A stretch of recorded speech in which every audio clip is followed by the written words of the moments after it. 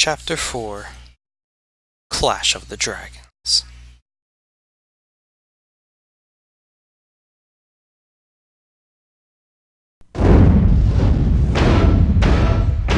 .3DO.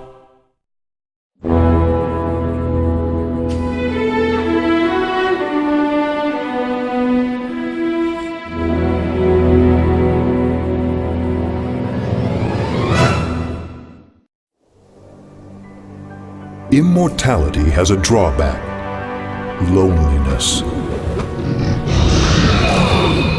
But Tarnum found friendship with the long-lived dragons and happiness in the joy they drew from each day.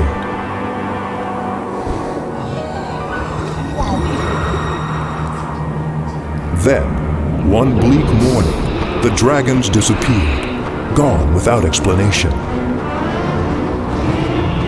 And it was up to Tarnum to find out why.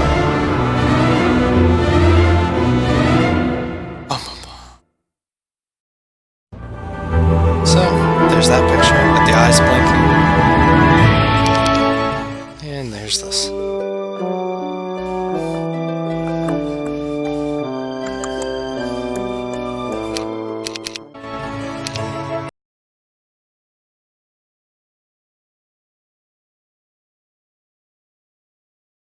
So back to the mod.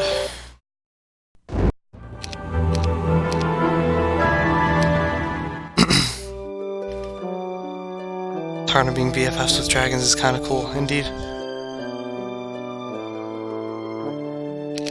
Clash of the Dragons. When the good dragons disappear, Tarnum is drawn into an epic battle with Mutari, the Dragon Queen. His greatest struggle, however, will be learning to be human again. So, as you can see, our efforts from Dragon's Blood and Armageddon's Blade are coming to fruition. The Dragon Talker. The good dragons are missing, and the only person who might know their whereabouts is the Dragon Talker. Tarnum must find her. Do not lose Tarnum. All heroes will be limited to level 6, but all of Tarnum's skills, spells, and experience will transfer to the next scenario. 5 sharpshooters. And I would just like to point out, I am forever disappointed that Drakan does not show up in this campaign. It is no surprise that the immortal hero came to live among the long-lived elves and dragons. He was still human after all, and humans needed companionship. Soon, the dragons would learn how seriously Tarnum took friendship. For the past 20 or so years, I have lived among the elves in these beautiful forests. I have fought beside them, laughed with them, and learned their ways. Perhaps my favorite time of year is the Spring Festival. Everyone is so filled with happiness and a love for life. It's a cheerful time that helps me forget my past. But this year, the festival was shadowed by the absence of the green and gold dragons. It's most unlike them to break a promise. And then last night the ancestors visited me. They had another task for me to complete, but I already knew what they wanted me to do. I know, I said. The dragons must be found. Even if the ancestors hadn't assigned me this task, I would have gone in search of the good dragons. Over the years, these long-lived creatures have become my beloved friends. They understand what I am, and they do not fear me. To them, my past is just that. Over. For the friendship they have shown me, I owe it to them to find out what has happened. But first there was Wirejack, the orphan boy I have been raising. I needed to find someone to watch him. I'm told that's going to come back in Heroes 4, so don't spoil that.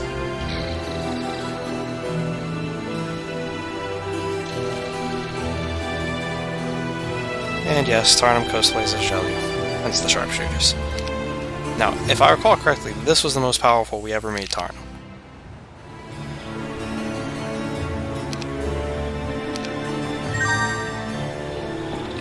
You hear the thunder of hooves on the ground and turn to face your enemy as a group of horsemen ride over a nearby rise. No, not horsemen, centaurs! Man and horse combined. You know them to be fierce warriors, and this shaggy lot seems prepared to attack. Thought they were going to join me at first. Considering our past, I almost didn't call upon Adrienne, but she was the only one I trusted to watch the orphan boy I have come to think of as my son. As I approached her solitary hut, which I helped her build when we were still together, Adrienne, a dark-haired beauty, opened the door. "It's been a while, Tarnum," she said. I could tell by her tone that she wished it hadn't been so long. "I need a favor, Adrienne," I said. "What makes you think I'll help you?" she said. She was still angry with me. Still hurt because I ended our relationship with no excuse. And yeah, I don't know. To me, this comes out of the blue. Because I know you love Wirejack almost as much as I. I must go away. I need you to watch him. Where is the little devil? Hunting, I said. I don't want to be here when he gets back. I don't want to have to explain. Yeah, I understand. Explanations aren't your strong point, are they? She snapped. I sighed. Maybe I shouldn't have come here. Then Adrienne said, I'll take him, of course. How long will you be gone? Should I tell him you're never coming back? That's not fair, Adrienne. So what? I'm not feeling like being fair today. I shook my head. If I didn't leave now, I never would. It may be as short as a couple weeks, I said, or as long as several months. I don't know yet. I'll tell him. Just tell him I love him, Adrienne, and I swear I'll be back as soon as I can. I turned away, telling myself that Wirejack would be safe. By the ancestors, I prayed. Let me find the dragons quickly. So I don't believe your secondary skills are fixed this time.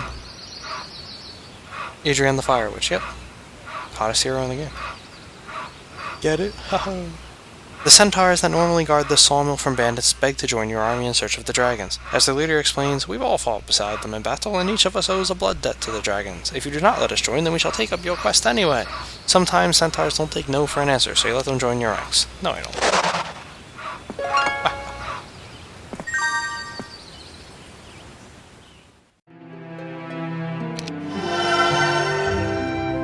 Thorgrim starting with elves. There you go. I managed to convince the Elven King of Avley to send me to find out what happened to the missing dragons. He suggests I seek the Dragon Talker, an ancient elven woman who lives among the good dragons. She knows them better than any other mortal, but after centuries living among the dragons, she has become a bit of a recluse. Finding her may be a problem.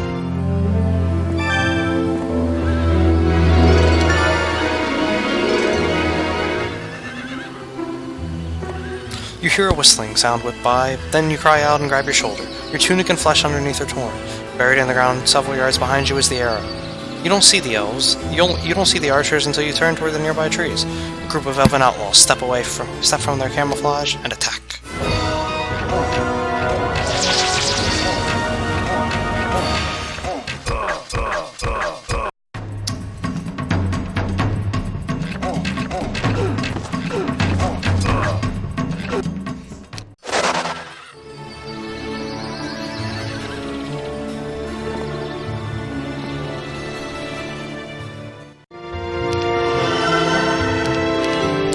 While in the service of Avley, I fought in the Forest Guard beside a young boar elf named Jelyu. He invented an interesting bow, used only by the most experienced archers. These elite troops were called sharpshooters. Using Jelyu's design for the bow, I am training my own sharpshooters for the battle ahead. These bows have an excellent range and are far more effective than almost all other ranged troops. I just hope they serve me as well as they did Jelyu.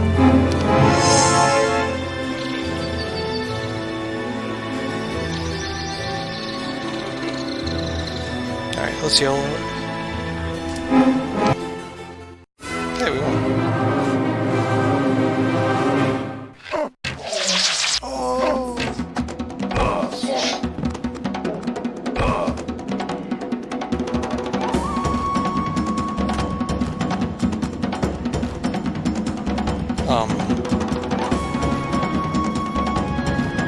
Interesting.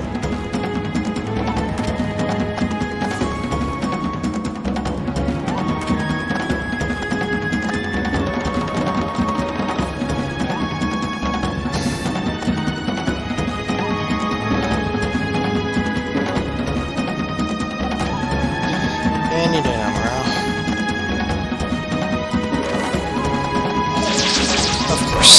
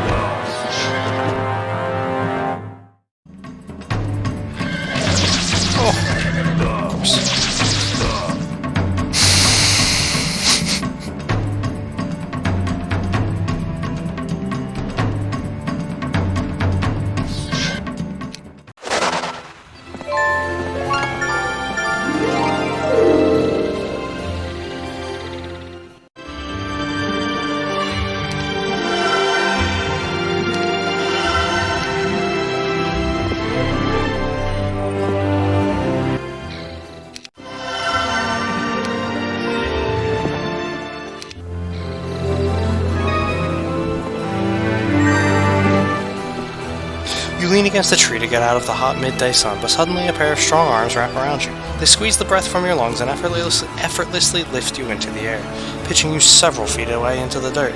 When you come to your feet, you notice the entire forest moves. The trees surround you and angrily close in for the kill.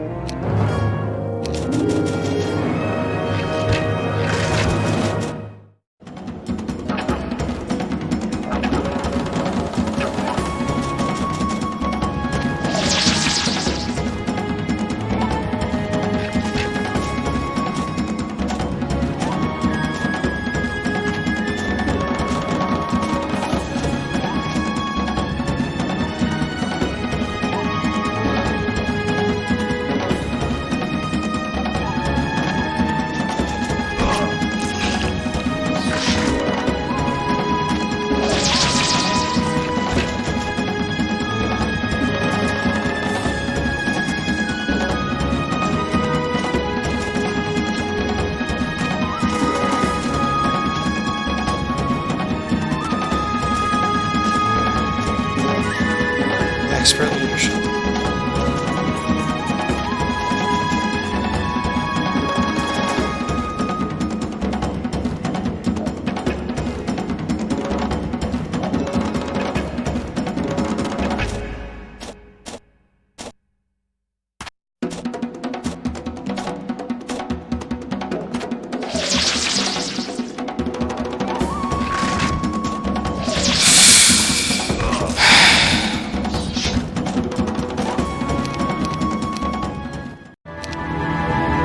Expert leadership.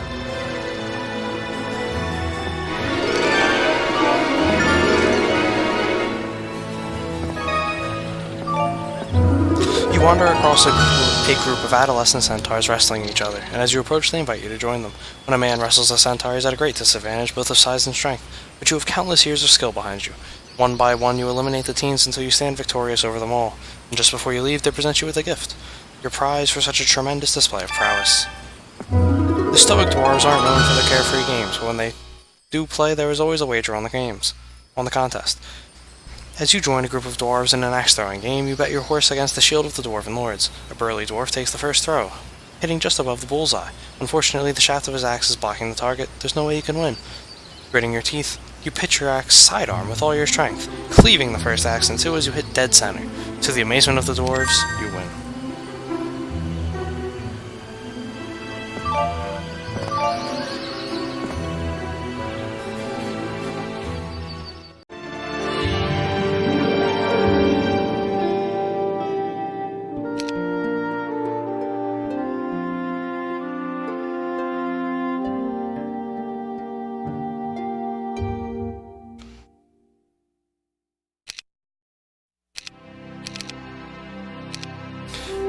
What could it be?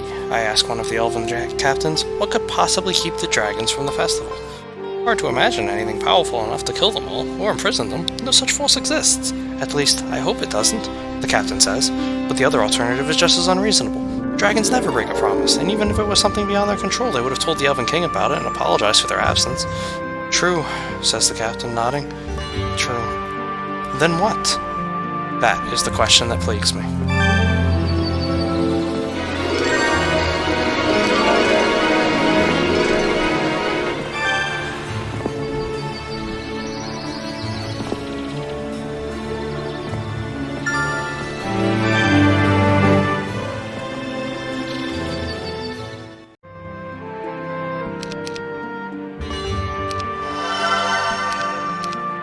As I begin to formally organize my army, I appoint a dwarf named Kerbin as the master of supplies because his kind are obsessed with every minute detail. He'll make sure nothing turns up missing.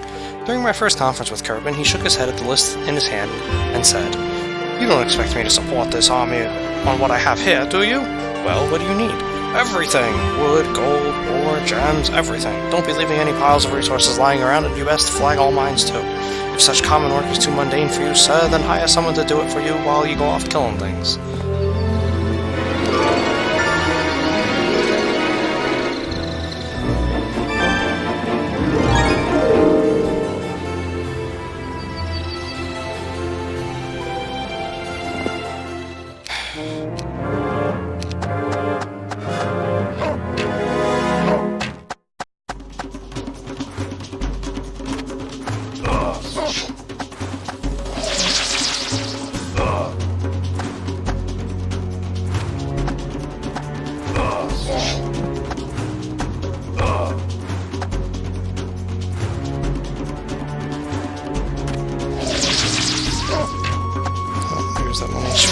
Oh, love.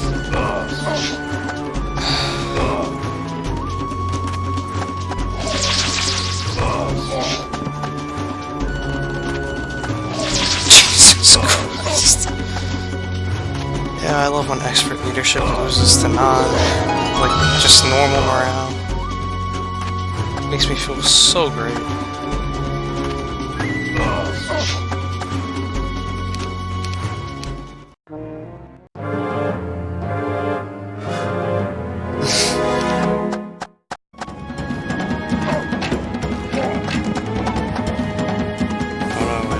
Gems, whatever will I do?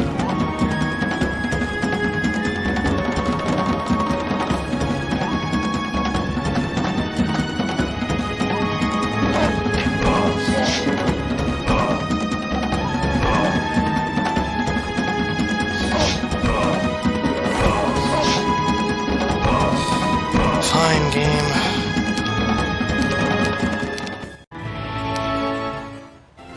Resident sleeper, because there's no wood.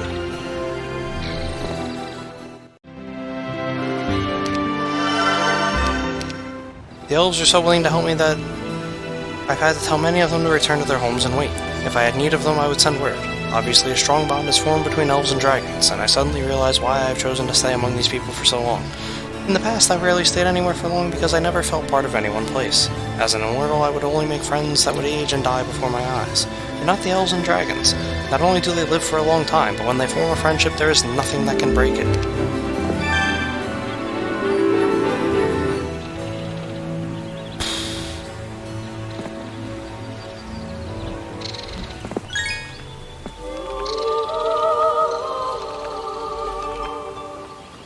Well, time to just sit here as we wait for 20 wood.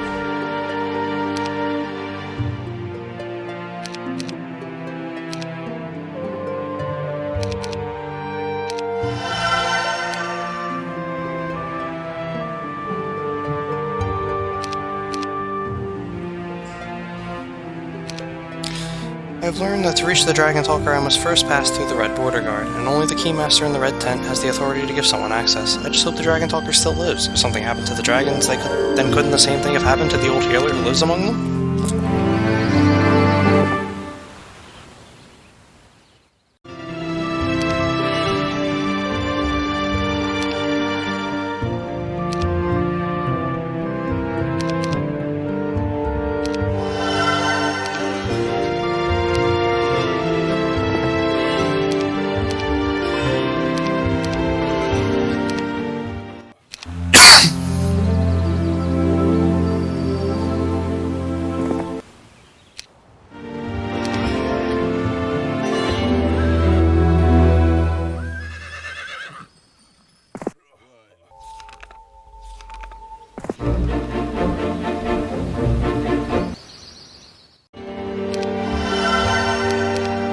This morning, as we prepared to leave, an elderly elf approached riding on the back of a powerful stag. Despite his age, the elf was still agile enough to drop off his mount and extend a hand.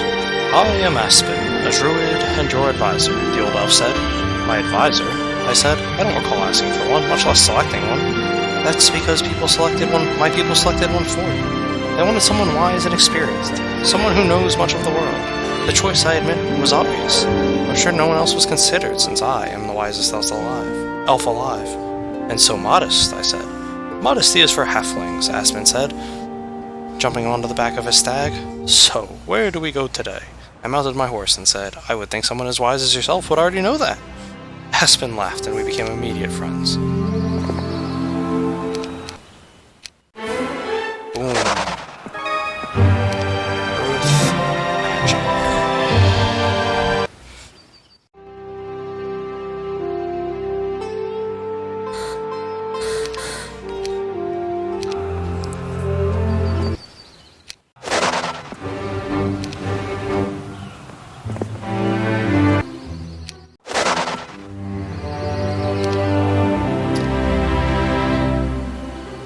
For logistics, wisdom, air. Yeah, I'll go intelligence.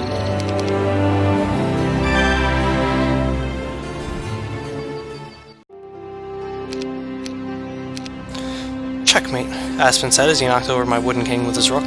You're good, I said. My fists were clenched at my sides. I hadn't lost a game of chess in a very long time, and I didn't like it. Yes, although when you're this good, the game loses some of its appeal, I'm afraid, Aspen said as he scooped the wooden pieces into a pouch on his hip. Tomorrow, a rematch, I grumbled. It was even worse losing to this arrogant elf. You said you had some news, I said. Oh yes, I've arranged for troops to be trained at the centaur stables. Return there each week and they'll have new recruits waiting for you. Aspen tucked his board under one arm and walked away.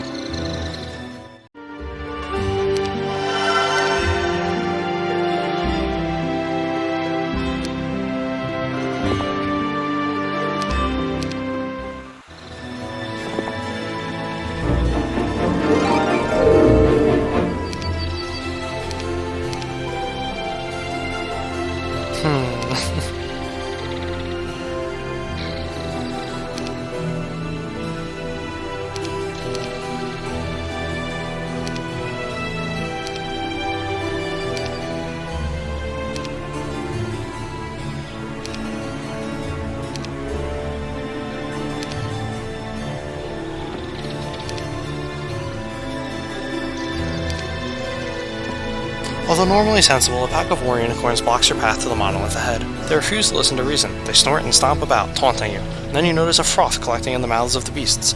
Wildweed! Unicorns normally know better than to eat wildweed, so you wonder if someone managed to feed it to them without them knowing it.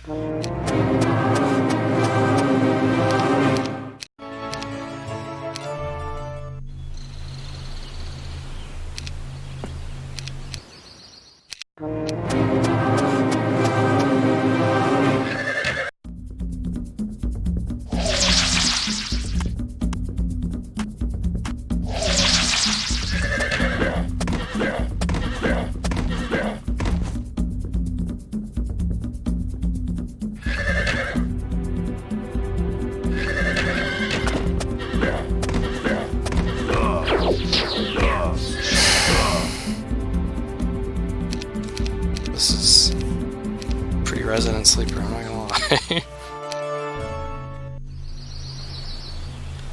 I'm not gonna say it's difficult, it's just there's no resources.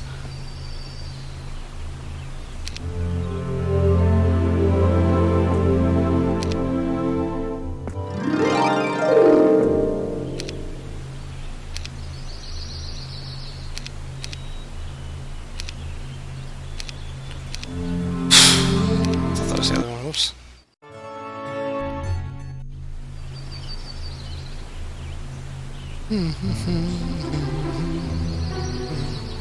Well, what was the alternative there, Sabu? Take the loss and start from day one? I mean... Last night I witnessed another trait that I have learned to love about elves. Even when the seriousness on our quest to find the dragons weighs heavily on their thoughts, my soldiers found time for a game. As long as they live, you would think the elves would become somber, even boring. Yes, they are thoughtful people, always willing to consider the consequences of their actions before they act. But they also know how to live each day. Upon their request, I joined them. We kicked around a child's ball with no clear objective other than keeping it away from the other team. I wish I could say my team won, but maybe next time.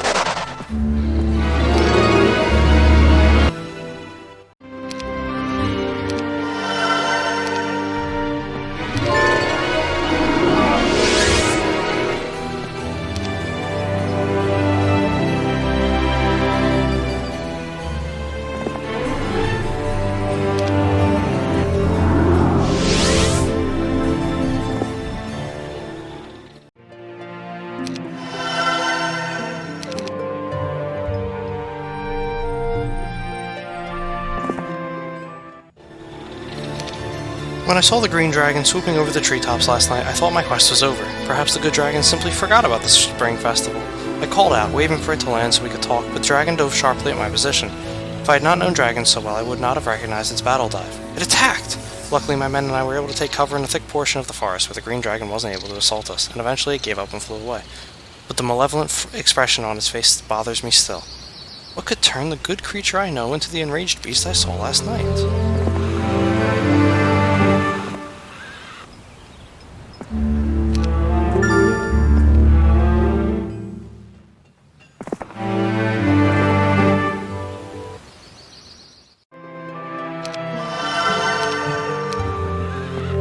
Stubborn like all dwarves, this stocky band of warriors refused to move from the path, nor will they listen to reason.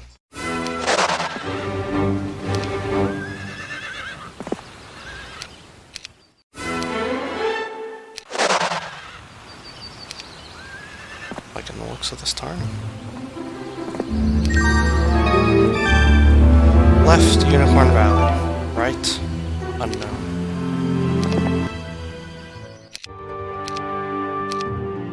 It's no time limit, right?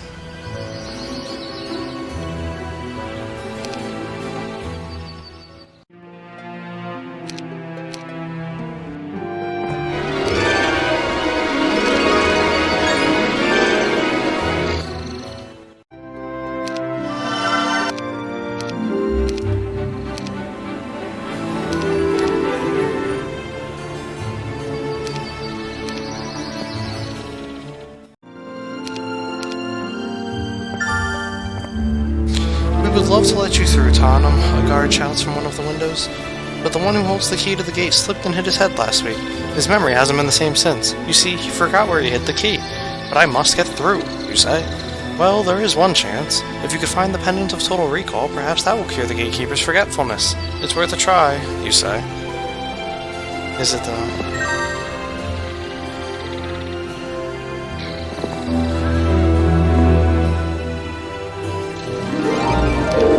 My master of supplies, Kerman, gripes endlessly about the way I spend gold.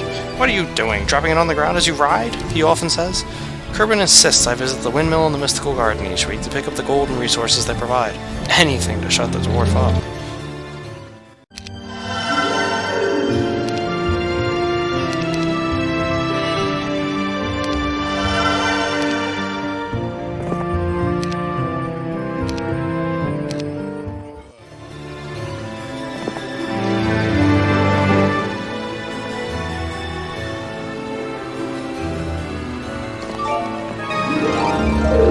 Band of renegade dwarves block this pass, knowing that someone would one day need to enter the valley beyond.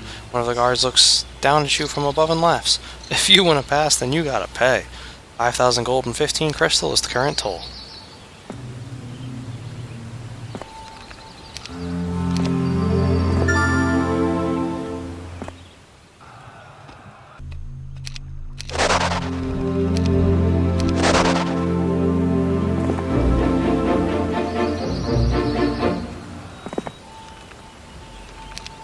A report comes in that an elven farm was mysteriously ransacked last night. The field was torn up and all the animals were missing.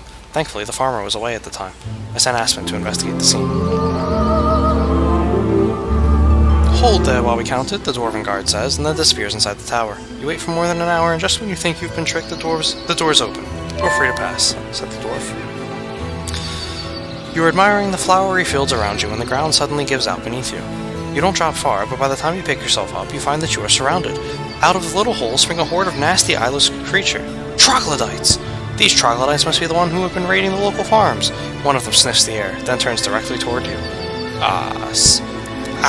So you're the one we've been sent for, says a troglodyte. Come along now. And they attack.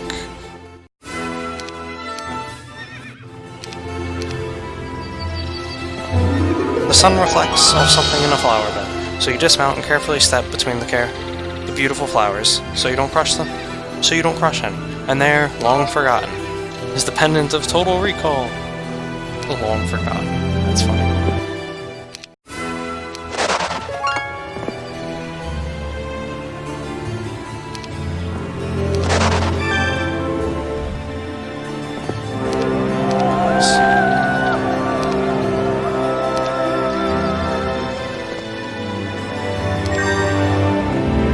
pendant, throw it up here! Got quite the arm to throw it all the way up there. The guard disappears for a long time, and just when you think they've forgotten you, the door's open. Standing in the doorway with a sheepish grin on his face is the gatekeeper. Sorry about that. Next time I'll leave the key under the doormat.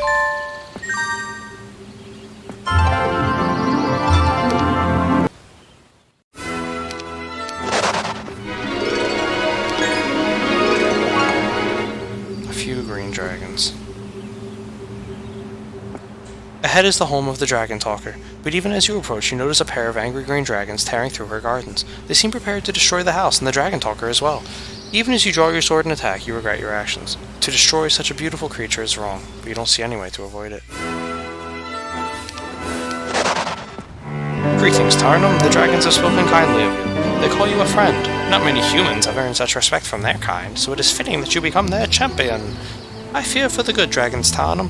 They were drawn from their caves as if pulled by some unseen hand. I saw it in their eyes. They could not resist, and they did not want to go.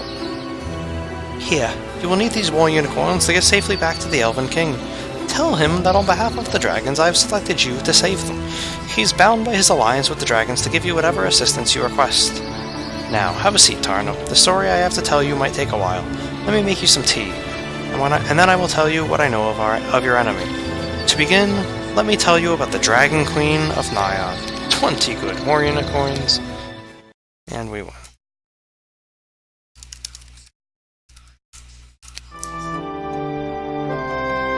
However, I need to go make sure we didn't miss any story.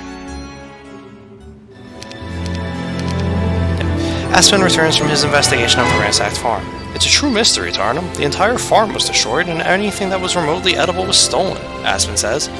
Could it be a dragon? I ask. No. There were no tracks in or out of the farm, but there were plenty left behind at the site. They were small, and a lot of them, but I can't tell you what they belonged to, the Elder Elf says, shaking his head. There have been 2 more raids on farms. This time, however, the farmers weren't so lucky as to be away at the time. They were killed. I have noticed a pattern in the attacks, though. They always happen at night, and they're moving in one direction. North. I promised to put an end to them, but since I can't be everywhere at once, I call upon some of the elves that wanted to join me earlier to pick up their bows and stand guard over the farms each night. I hope that's enough. And that'll be it. Alright. Look, play again.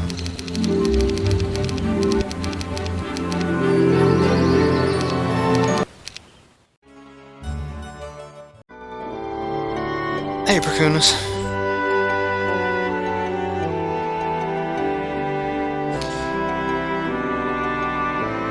Nah, this isn't Fake Heroes 3.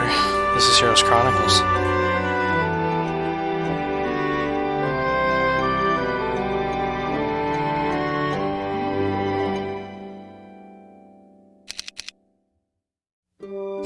Dragon's Blood. Ho ho! Get it!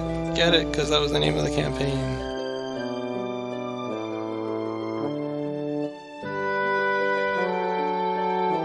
This is I have 37. Dragon's Blood. Tarna must acquire the vial of Dragon's Blood so we can take the gold and green dragons out from Mutari's control. Be careful not to lose Tarna. All heroes will be limited to level 12, and Tarnum and 2 of his best captains will transfer to the next scenario.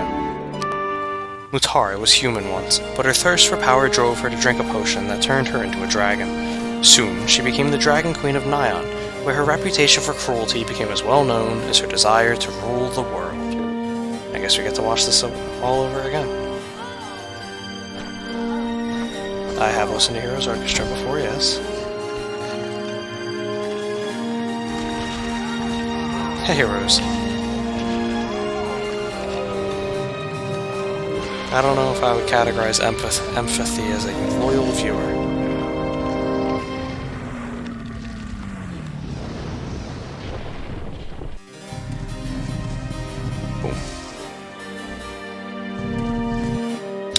The Dragon Talker's account of the disappearance of the good dragons has left me concerned for their safety. One morning, with blank stares in their eyes, they took to the air and flew east toward Nyan. The Dragon Talker tried to stop them, but what can an old woman do to stop a dragon?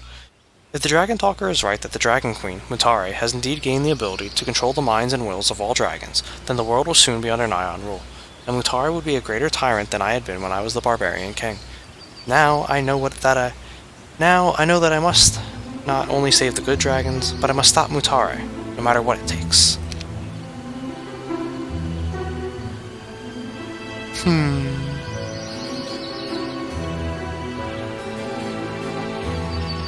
I disagree, so strong disagree.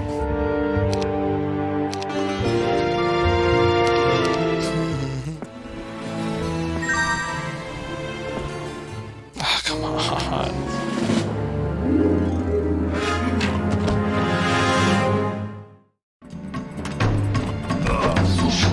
This isn't not worth it. And the morale's gonna really break me today.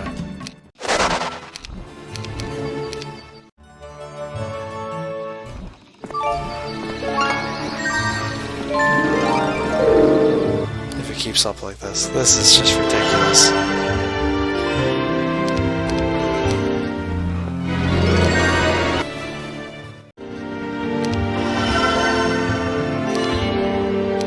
Is this the one that has the garrison?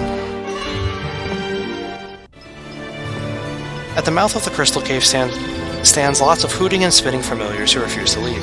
Raids such as this are common this close to the border and are usually dealt with by the local forest guard, but you decide to help. And yes, this is the one with the garrison.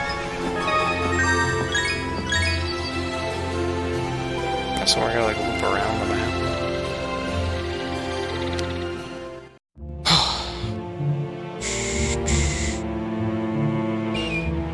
Are you used to play in Windows mode or full screen? This is full screen.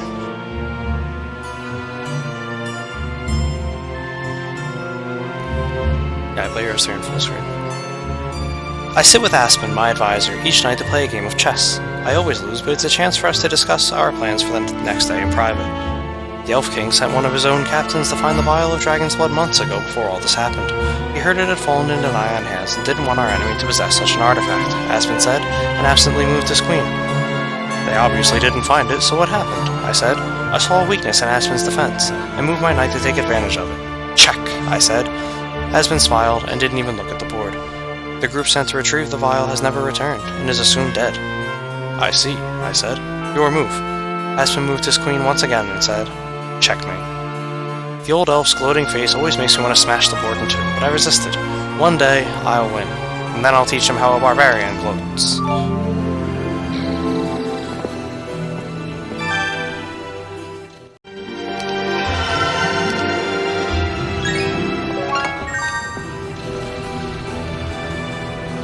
That wasn't the question. Yeah, what? You said, are you used to play in windowed mode or full screen? I said full screen.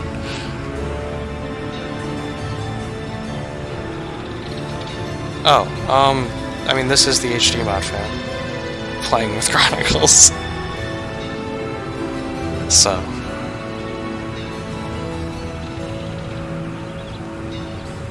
This is the HD mod.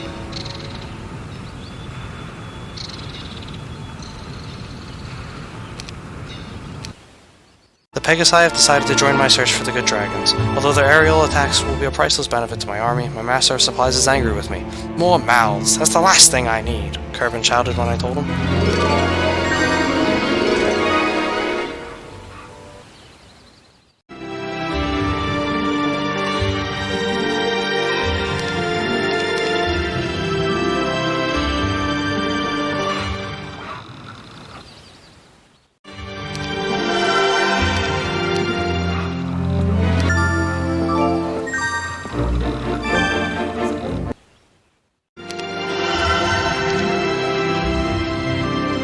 Videos, yeah. A local dwarf tells you that the gold mine has been abandoned for 3 months ever since some giant dogs mated their den one night. Every attempt by the miners to expel the hellhounds has failed. Lives have been lost. So you offer to give them a hand in return for a steady supply of gold to help support your forces. Agreed, says the dwarf miner.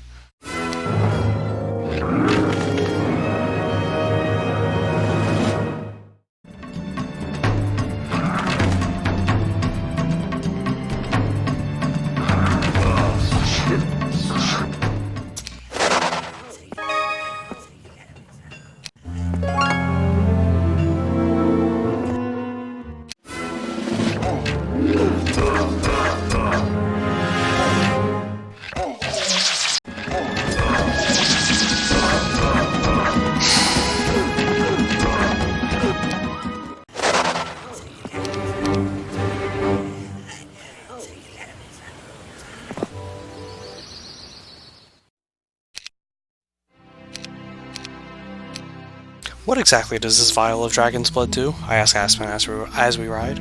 It's said to be the blood of the first dragon dame, the one who gave birth to all the dragons, Aspen said. That can't be proved, though. Just a tiny drop of the blood within the vial can make a dragon stronger, and I've heard no matter how often you use it, the vial never runs dry. So how's it supposed to break Mutari's control over the good dragons? I guess the dragon's blood has more powers than we know. Maybe it strengthens their mind as well as their body.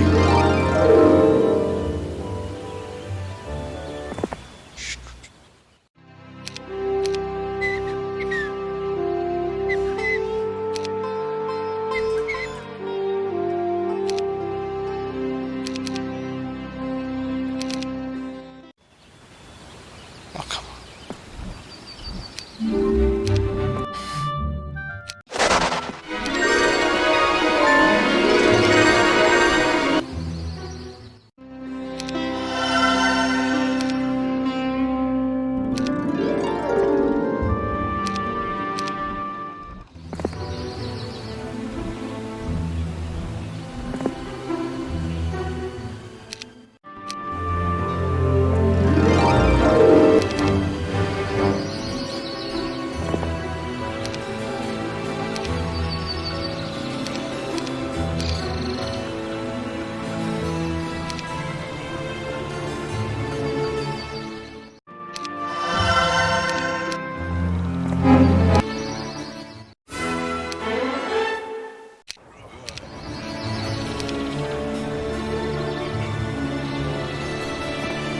One of your scouts reports from the shipyard with news that a renegade group of Grand Elves has taken control of it and refused to give it up. Any attempts to bribe them have been rejected, and finally, you have no choice but to force them to leave. So I do.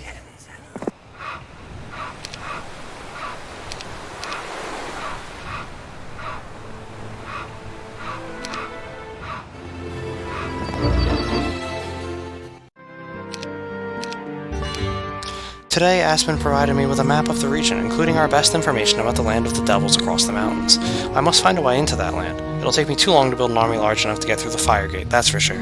So if I can't go through, I must go around, and that means the ocean. Our information is vague, but we do know the devils don't have a port. The real question, however, is if they have any place where we could land a ship.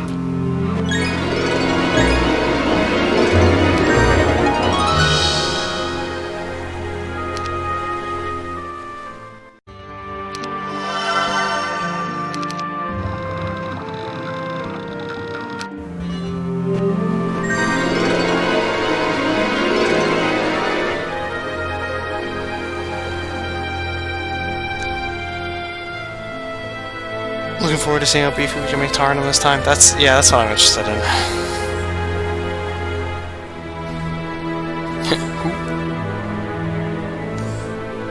Miss most of the Avatarnum campaign? Well, you didn't miss much. That's what's in the garrison. I'm not gonna actually attack it. That is what's in it.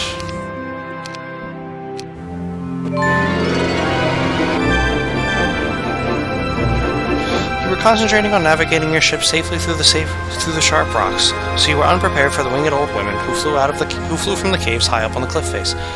"Harpies!" screamed the sailor in the crow's nest. Sadly, he was the first to fall as one of the harpies carried him away to her cave.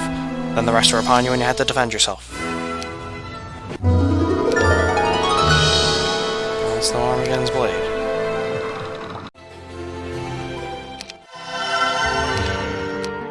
Kerbin, my master of supplies, has requested that I hire a hero responsible for visiting the windmill, mystical garden, and water wheel each week. It seems a good idea since I may get too busy to do it myself, or too far away. Not only that, but this new hero can collect the new troops trained in places like the Enchanted Spring and the Dwarf Cottage. Or Kerbin, more mouths to feed. Considering the scope of your mission, the Elf King has sent you extra troops.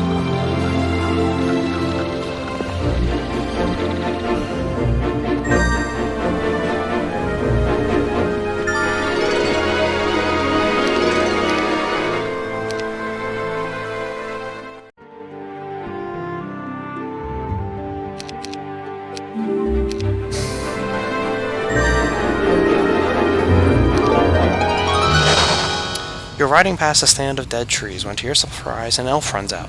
He's followed by more of his companions. All of them appear tired and dirty. I thought I would never again set my gaze upon a friendly face, but here you are, the elf archer says. What are you doing here, you ask? We were part of a scouting expedition in search of the vial of dragon's blood, but we were set upon by demons and captured. We were brought here to be tortured, but we escaped thanks to the efforts of our captain, Valita. We've been hiding here ever since, looking for a way off this accursed island. You're most fortunate that we stopped here, you say. What happened to your captain? Dead, I hope, the elf says sadly. She's been in a prison near here for months. The fiends who dwell on this island are masters of torture. The elves gladly join in your army for the chance to exact their revenge upon the creatures that hold their leader.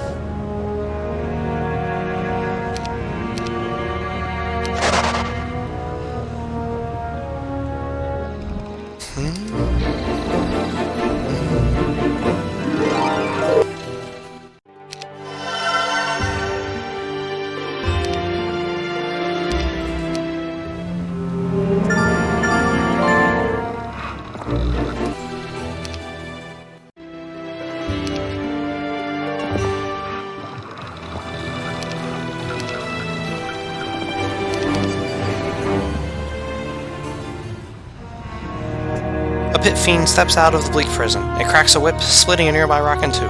Immediately more of the creatures come to its side.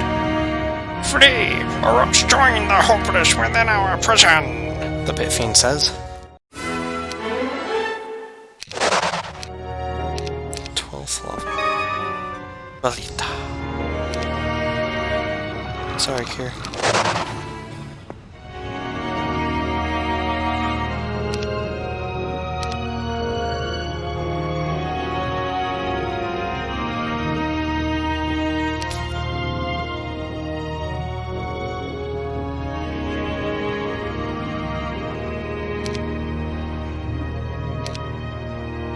Valita is as good with a sword as she is with a bow, but it is her ability to earn the complete loyalty of her troops that advanced her so quickly through the ranks of the Forest Guard.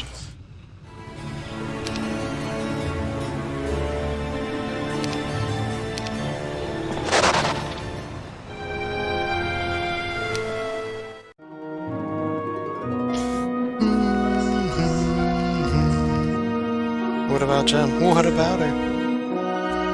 This morning, some dwarven guards brought me an elf with his arms bound behind his back. He was skulking about, trying to slip by us, said one of the dwarves. The elf smiled when he noticed Aspen standing next to me. Do you know him? I asked my advisor. Well, yes. This young lad is one of the Elf King's spies, Aspen told me. Then to the spy he said, Go on, tell us what you're doing here. Last I heard you were in Nyan, were you not? I was, said the spy. And I have urgent news for the king. The Nyans are building a massive army. It could mean an invasion. I see. Then you best be running to the king, Aspen said. When the spy was gone, Aspen said to me, No doubt the Dragon Queen has found a use for the good dragons. Soon I imagine they'll be flying over our borders at the head of her army.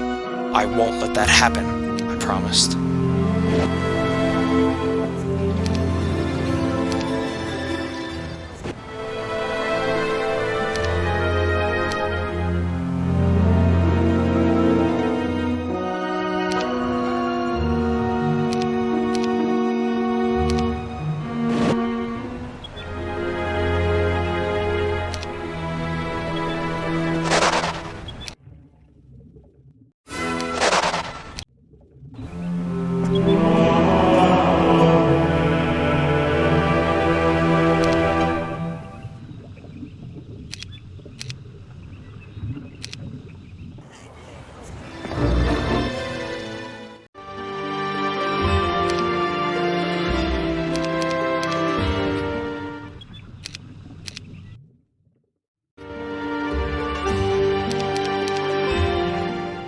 Of course.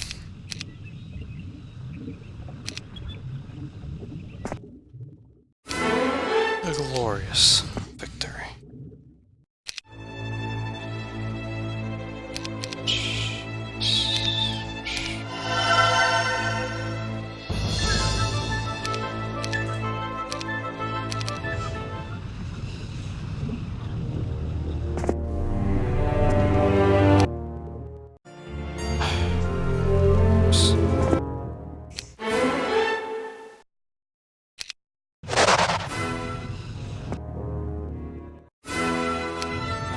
And Red has been vanquished, but that's not how I wanted this to end, so... It said acquire artifact or defeat all enemies. Lame. And the Mets are losing. Nope, wait, they're winning. Let's Clash of the Dragon.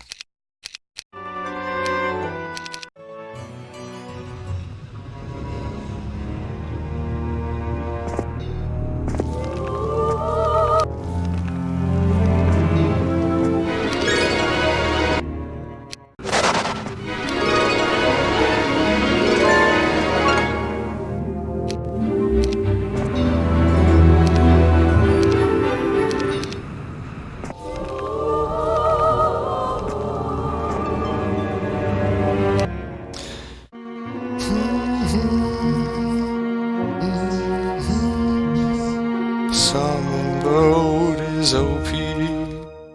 That's why, yeah. Valita can't get all because she doesn't have summon boat. Should have learned it.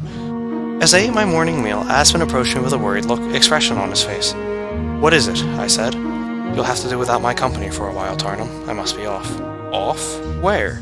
I just received word carried by messenger bird that one of our spies is trapped behind enemy lines and needs help. Apparently he has remarkable news about a plot against the Elf King, Aspen said. Take some soldiers with you, I said.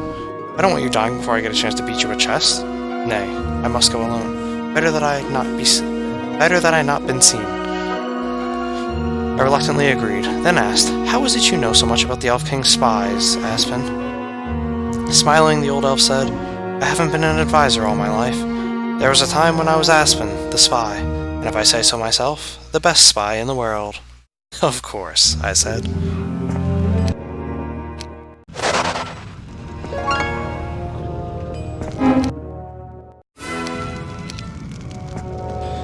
Dragon! Someone shouts. At first you scan the sky but find nothing. Then you spot a massive green mound on the charred soil ahead. It's a green dragon, but it's not moving. You approach slowly, quietly, and as you near the creature, you can see its wounds. Both wings are broken and most of its tail is missing. The blood pooling on the ground is evidence of a much deeper injury concealed beneath its body. You rush forward, screaming for a healer, even though you sense it is too late for this once beautiful creature.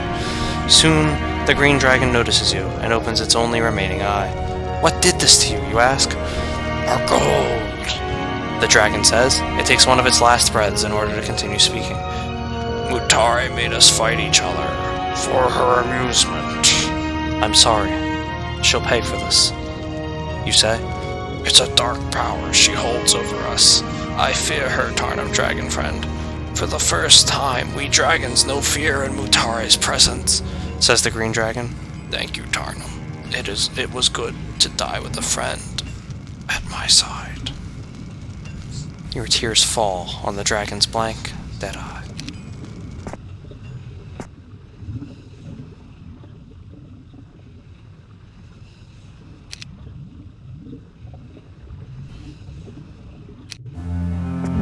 Greetings, we're trapped. We've trapped some archdevils in the hills beyond this tower, and we will not abandon our post until we receive word from our captain, Valita. Excuse me?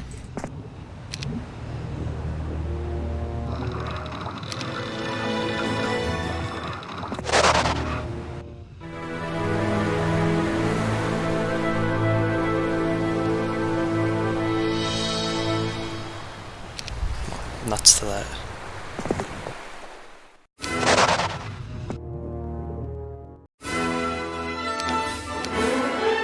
Tactics, yes, and then just give me logistics, please.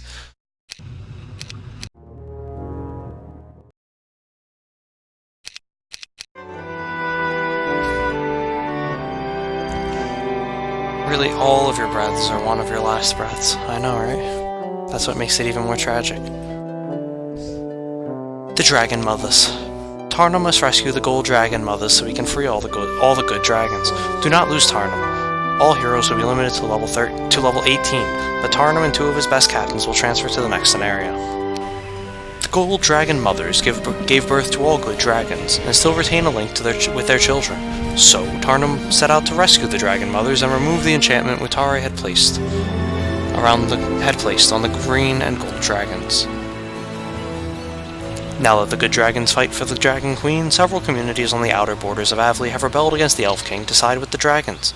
They have no real leader, but they do stand in my way from reaching the gold and green dragons. Numerous gold dragons have been seen in the area, so many that they must be hiding in the local caves. Oh, I'm dumb. Hold on. I forgot. How do I keep doing this? Checking for story.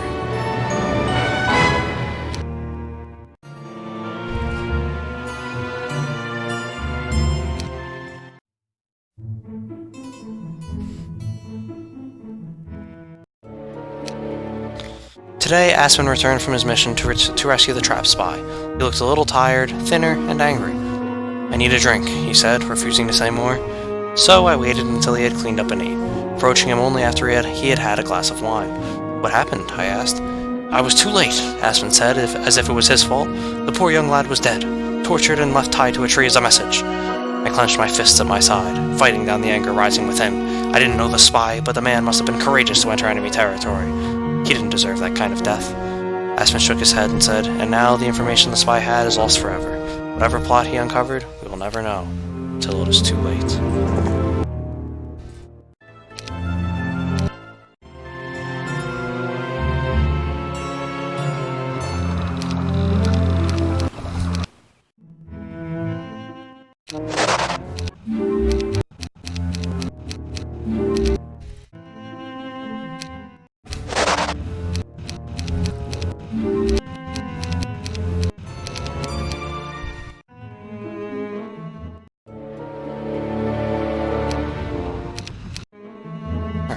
I'm gonna say that was the last of the story, so now we can do this. Now that the good dragons fight for the Dragon Queen, several communities on the outer borders of Avley have rebelled against the Elf King to side with the dragons. They have no real leader, but they do stand in my way from reaching the gold and green dragons. Numerous gold dragons have been seen in the area, so many that they must be hiding in the local caves. So many that they must be hiding in the local caves. Now I have the task of finding them. Aspen and the Dragon Talker have come up with a plan to use the vial of dragon's blood. Since it would be impossible for me to track down every good dragon and touch them with the blood, I must find the gold dragon mothers, the most powerful of their breed. As the Dragon Talker explains, the 10 dragon mothers have a magical link with all green and gold dragons. All we need to do is cure them, and the good dragons will return to our side.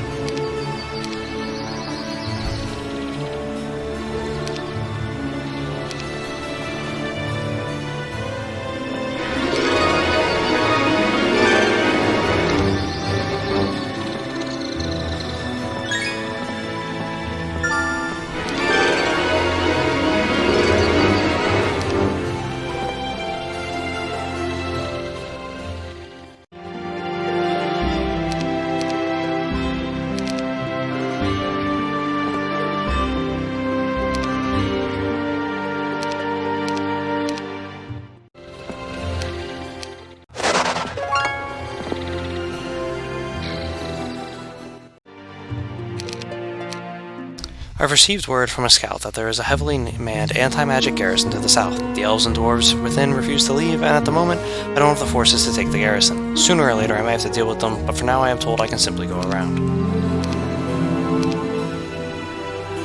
And this one is just accumulate creatures. Battle dwarves protect this sawmill and refuse to allow you passage until you explain why the good dragons now fight for Nyan. You tell them of the power Mutari holds over all dragons. Although they show no fear, the dwarves seem shocked into silence. "That there ain't right," one says, and the entire group requests to join your forces, and I say no.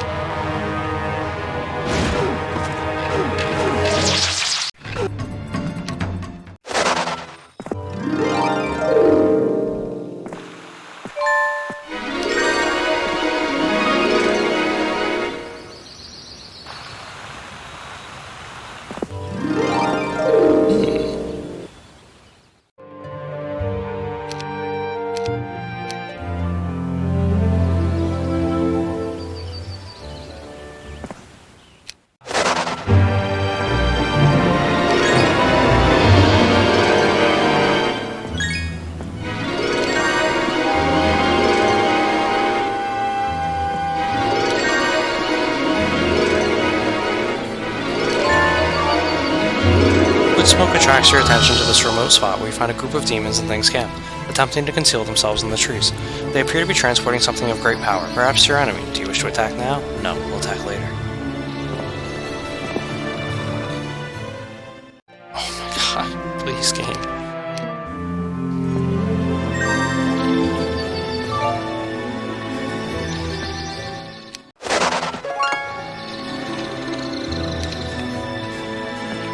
You come quietly upon a pair of green dragons as they listen, and listen as they talk.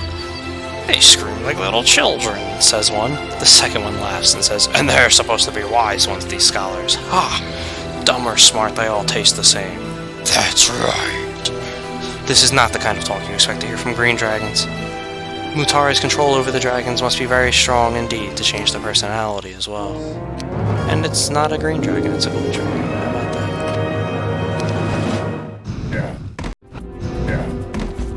There was only one I could have taken.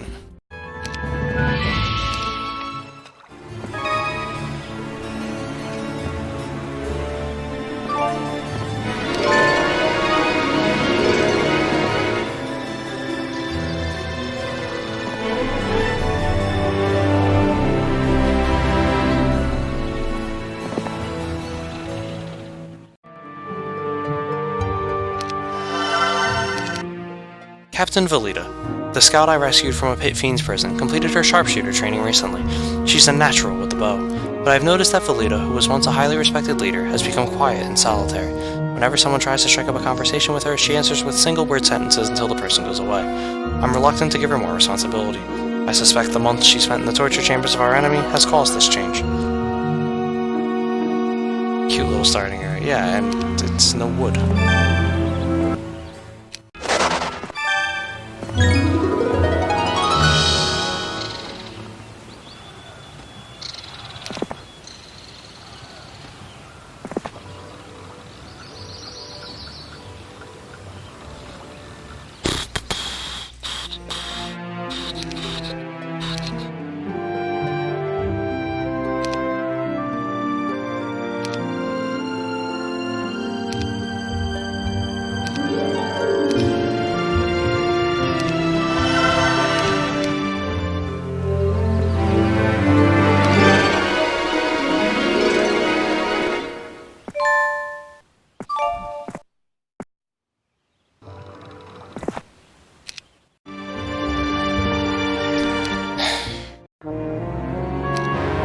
Ambush.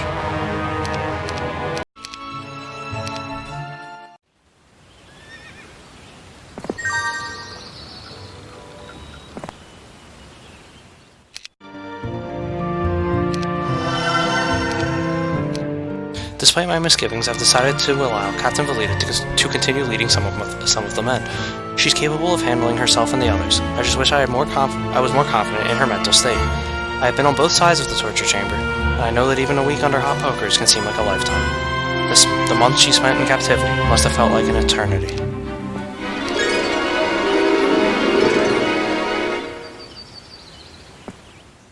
Oh my god.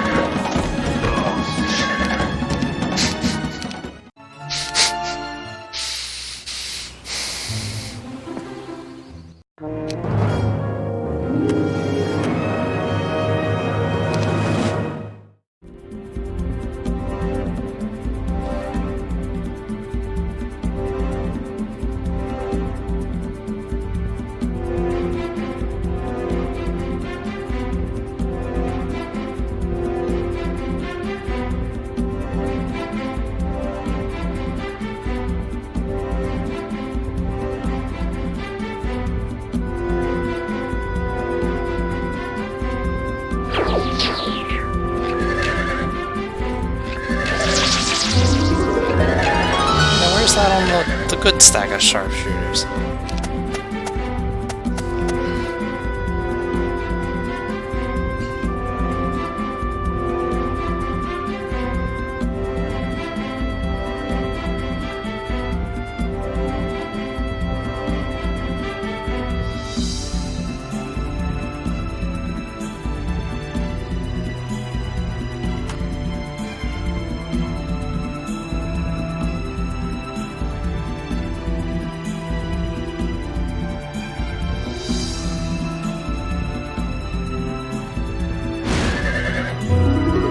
There you go.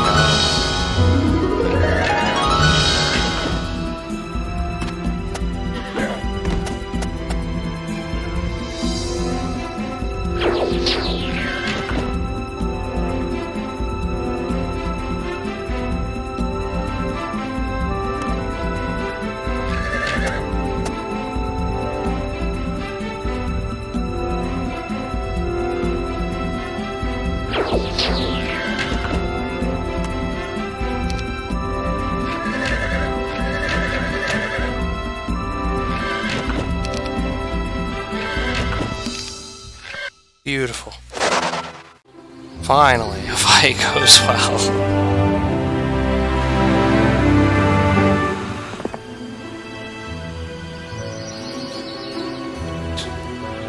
I traded all those resources away. And there was one of these right down here.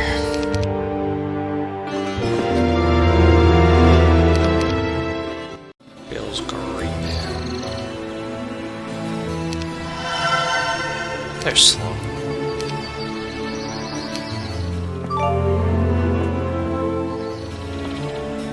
Ambush! I probably shouldn't have taken intelligence, but I really need logistics. Logistics. Logistics. Logistics.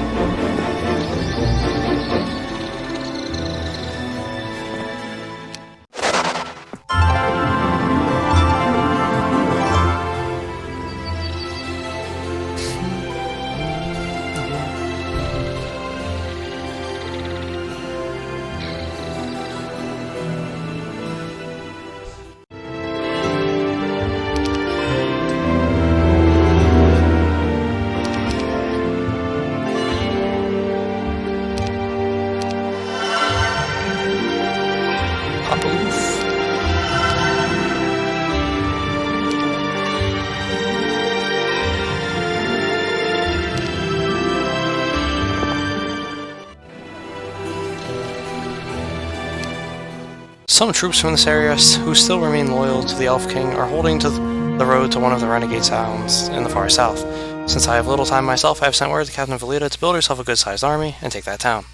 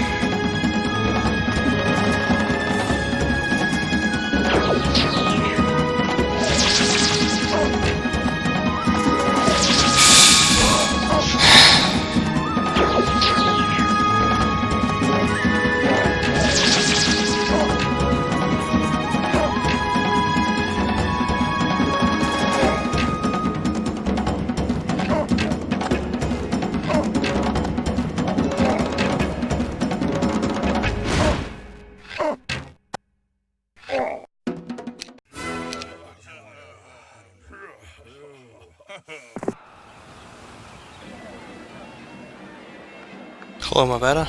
This is Chapter 4 of Heroes Chronicles. That's probably why you don't remember. It's called Clash of the Dragons.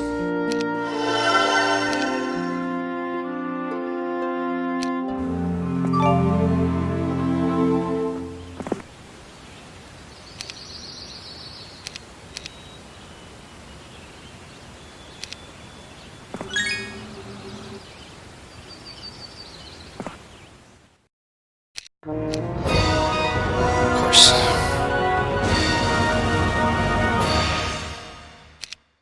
I was expecting it to be low lots. Honestly though, if it's going to be a high lots, I don't need to fight it now.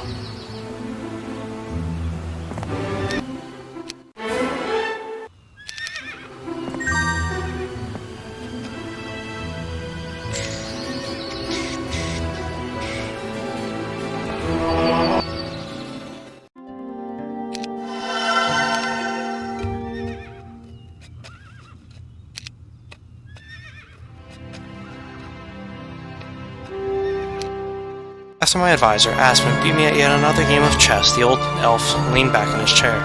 "I've received word from the Elf King, Tarnum," he said. "Why didn't I know of this?" I snapped. I was still a little sore about losing. "I keep my own communications with many people. The Elf King sent word that he knows you're on an important quest, but if you have the time, he requests that you attempt to take back the 3 renegade towns in this area. That's just going to delay me if I have to think about that too," I said. "True, but I think the Elf King is attempting to prepare for all-out war. The Naions have a head start on us. When they decide to march, dragons or not, they will have an advantage. And the Elf King doesn't want Mutara to have even more resources in her grasp." "I see," I said. "Well, next time you catch the Elf King's ear, tell him I'll do what I can."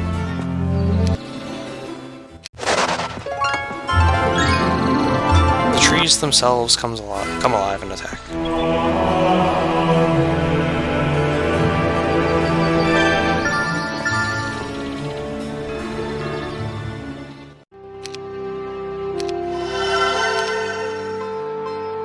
Hey Zealot.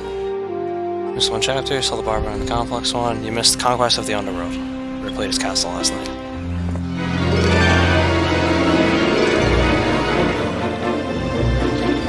Used to build a Starnum to schmark the air.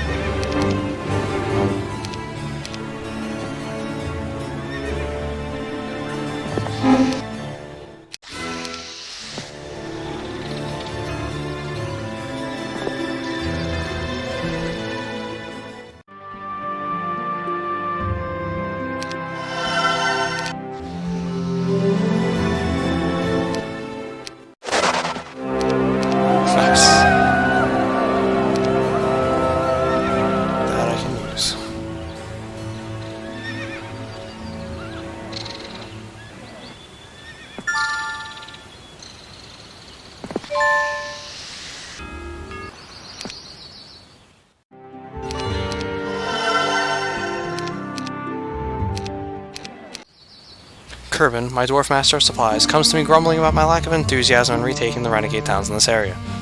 "The dragons are my concern," I say, "not these rebels." "I don't care about no rebels, but those towns can supply us with lots of gold. Troops too. Troops enough for you to find those precious dragons of yours," Kerbin says. I had not thought of it that way.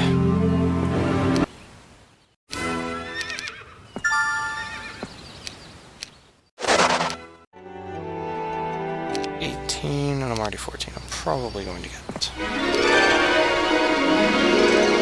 Come Come on, logistics. That's not logistics.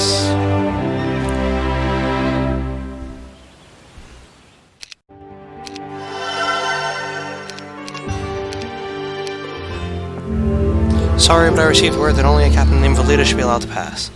The elven guard shouts down from one of the windows. Lovely.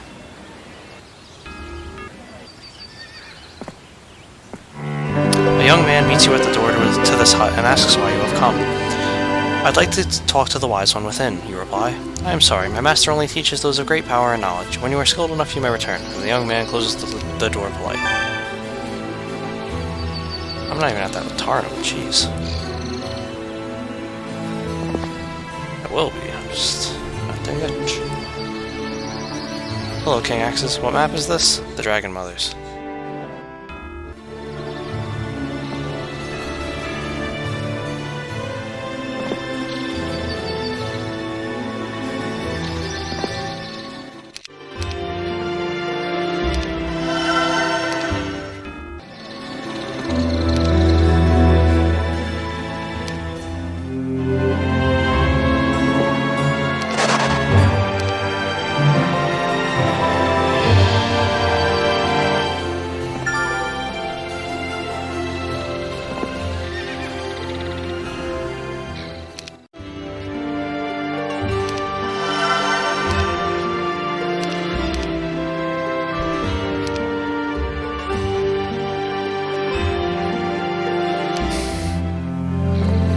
Lurking in the shadows of the trees are lots of manticores. They circle a moss-covered statue with something sparkling around its neck.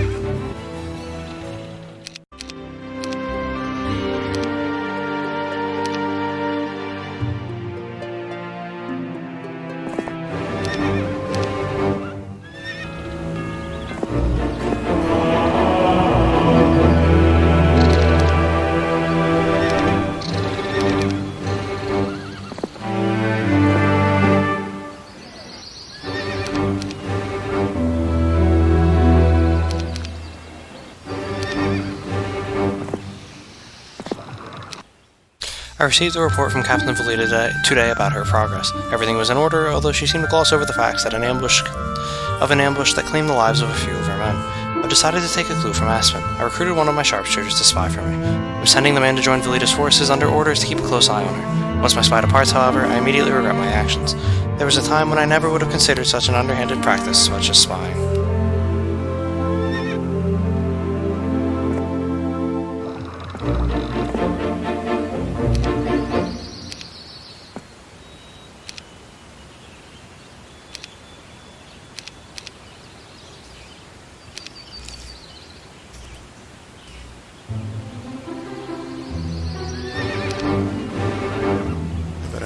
From there by accident.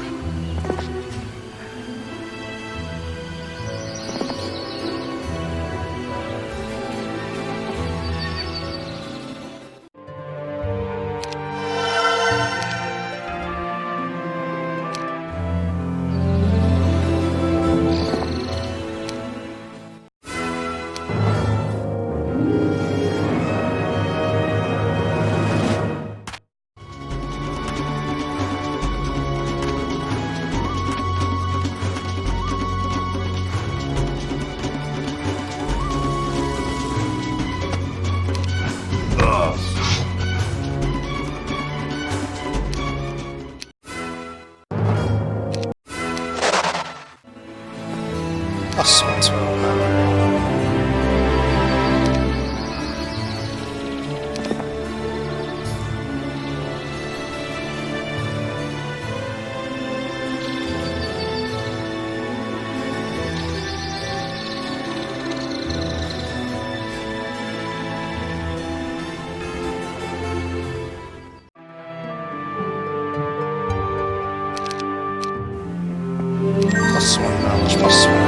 +1 defense. Good.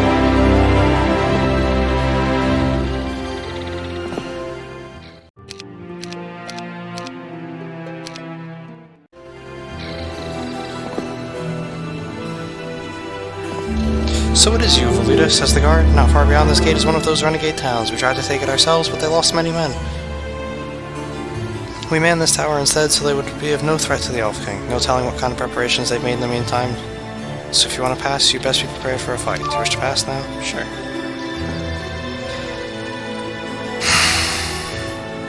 A tree falls, blocking the path behind you. Then the rest of the ambush is sprung as a green dragon storms out of the deep forest. The dragon is immediately followed by grand elves intent on your destruction.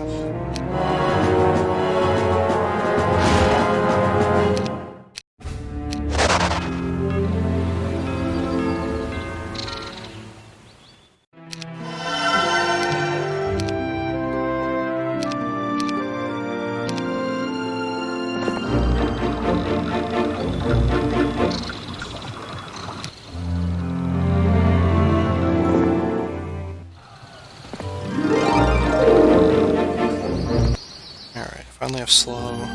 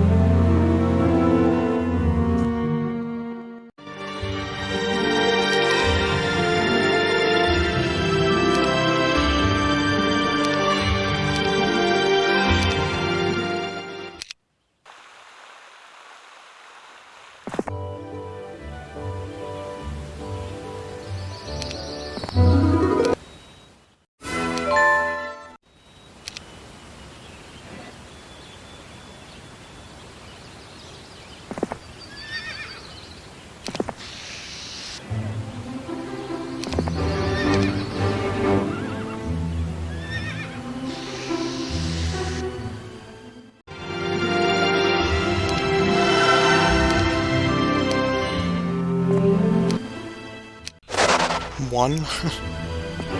Okay.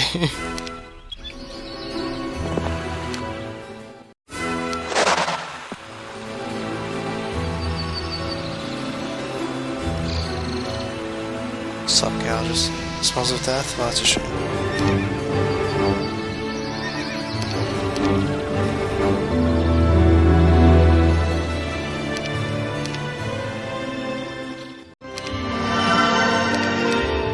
My spy's first report is rather mundane. There's been no strange behavior from Captain Valita, and so far she has held her own during combat. Her men, however, respect her skills but feel distant from her. They don't feel that she cares for them, or even for herself. Apparently in combat she turns wild, as if releasing all the emotions that she keeps bottled within. I know from experience that bottled anger can become dangerous when finally released, and oftentimes that rage can't be directed only towards her enemy. There have been times when the Berserker Fury has claimed the lives of friends as well as enemies.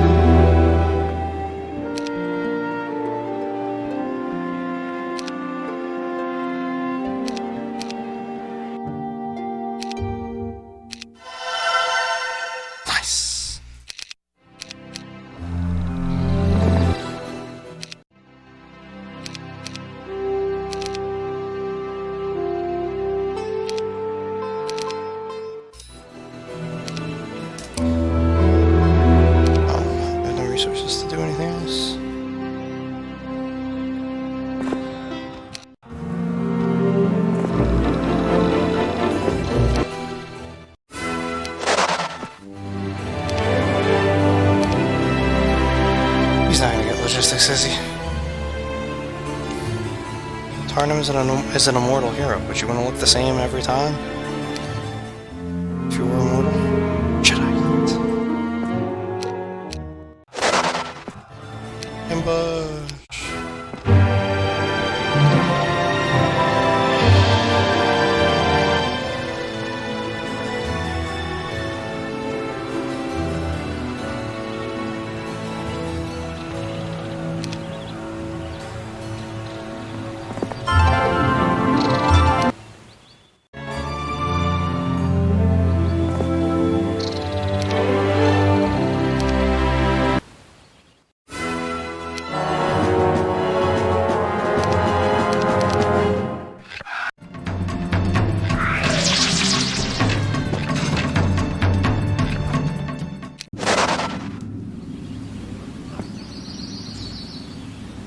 Oh, and can the Mets win it?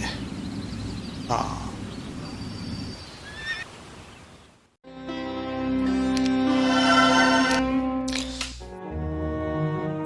Aspen approached me early today with his chessboard under one arm. I'm not in the mood for a game today, I said. Oh well, these days I just play you for the opportunity to talk, Aspen said, sitting across from me. He set the board between us and slowly placed the pieces on the board. Do you have something to say?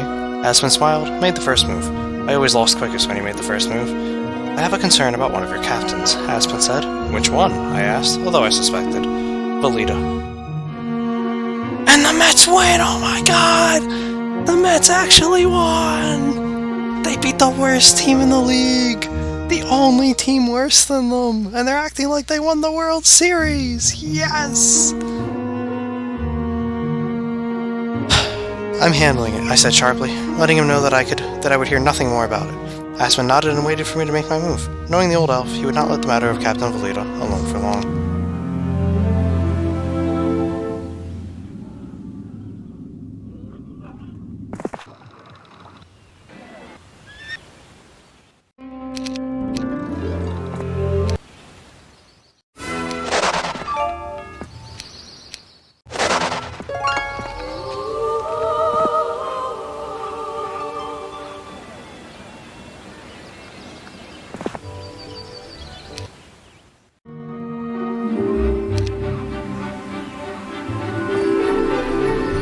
Strong one. My one now.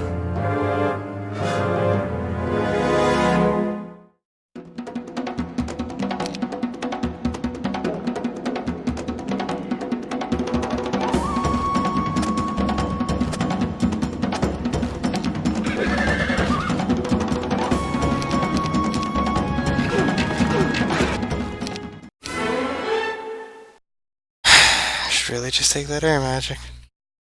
I'm holding out hope for logistics.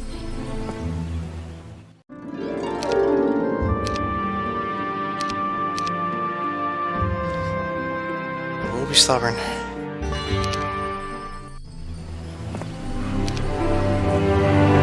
In these bad times, with all these desertions, I have no soldiers to protect my lands. If you can train me 100 battle dwarves, I will give you 20 well-trained unicorns. I have 100 battle dwarves.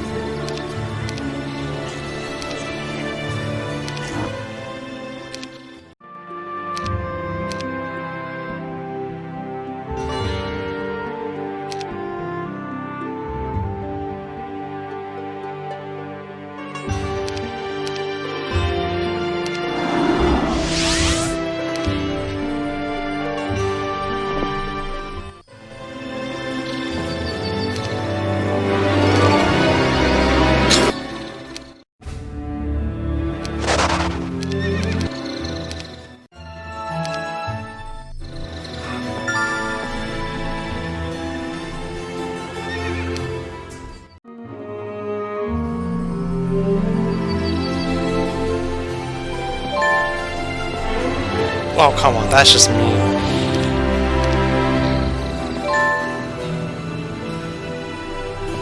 This land will finally be safe with the 100 battle dwarves.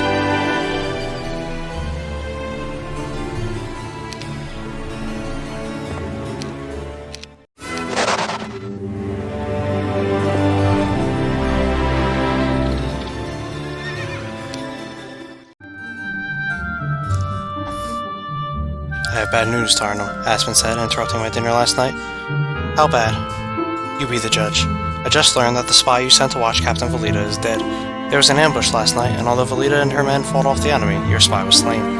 I stood, clenched my fists at my side. I wasn't really upset that the spy was dead. That's war. But Aspen acted like he had caught me doing something wrong. How did you know about my spy? I said. You may be an immortal, Tarnum, but you're an infant when it comes to spying. When selecting a spy, if you didn't want me to know about it, you should have picked someone outside your army, Aspen said. You're an advisor, Aspen, not a teacher. I don't care about your spying and treachery. In fact, it disgusts me. Show me the enemy and let me defeat them, I said, the barbarian in me coming out. The enemy doesn't always fight for the other side, Tarnum. Remember that. What do you mean by that, Aspen? I said, but the elderly elf did not reply.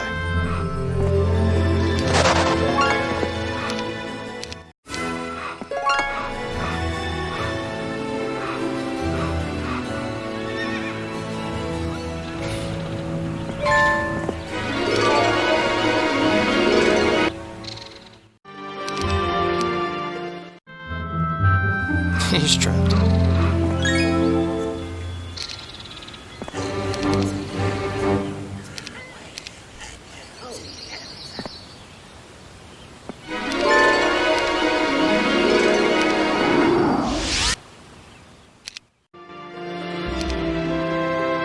It's time to pay that other border guard a visit. What?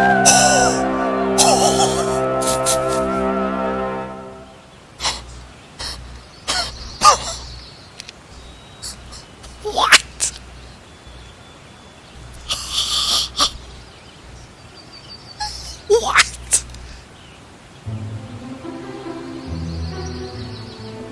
I am honestly checking my VOD from the last time we played this to see if that was fixed. Because, oh my god. We just got the bow of the status.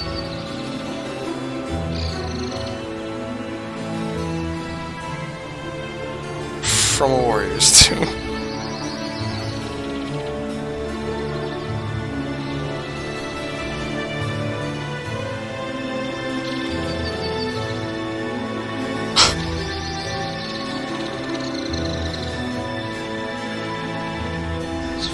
The Dragon Talker, Dragon's Blood, the Dragon Mothers.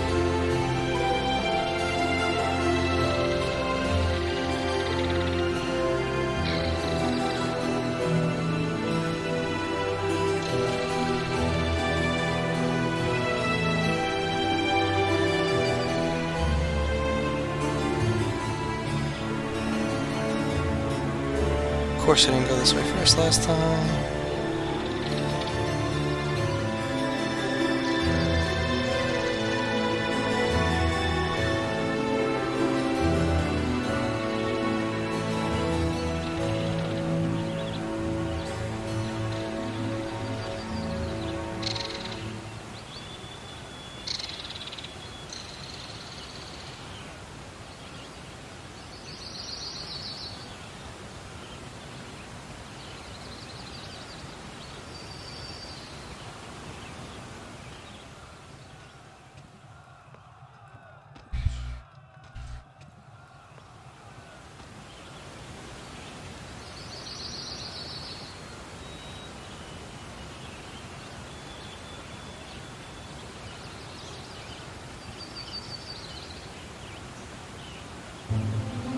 No, it's not fixed. I got Quiet Eye of the Dragon last time.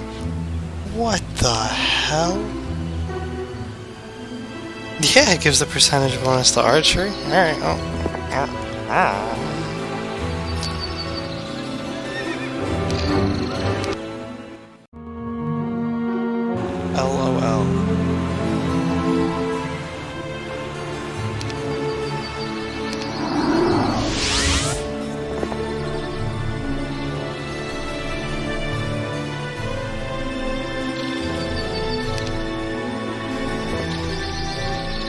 Are you serious? Yeah. I just went back and checked the VOD. I got Quiet Eye of the Dragon. The only other time I played this.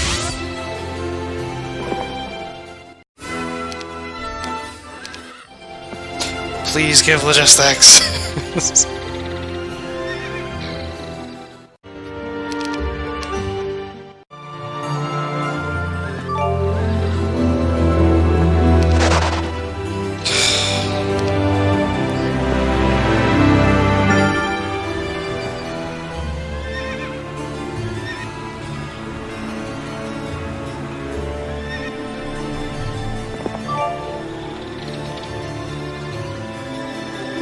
Please go buy a lottery ticket after this. The odds of getting that. Dude, the sad thing is, there's no one around to see this. Like, could someone please clip that? Like, go back and clip that.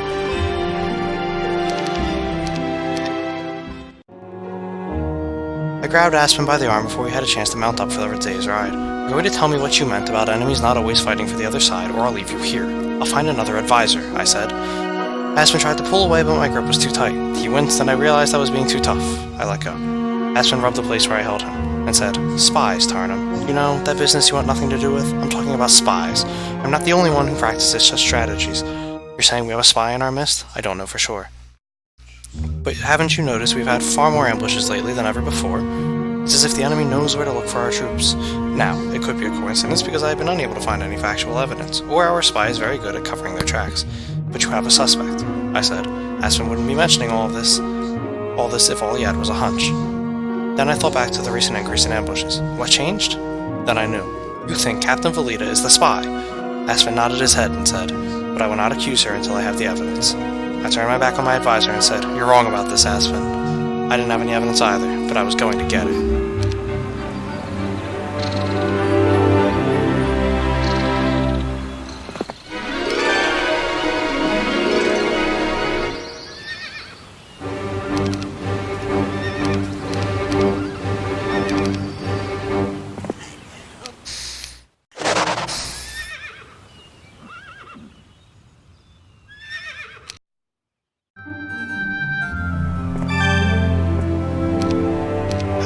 None of these logistics.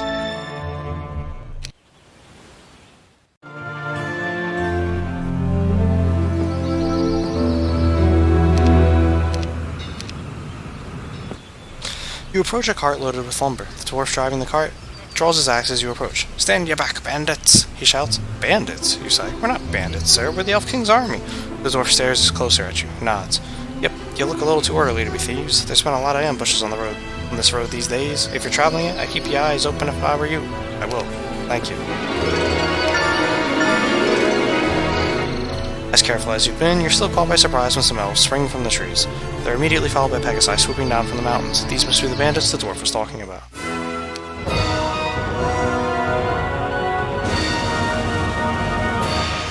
Awesome.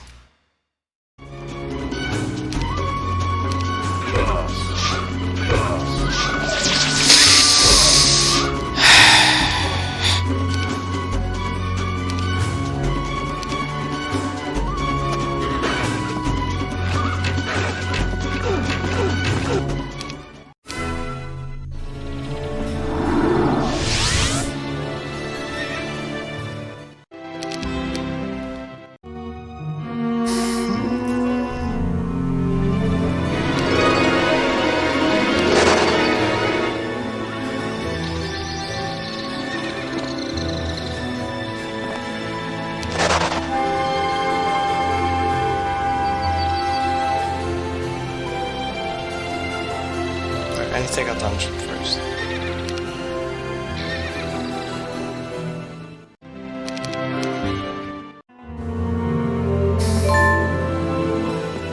You see a massive cave up ahead, possibly the new dwelling of the good dragons. But as you approach, lots of Medusa queens slither out from their hiding places with their bows notched. You should have realized a cave such as this wouldn't be left unguarded.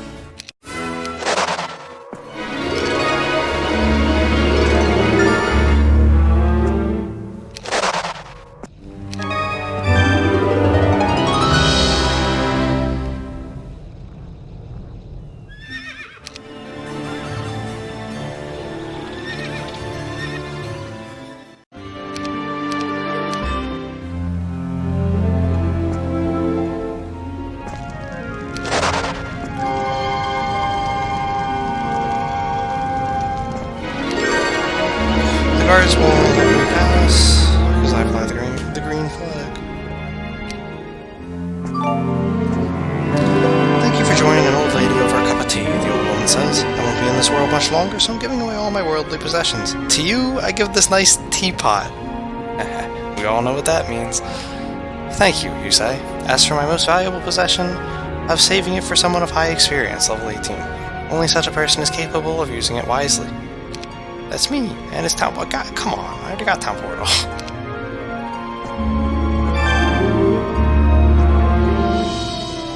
I wanted the teapot hat.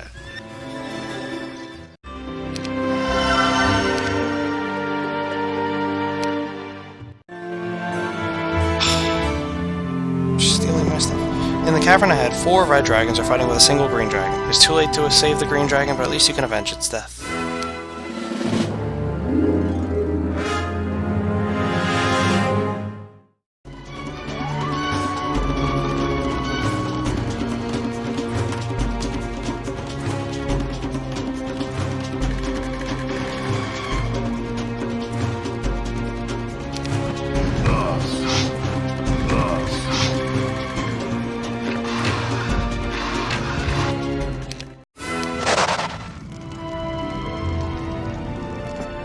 These are the tunnels of the Dungeon Overlords, the minions of the Dragon Queen of Nyan.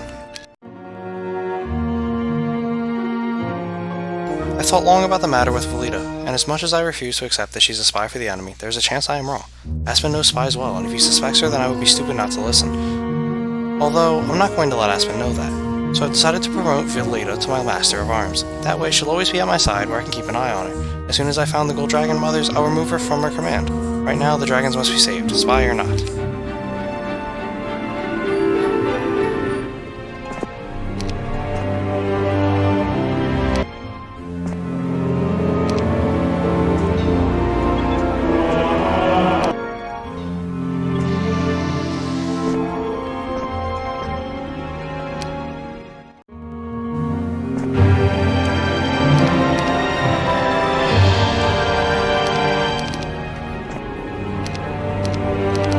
I know I'm gonna regret not taking all of these, but...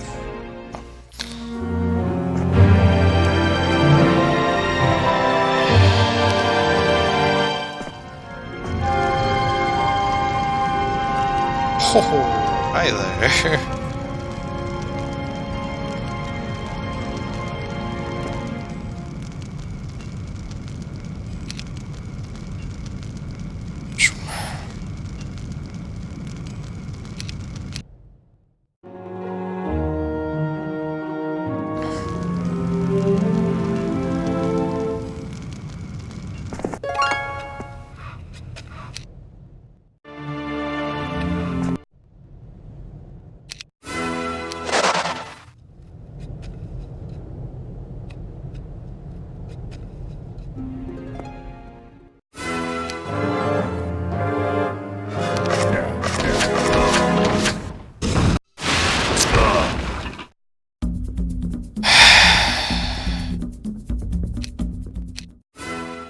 This whole Chronicle has just been frustrating. My god.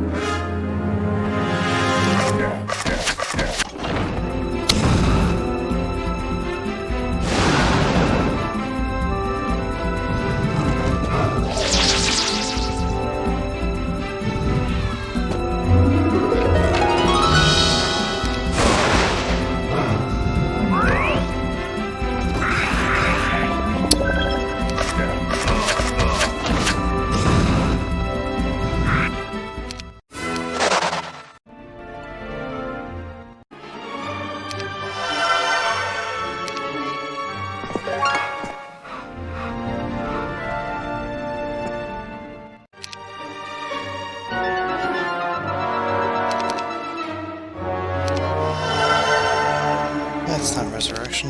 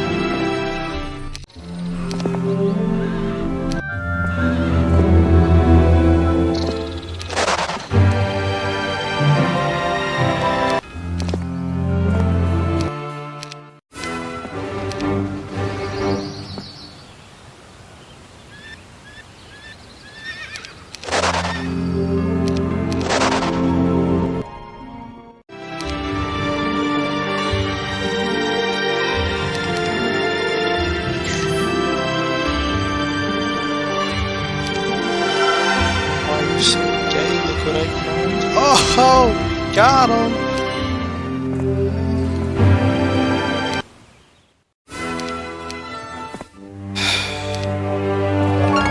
None of these have bloodshot tags. Alright, Red has finally been vanquished.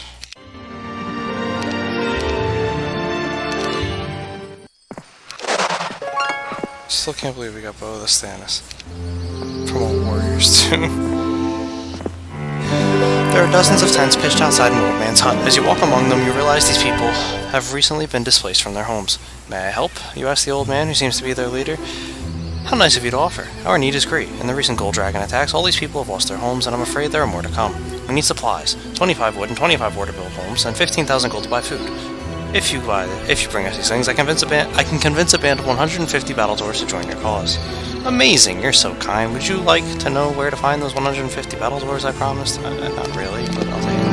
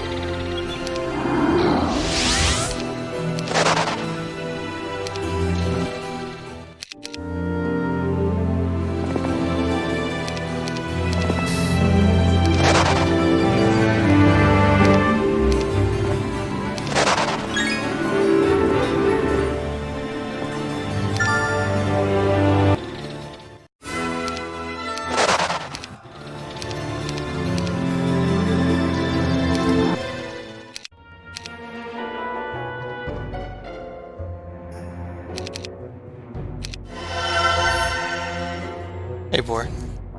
My who's, brother? That's an insult. Wait, just because I speak English? God. Highly insulted.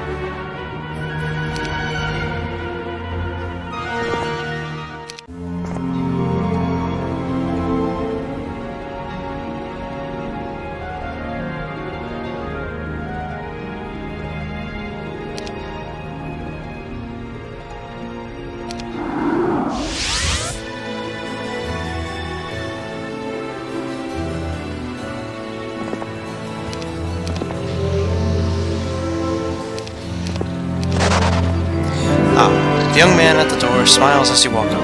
I can tell that you're worthy of the master's instructions. Please wait here. The door closes, then immediately opens again, and you see the same young man standing there with a fake white beard. I am ready to teach you my secrets, he says. You try not to laugh at the man's ridiculous disguise. Do you enter the hut? I do. Give me my defense. A tree falls, blocking the path behind you. Then the rest of the ambush is sprung as a green dragon storms out of the deep forest. The dragon is immediately followed by grand elves intent on your destruction.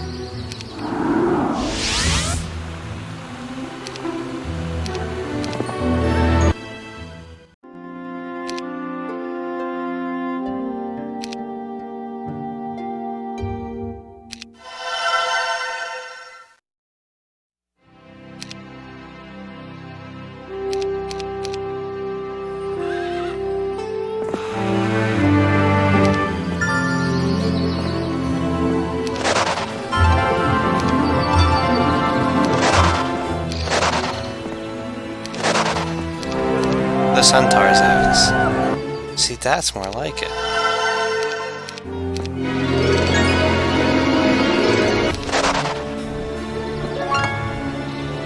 We can never forget. But with a stance.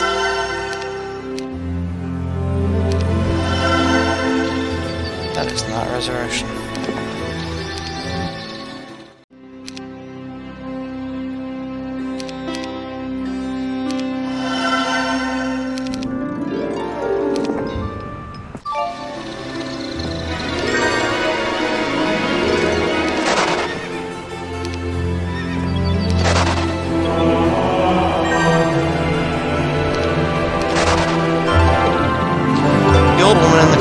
Cottage waves you forward urgently. She says, I would not have believed it if I hadn't seen them with my own eyes, but there are a few gold dragons tormenting the locals. They destroy their farms, eat their pigs, and they've killed every warrior in the area. Something must be done. They must be stopped. I'm trying.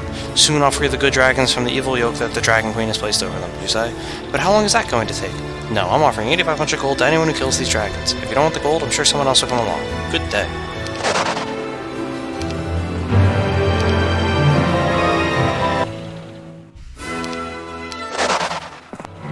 thanks to you, and the thanks of the people of this region.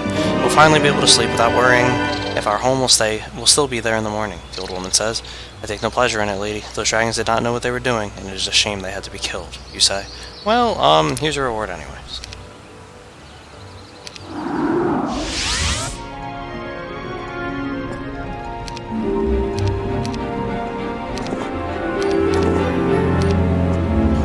Guards belong to the Tarnum Pass, which obviously is me.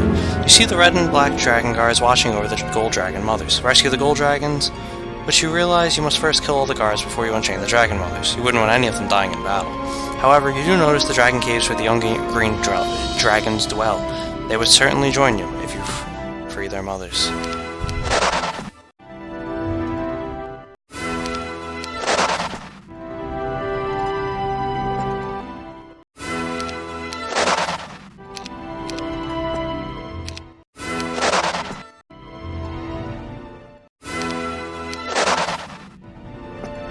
You dribble a drop of blood from the vial onto the head of each of the dragon mothers. One by one, they open their eyes and rise to their full majestic height.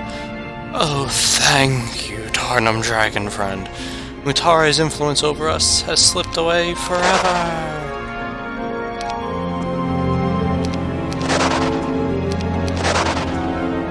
A single gold dragon is curled up here, much larger than all the others. You drip a spot of blood from the vial onto her head, and slowly she awakes. This is the eldest of the dragon mothers, and she smiles when she sees some of the other gold dragons are awake as well. I knew someone would come for us. I never lost hope, even when Mutari's voice was within my skull. And we win.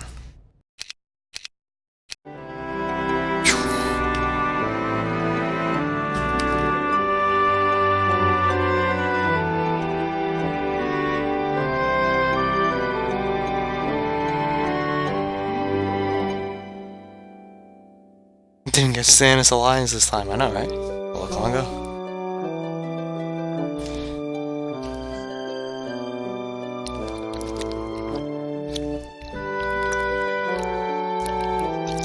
I still can't believe that. Bow of the fucking status, man. That was crazy. Dragons of Rust. Tarna must defeat all of the dungeon overlords in the area without dying himself. All heroes will be limited to level 24, but Tarnum and two of his best captains will transfer over to the next scenario. While Tarnum freed the good dragons from the Dragon Queen's control, Mutari lured the savage Rush dragons to her side. Soon they flew at the front of her army, destroying anything that got in their way. While I was freeing the good dragons from Mutari's control, the Dragon Queen lured the Rush dragons to her side. At one time, these wild and unpredictable beasts were believed to be a myth because no one ever survived an encounter with them. Even the good dragons thought they had all died off, but somehow, Mutari found them. I have heard some of the stories, and if the Rush dragons fight for Mutari now, she has already tipped the balance of power in the world. Even worse, the loss of the good dragons has attracted her attention to my actions. Somehow, she knows my name and she knows my mission. Aspen says this is further evidence that a spy is in our midst. But I say one of the good dragons could have told her while under the Dragon Queen's control. So, really? No elves? Fuck you, game. Get them myself.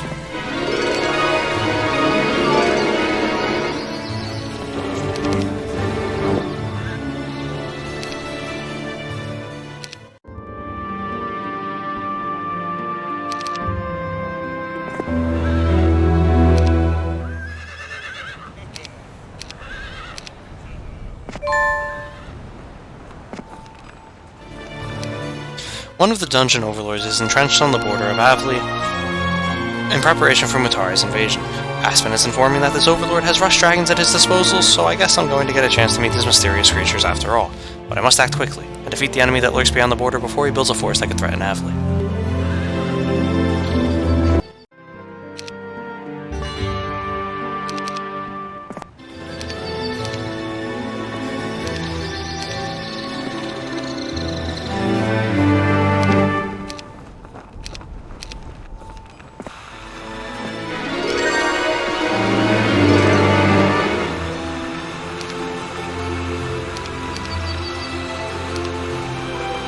Several red dragons are tormenting the young green dragons within the dragon caves, blasting huge gouts of flame into the caverns as they fly about. The young ones trapped within are incapable of freeing themselves until you kill all the red dragons. Of course they split.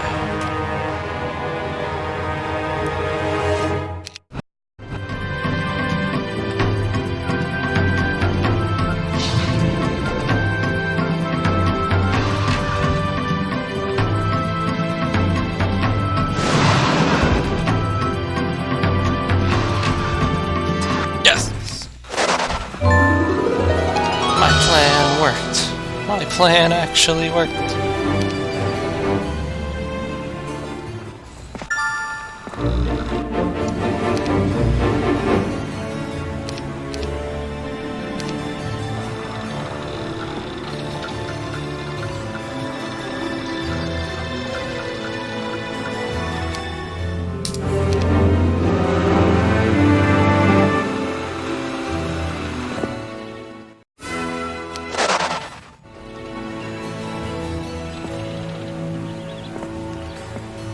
The grass suddenly catches fire all around you, kicking up huge plumes of smoke. When it clears, you face a group of Magogs, ready to attack.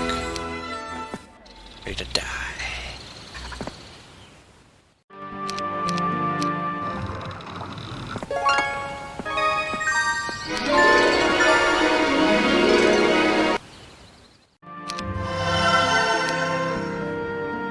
Easy, indeed.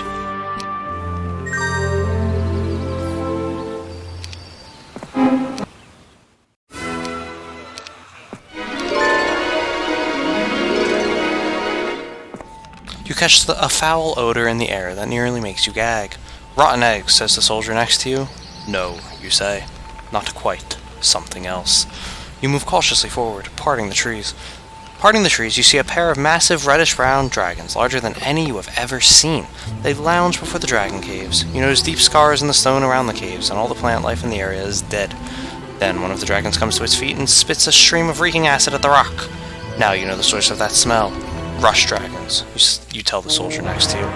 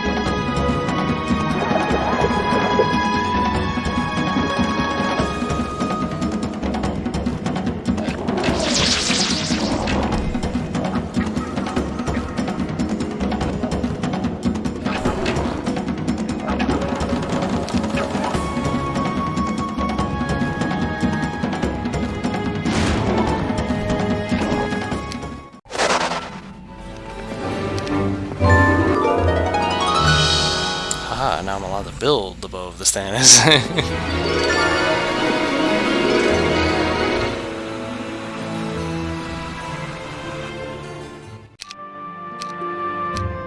Captain Velita has been riding next to me for 5 days now, and she's never said more than 3 words to me at any time. I've tried to strike up a conversation on a few occasions, but she seems uncomfortable talking to me. Is it talking in general, or is it talking in general? Today I discreetly asked if any of the elves in my ranks knew Velita. Unfortunately, no one could help me.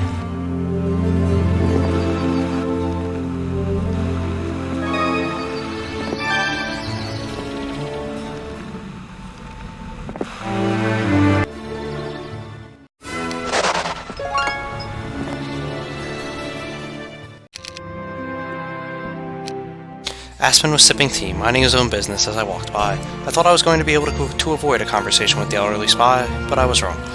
I see you've developed an interest in our fair Captain Velita, Aspen said. I looked around to see if anyone was close enough to hear, but I shouldn't have bothered. Aspen always had a way of talking when no one else could possibly hear. Have you finally realized that I am always right? Aspen asked with his usual cocky grin. No, the only thing I've realized is I wish I had a wise advisor and not an arrogant one. Aspen laughed despite the insult. It's not arrogance, my friend, it's confidence. You have the same confidence in your battle skills. You have been victorious so many times that I'd wager the thought of losing doesn't even enter your head. Well, I have been right so many times that I have stopped considering the possibility that I might be wrong. I rolled my eyes and immediately removed myself from my advisor's presence, but later I thought about Aspen's words. There was a time when I did consider myself incapable of losing a battle. In the end, I was wrong, but it took a sword in the gut to teach me that lesson. And even now, I realized that I hadn't considered the possibility that I might lose my fight against Mutare. If she gains control of all the world's dragons, how could I possibly win?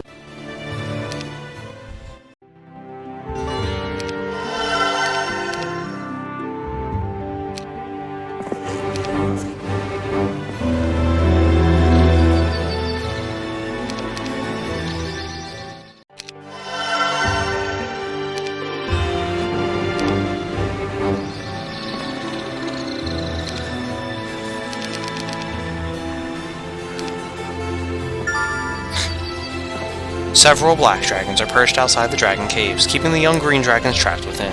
You already see the bones of one brave dragon that attempted to escape, littering the ground beneath the caves. Apparently, the evil dragons cannibalized it. 2, 3, 4, 5, 6, 7. Lovely.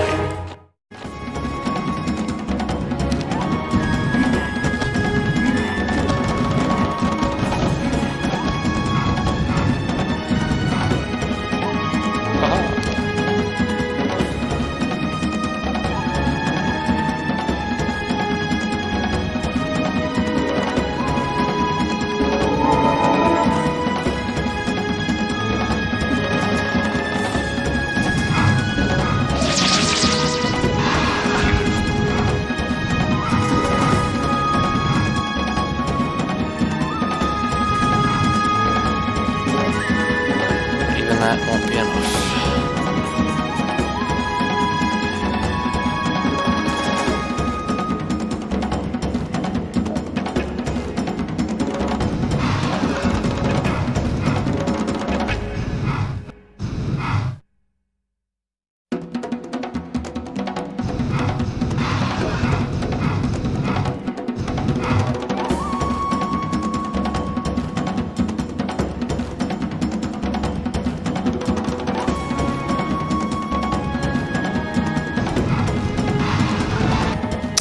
So close. I just don't have enough to win that fight yet. Sadly.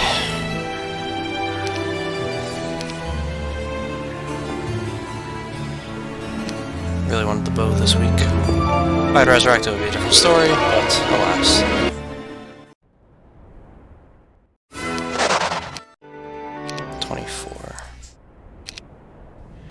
I don't know if I'll hit 24.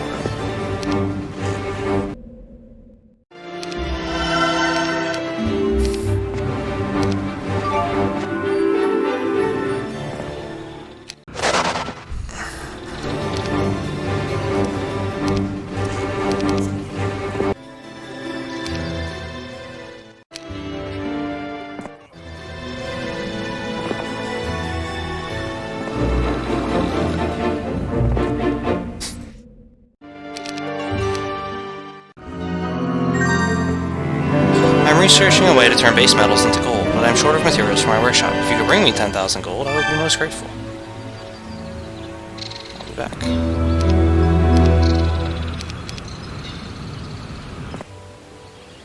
Now I've got enough.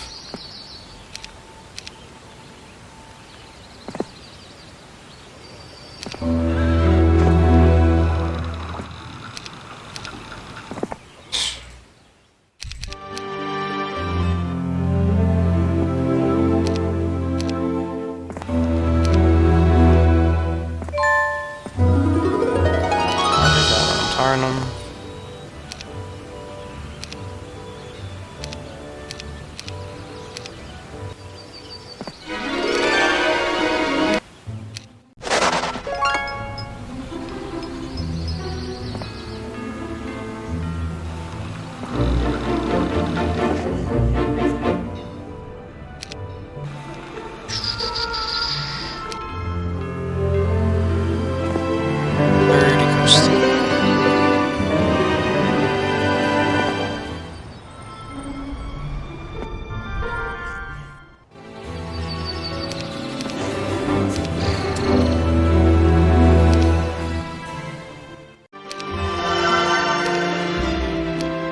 When we stopped at midday to water the horses, I took the opportunity to stretch my muscles and run around the camp. To my surprise, I ran past the supply wagon. As I ran past the supply wagons, I saw Captain Velita talking to my master of supplies, Kerbin. They seemed friendly toward each other, although Velita still took the short end of the conversation. I don't think I've ever heard a word come out of Kerbin's mouth that wasn't a complaint, so it was equally startling to see the dwarf calm, even joking with the woman. A horde of harpies and harpy hags have gathered at the water's edge. Some are fishing the dark water, others are tearing up flowers from nearby flower beds, as their beauty offended them. You see a pendant around the neck of one of the harpies and realize it must be magical, so let's take it away from them. Because I can. Let's also go get my bow.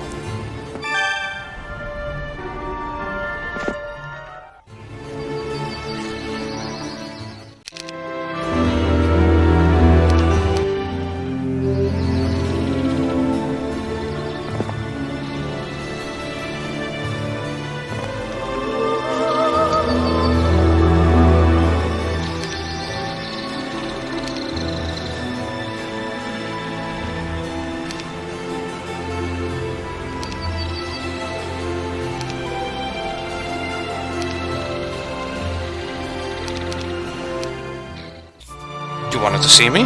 Kerbin said. It was the end of a long day and the dwarf appeared tired. Have a seat, I said. This won't be long. I should hope not. I still have a few things to do before I retire. I don't have the luxury of lounging about and doing nothing all day. No, just a quick question. I was wondering what you could tell me about Captain Belita. Do you know her well? The dwarf's expression turned suspicious. Why? She's one of my captains, and she talks very little. I'm curious. I'd like to know the people I command, I said. You don't come around asking about me, Kerbin said. You had me there. Besides, Kerbin continued, she's a good ranger, one of the best. That's all you should care about. Yes, I said. This hadn't gone as I expected, so I ended it. One thing was for sure, though. Kerbin did know Velita, or I wouldn't have seen his protective side. So, what was his loyalty he felt toward the elven woman? See his old. Lord York, the black dragons are evil ones. I see how it is. Dragons eating dragons, what is this madness? This would have actually been a sick place to use Fire Shield. Did I have Fire Shield? I don't think I had Fire Shield. I did not. I believe black dragons do take damage from it, though. Tarn robbing bitches and getting riches. Yeah, man.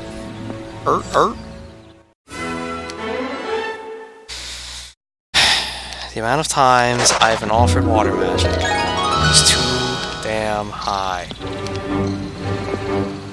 I should just fucking stayed there.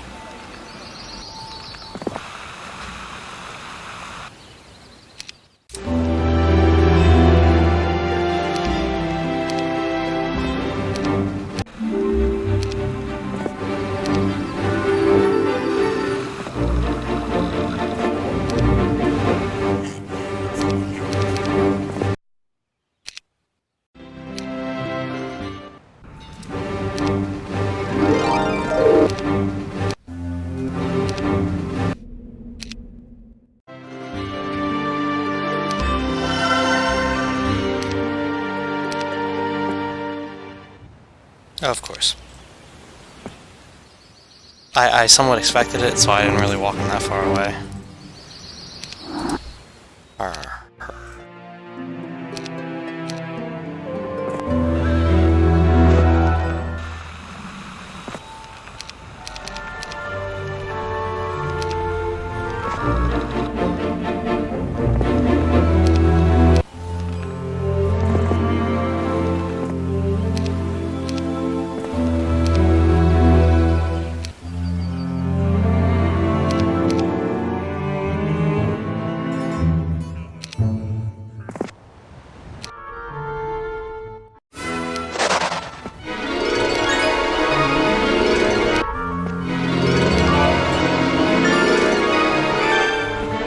Logistics!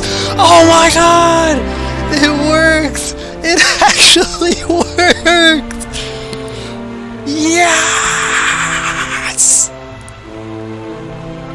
What a PogChamp! We will never see its like again.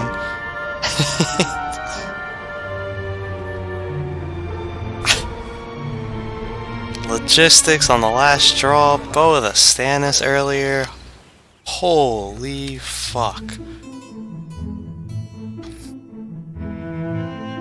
Seriously, that lottery ticket, you know what? I have extremely shit luck, and every time I think it's going well, it ends up not being lucky in the end. So we'll just wait and see how this scenario goes. Aspen came to me soon after we set camp last night. In his hand was a letter. A report from the Elf King. I thought you would want to see it, although I could summarize it for you. It's very interesting, Aspen said. I waited for the advisor to explain. The Elf King suffered a great loss recently. Nearly 300 elves were killed in an ambush composed primarily of dragons, Red, Tryhard, and Rust. The odd fact about the ambush is these men, sharpshooters, were experts at camouflage. They know better than anyone how to stay hidden. I wonder how the Dragon Queen knew where they would be. Just say it, Aspen. I dislike word games, I said. It's further proof that a spy is feeding information to Nyan. I'm certain of it, Aspen said. You may be right, but do you have any evidence about the identity of this traitor? Aspen shook his head, dropped the letter into my hand. Not yet, he promised, but I think we both have an idea, don't we? I refused to answer. Ooh, I know who it is. I know who it is. I actually do. I remember it this time.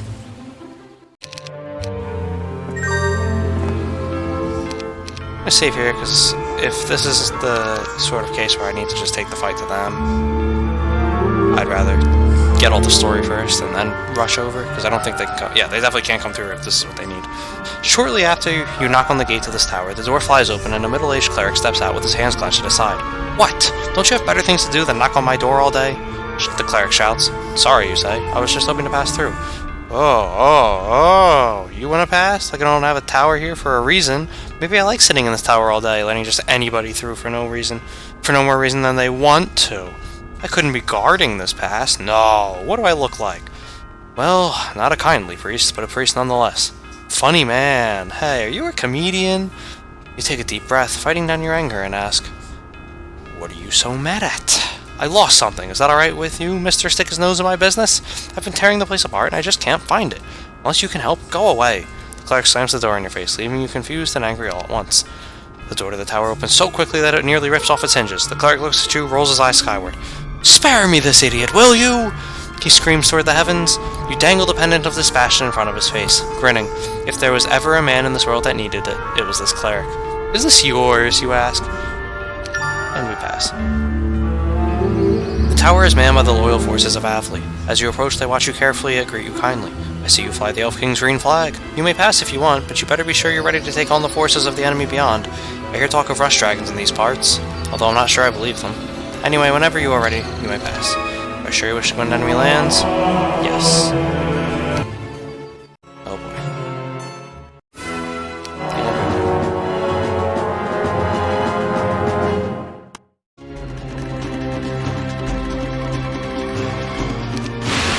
You son of a bitch! I hate you, Deemer.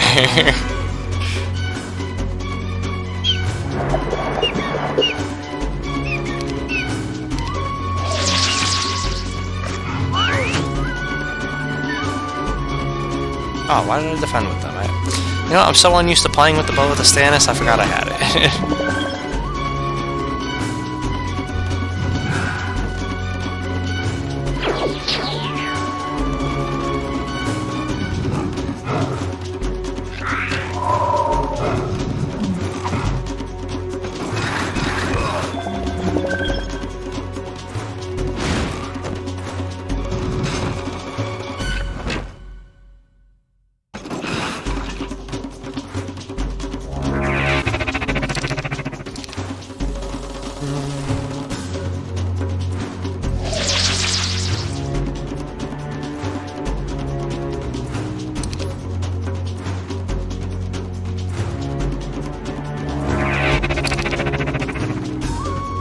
Awesome.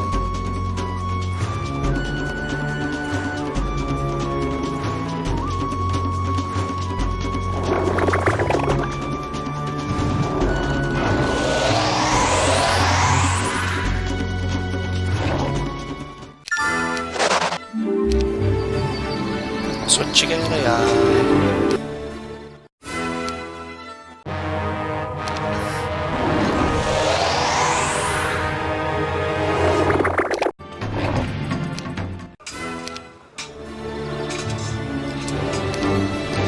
I would love to recruit one, but I don't have 14 silver game.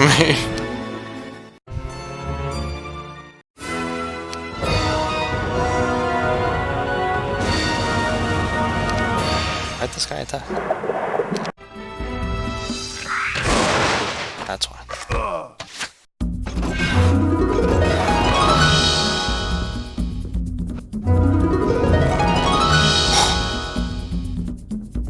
Bye-bye.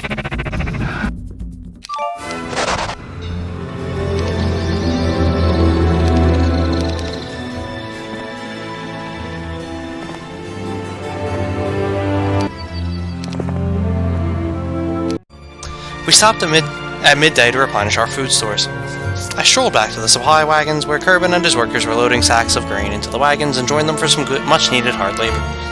It felt good to exercise the muscles again. After an hour of work, sweat rolled down my bare back. One of the workers handed me a small keg of ale so that I could take the first drink, but I handed it to Kerbin instead. He's the master of supplies here, I said. I'm just a worker, like you. Kerbin took a long gulp from the keg, then turned it over to me. By the time everyone had a drink, our sweat had dried and we pulled on our shirts once again. Before I left, I said, "Feel free to invite me to join you next time, Kerbin. I enjoyed the work." "Don't think that I won't," the dwarf said. A pack of black dragons.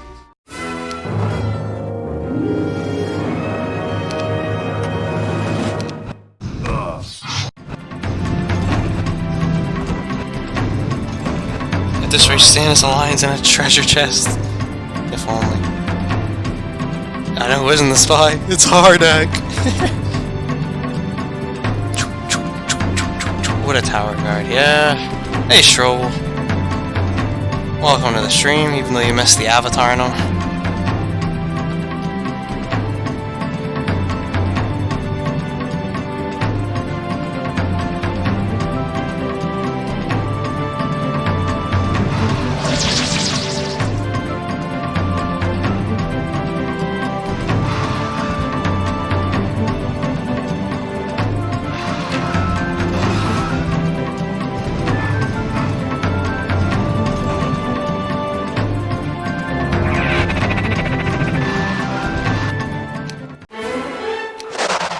And it's just the craziness that has been this campaign. So let's just recap. The morales have been very heavily favored towards the AI, but everything else has been favored towards us. Yeah. Kept turning everything away for this last slot for about 15 levels, just to get logistics. Got it at the last level up. Got Bow of the Stannis from a Warrior's Tomb. That is not scripted to be there. After another session of laboring for Kerbin, we sat in the cool shade beneath a tall oak and shared some ale. The dwarf was the first to speak. "If you were doing all this work to get on my good side, well, it isn't going to work," Kerbin said. "I decided that this was the time for me to revert to my honest, blunt barbarian ways. At first, that's exactly what I was doing, but I found I like sweating. It reminds me of the days when I used to work from sunrise to dark." "When did you do that?" Kerbin said. "Long time ago, before you were born." "So, you are blessed with immortality, as they say?" "More like a curse," I said with a frown. Kerbin wanted to know how I, a human, came to be so long-lived, but I couldn't bring myself to tell that story. Not again. The dwarf waited a long time in silence before he realized I wasn't going to share my tale. Kerbin took one last drink and said, "Hard work is good for the soul, but ale is better," I said, completing the dwarven proverb.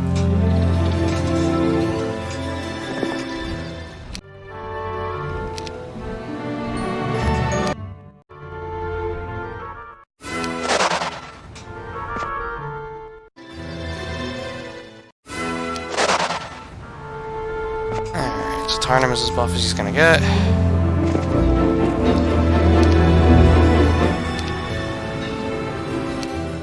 Kerbin approached me during the early morning hours when I practiced with my sword. He waited until I finished, then handed me a cup of ale. "What's your interest in Valida?" he asked bluntly. "I want to know what's troubling her. Frankly, I want to know if I can count on her," I said. "You can, entirely. How do you know her?" "I trained her, back when I was still in the Forest Guard. She was my best student. Don't you go worrying about Valida. She's as loyal as I get." You've been listening to that slippery elf Aspen too much," Kerbin said. "I try to listen to him as little as possible," I said. "That's wise, but I wouldn't be trusting him around your maps and things either." "What's that mean?" I asked. Kerbin shrugged. "I'm not a gossip, and I don't speak for anybody either. If you want to know what is bothering Valida, I suggest you ask her yourself." Part of me felt scolded when the dwarf left. He was right. I should have talked to her directly. I get to 24, I'm 21, it's not going to change. Let me just save here. And skip for story. Aspen returned from one of his mysterious scouting missions, but I could tell something had gone terribly wrong. Aspen's arm was in a sling, and there were only a few men left of his bodyguards. "What is it?" I asked the moment the elf dismounted. "Ambush," Aspen snapped. "As if you don't already know. As if you didn't already know. What's that supposed to mean?" I demanded. My hand was inches from my sword before I realized what I was doing. I was no longer the man who rebuked every challenge with the point of a blade. Aspen looked around, noticing the other soldiers watching him. "This is not the place," he said. So we retired to a private spot well away from the troops, a place, I thought, where I could kill the elf without prying eyes. "I'm always careful. I was well hidden," Aspen began, "yet the ambushers knew exactly where to wait for me. Only a spy could give away that kind of information. And now you think I am the spy?" I said. I'm sure my tone warned the elf to watch his words carefully. Are you not the one who refuses to allow me to check into the existence of a spy? Aspen asked calmly. That was it, wasn't it? Aspen wanted his witch hunt, and if I didn't allow it, suspicion would be cast upon me. I stepped back from the elf, took a deep breath to cool my anger. I told myself that Aspen was only doing his job, and now he was injured too. The elf had a reason to be angry. Besides, I had to admit there had been too many ambushes lately. Okay, I said, find your spy, but you make no move without talking to me first. I want evidence. Not the slightest accusation will be made against anyone without my say. Do you understand? Aspen nodded. The matter was settled, but why did my stomach tense as if I had made a terrible mistake?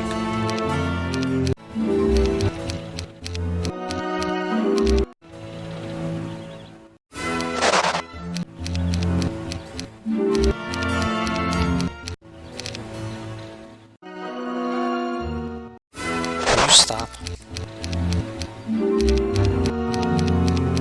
Clearly that's the last message, and as you can see, the story is starting to become a little less, and that is unfortunately a trend that continues through the Chronicles. And we will.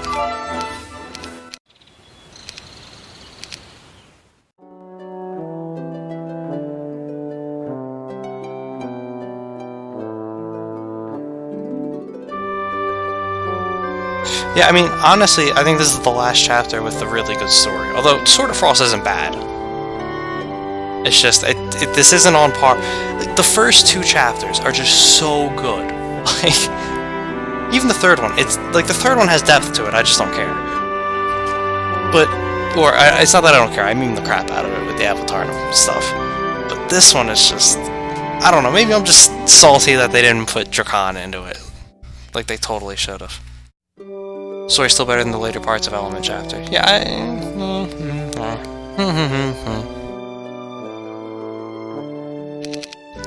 Distrust. The enemy is storming the Arathian border, so to gain a new ally, the Elf King sends Tarnum to secure all towns in the area. All heroes will be limited to level 28, but Tarnum and his two best captains will transfer to the next scenario. Always knowledge. Mutare swept over the borders of Arathia because the knights were unprepared to meet the onslaught of her dragons. The Arathian battle lines were easily broken by a new addition to her army, the wingless but deadly Crystal Dragon. The war has begun. We are post-Armageddon's blade, boys. Holy shit, that army. I've received word that an Arathian knight named Sorsha is trapped at the border. She's willing to combine her army with mine if only I can reach her position. Since Nyan invaded Arathia, word hasn't reached these independent border towns that Avli has come to help. Unfortunately, they see everyone as an enemy now. I have a difficult decision. If I don't take control of these towns, Nyan certainly will, gaining a foothold in Arathia. The Dragon Queen is powerful enough without the addition of these towns. So I must capture them myself and hold them against the Nyan invasion. But in order to do that, I must battle these good Arathians who only want to protect their homes. The tower ahead is abandoned, and Tarnum has the only key. Only Tarnum may pass. Only Tarnum.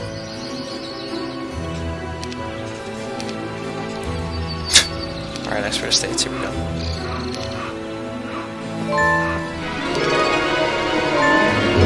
Out of the tree steps a member of the Forest Guard, one of the Elf King's soldiers. He opens the pack over his shoulders and pulled out a pair of boots.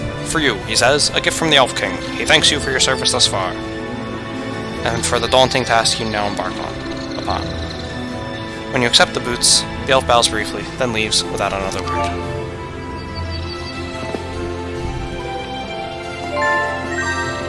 The war has begun.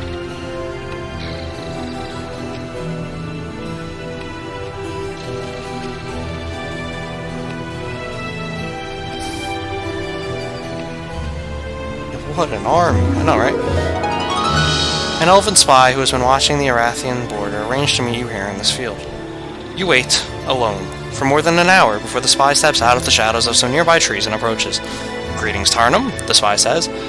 I've heard about your mission and thought something of mine might be of assistance. The elf pulls a speculum from his backpack. With this, I have watched the movements of the Arathians for decades. You may borrow it, if you wish. Will you accept the speculum? I must.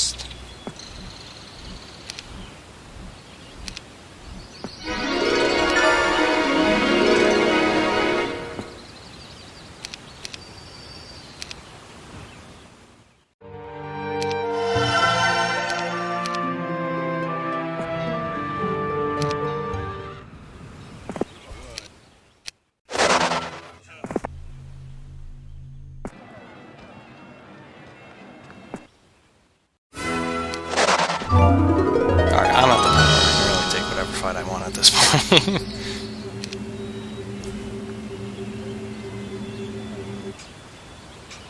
enjoy the Rampart theme for a bit. I'll be right back.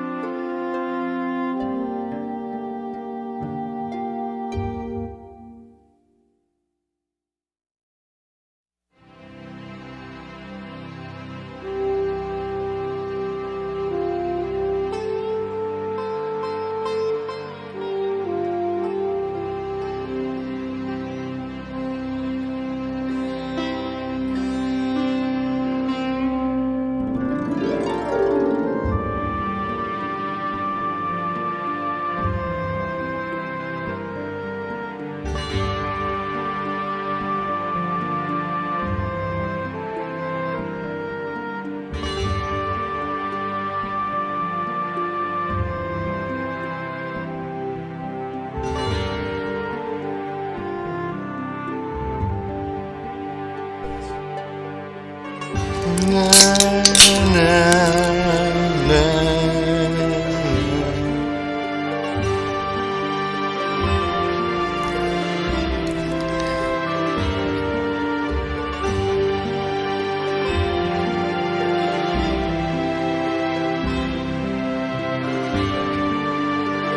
The only kind of soda. Dr. Pepper, baby!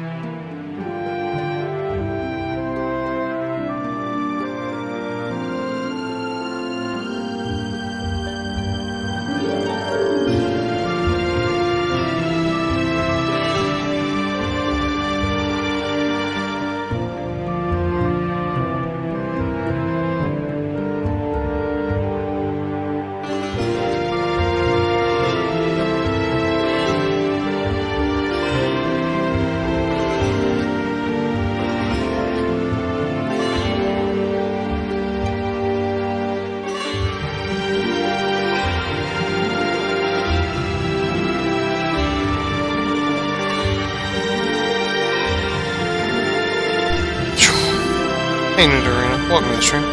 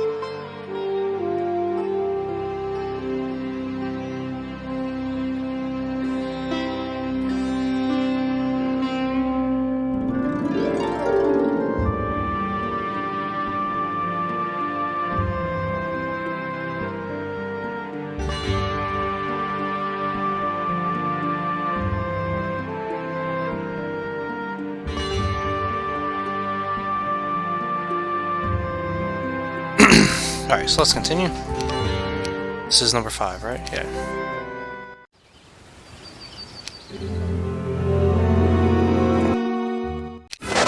A glorious victory.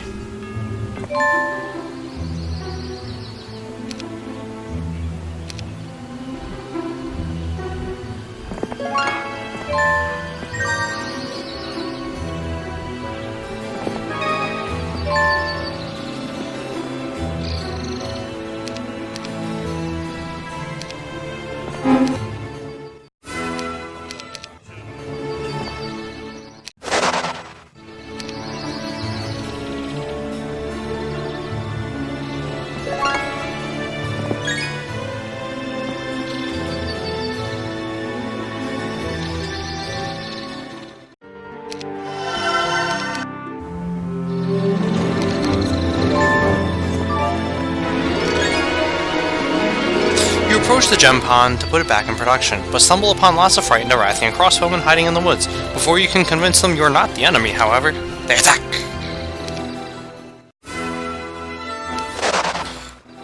So clearly this is what happens when Catherine gives up her claim to Arathia. They go stupid.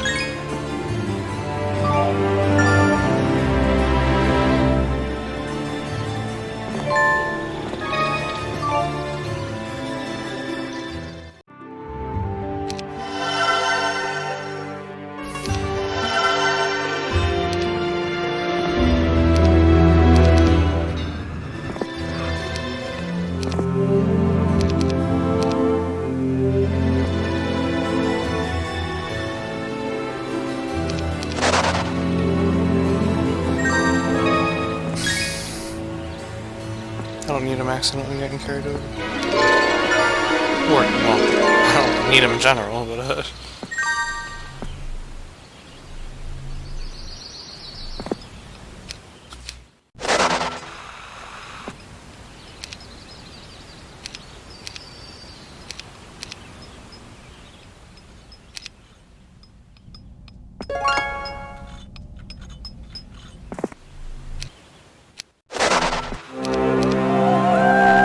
You spot a band of battle dwarves coming down the road. They appear battered and solemn, but their faces light up the moment they see you at the head of the army. "You are the Elf King's man, Tarnum, are you not?" says the leader. "Yes," you reply. "Then let us join you, please. Our own force was wiped out by some black dragons. We are all that lives. We ask you to let us join, and we bring you a warning as well. The land in these parts is quiet, as if something evil lurks in the shadow. Watch where you step." Whoosh! Shoaldale.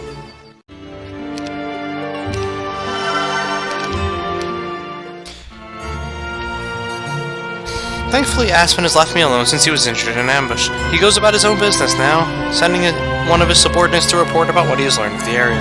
Today, Aspen's young assistant came with troubling news. You can expect to encounter crystal dragons along the border. They were used extensively by Mutare during the invasion of Arathia. "What do we know of these dragons?" I asked, hoping to learn a strategy for defeating them. "Well, they aren't true dragons, although the powerful process wizards use to create them involves crushed dragon bones. Hence, Mutare is still able to control them. They are strong beasts with a one-track mind. Thankfully, they neither have wings nor a breath weapon," the elf said. "That's good news, at least. My master, Aspen, told me to warn you about these creatures. Do not underestimate them, for he has learned that, one-on-one, even a gold dragon is no match for the crystal type. Point taken, I said. The mounds of upturned earth beside the road drew your suspicion the moment you saw them. Are they huge graves? Why would someone dig a pair of massive holes, if not for a purpose? As a precaution, you call for a volunteer to ride between the small hills. Meanwhile, your army stands back at the ready. You send your fastest scout ahead, but the moment he reaches the mounds, dirt explodes skyward as a crystal dragon bursts from its hiding place beneath the ground. Even the mud can't cover the beautiful red crystal that was used in its construction. It's beautiful, like a piece of art. Yet you see an empty malevolence in his face that urges you to shout, "Attack!" There's two. It said one.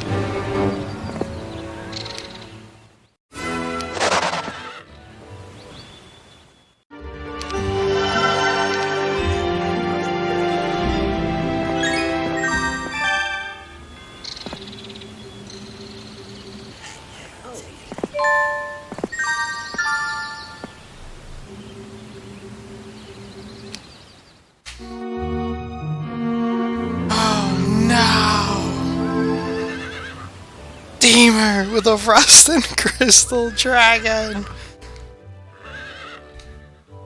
Hey, Niagara Prince. It's amazing how much effort they put into these efforts. I'm surprised they didn't add more units and art assets. Yeah, I mean, I don't know. I don't know what to think of these.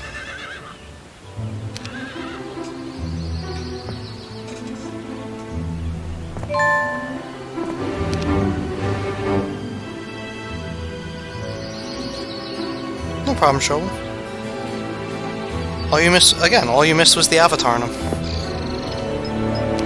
And the first couple scenarios of this, which, honestly, I mean, they had some crazy moments, but they also pissed me the fuck off.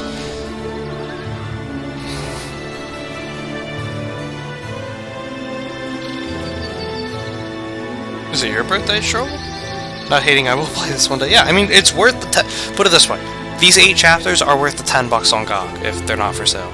And if they are for sale, then by all means, get it for like $2.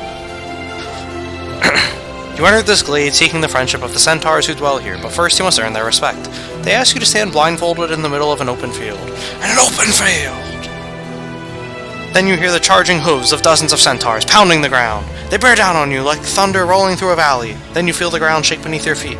Just when you're about to reach up and tear away the blindfold, you feel the stinging slap of a branch across your face. And that is all. The centaurs laugh and pat you on the back as they remove the blindfold. One of them hands you the badge of courage, saying that many can stand still before the charge of the centaurs. Stupid challenge.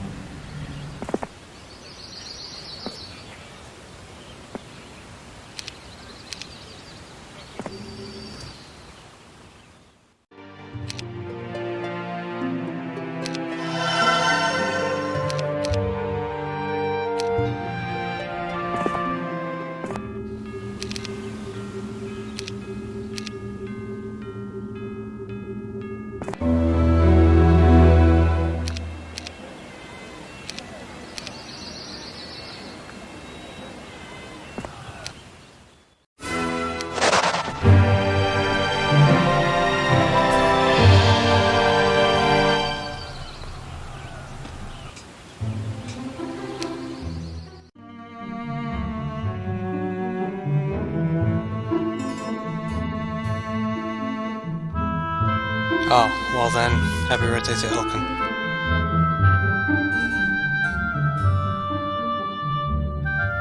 If you use Deemer to meteor shower bomb an army and then retreat, but buy him again, he will be Redeemer, and if you follow him again, you basically get redeemed. Kappa. As we marched this morning, Captain Velita's horse stumbled and pitched her to the ground. I jumped from my steed and immediately captured her horse by the reins. It seemed to be favoring one of its legs. Are you hurt? I asked Velita. The elven woman stood, brushing off the seat of her trousers. Not hurt, but embarrassed, she said, reclaiming the reins. Serves me right, I guess, for not paying attention. Daydreaming? I asked. Crouching to examine the mount's limb, there appeared to be no injury, so I checked the hoof. Thinking about something, sir. Here's your problem, I said, pulling a sharp stone from the animal's hoof. The horse tested the hoof and seemed prepared to continue the journey. Captain Velita patted the beast's muscular neck and said, Thank you, sir. Call me Tarnum, I said. They stand like crystal statues. The sun passing through their bodies casts beams of shimmering red light on the ground. You wonder if someone erected these massive likenesses of wingless dragons to honor a real creature. Then one of the heads shifts in your direction. No. These are crystal dragons, created by powerful magic and released into the world. Although not a real dragon, they are just as deadly, if not more so. And as we already know from the Dragon Slayer campaign, they were made by Dracon's mother. But with a Stannis. So there's two bows of the Stannis on this map. Oh, that's right. Several Triarch dragons.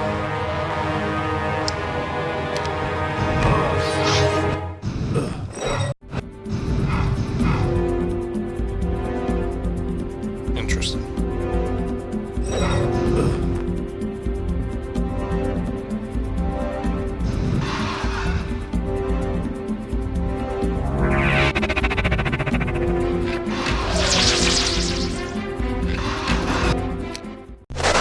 Got built up around.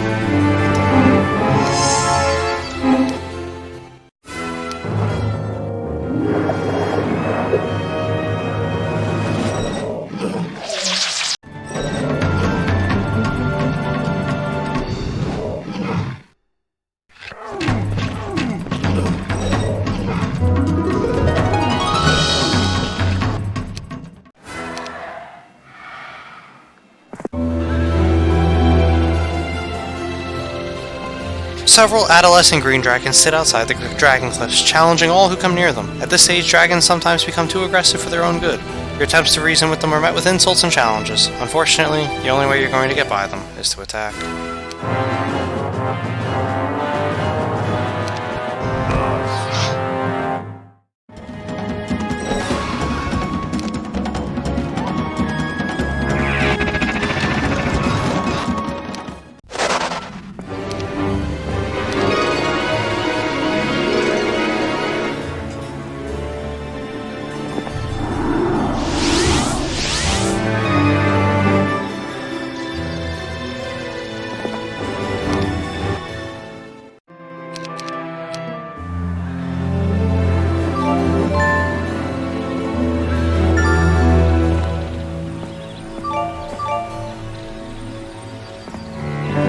Stop and have lunch with a hermit, explaining your quest as you eat. We can help each other, I think, says the old man. He goes on to tell you that he's going to take one final journey home to a distant land, and he needs good mounts that can also protect him.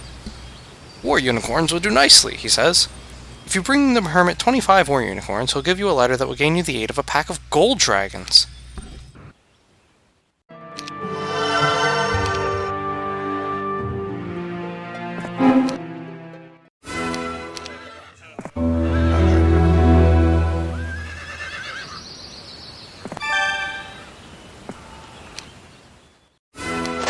Nine.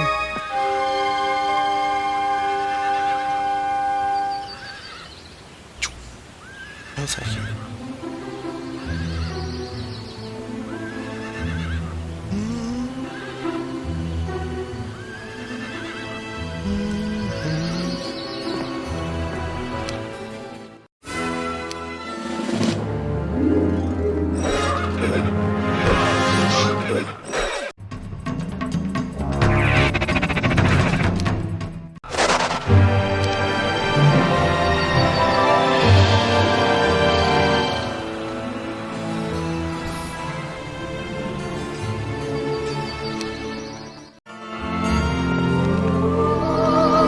carefully approach 4 try-hard dragons who have torn apart the old well. Now they're clawing at the ground, slowly digging the hole. Thinking that they might have chased someone down the well, you attack.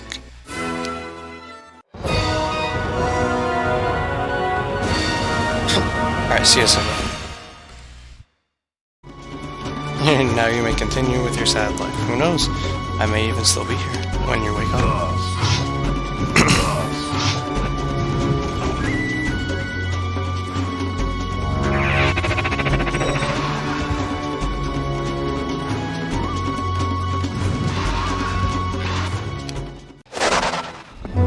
You lower a rope into a hole that used to be a well and carefully climb down, looking for what attracted the try-hard dragons to this spot.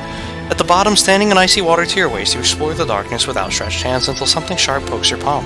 It feels like a crown, but, strangely, even though the artifact has been in the cold water, it is still warm to the touch. You carry it with you back into the sunlight, chuckling that you now have the crown of Dragon Tooth instead of the Dragon Queen, Mutara.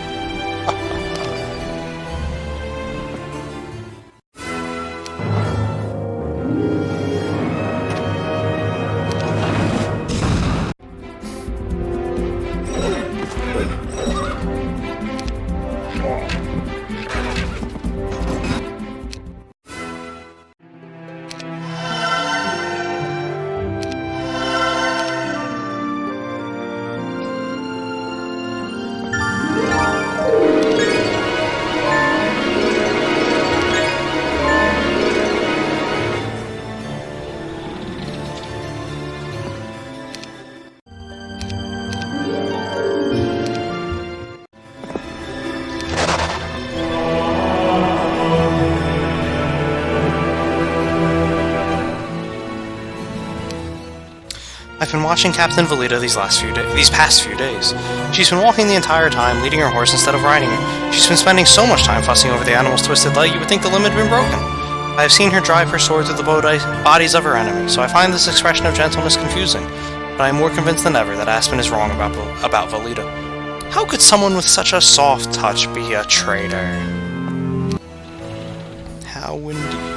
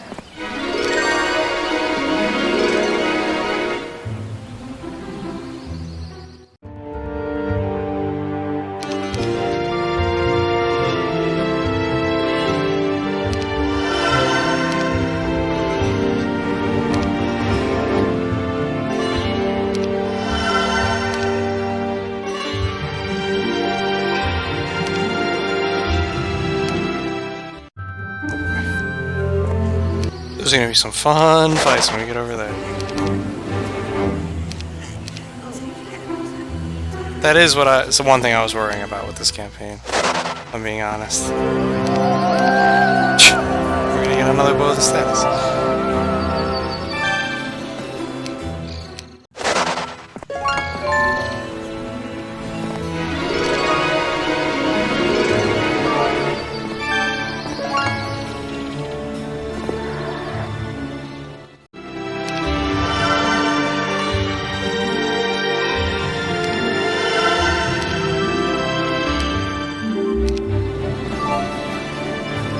A few red dragons are known to live in these abandoned crystal caves. As you approach, you spot them outside tearing savagely at a cow they stole from a nearby farm. Before you can claim the crystal cave for your own and search the inside for hidden treasure, you must defeat these brutal creatures. And so we do.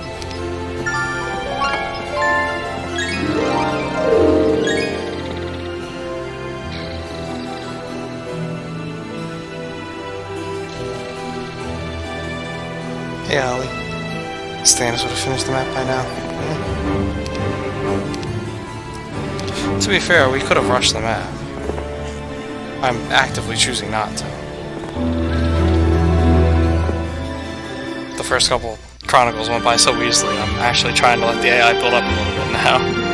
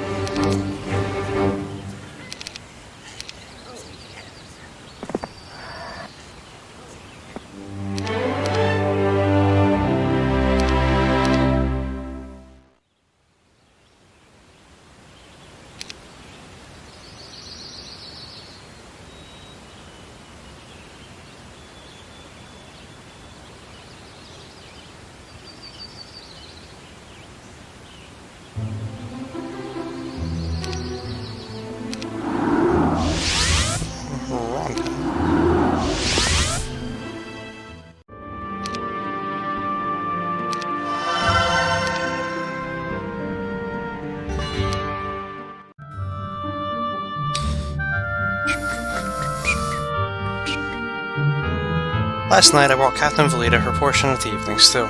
She is always the last in line for dinner, if she even bothers to eat. No soldier under my command goes hungry as long as I can help it, I said as I approached.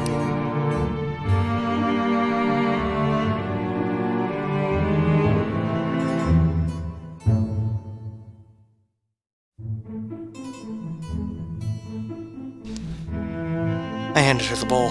So, do me a favor and eat so I can eat. I'm starving. Valita grinned and sat on the ground to begin her meal. Like many of the rangers, she kept a spoon tucked into one of her boots. Thank you, sir. Now, I told you to call me Tarnum, I insisted. My voice was a little too firm. Tarnum. Now it was time for me to be blunt. No more games. You're too quiet for your own good, Captain Valita. Is something wrong? Yes, I expect my captains to have the respect and loyalty of those under their command. Yours feel they don't know you, that you're aloof or arrogant, as if you think you're better than them. What? I've never said that. I fight right beside them because I'm no more important than they are, Valita snapped. If all you do is fight beside them, then you might as well be a soldier. But you're an officer, Valita. You must lead them. What's worse, you haven't always been this way. Some of the men who fought with you in past can't be more loyal to you if they tried. So I must know what's wrong. But Valita didn't have an answer. She promised to do better, to take my words to heart, but I wonder if she only said those things to keep me from poking further into her past.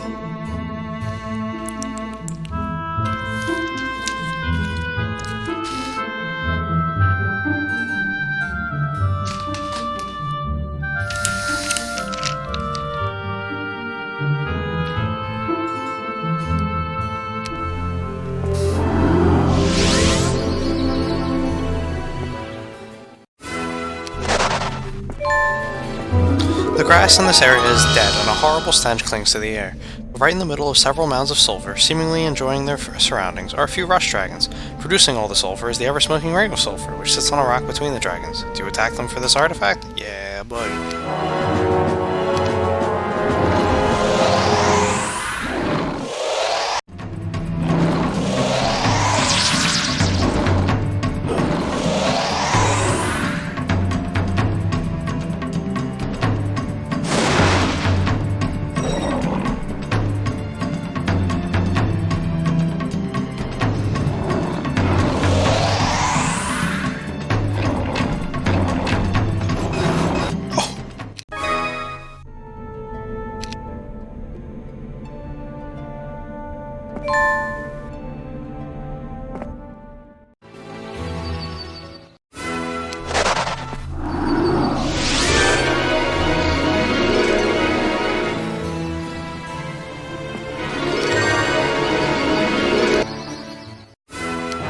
Aw, Ram's Toad.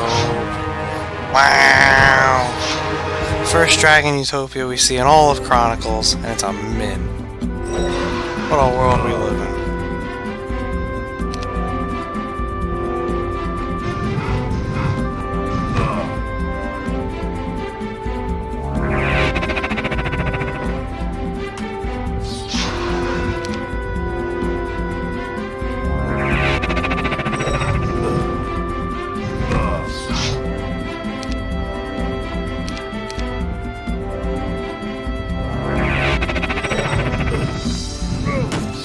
Ho ho ho! And well, 20,000 gold.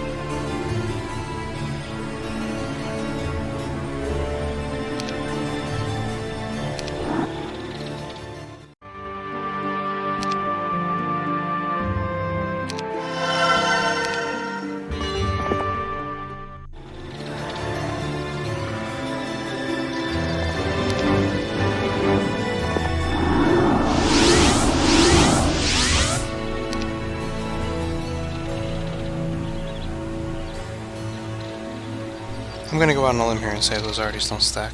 Hey, Yoda. Double bow with Stannis. Just an expansion or just a campaign? Yeah, it's both, as he just said. Chronicles is its own special offshoot.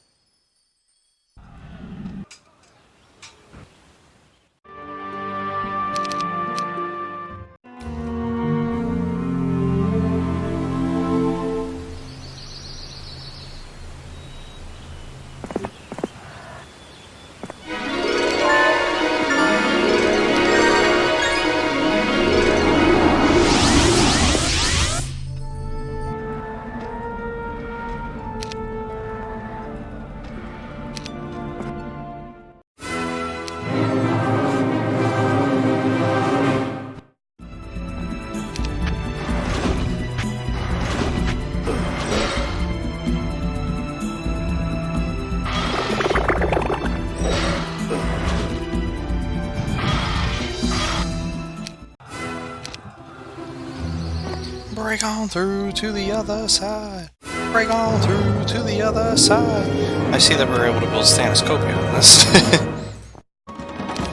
Just don't know why I didn't see that in the first place.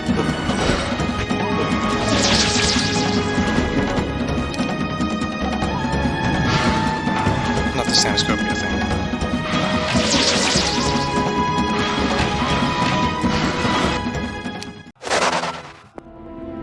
Very simple defensive strategy.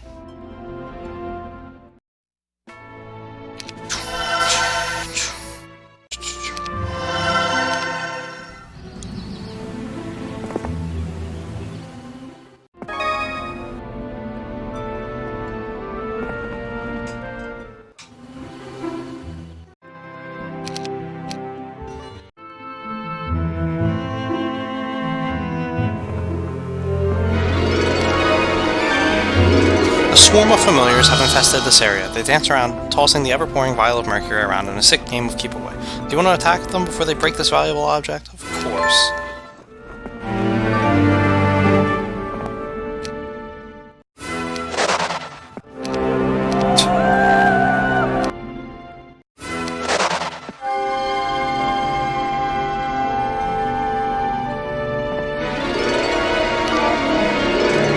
The chemical smell that lingers around this small hut warns you that this is a laboratory of some type. You find an old wizard sitting out front, writing notes in his journal and shaking his head. Is something wrong, you ask? Oh yes, something is wrong, the wizard says. I just wish I knew what. No matter, my most urgent need is crystal. If you could bring me 40 crystal, I'll give you 2 crystal dragons, my own creations. It sounds like a good deal, and it would be nice to have 2 of those powerful creatures on your side for a change. Damn right it would be. Finally! Here, give the 40 crystal to me and I'll give you this in return, says the seer.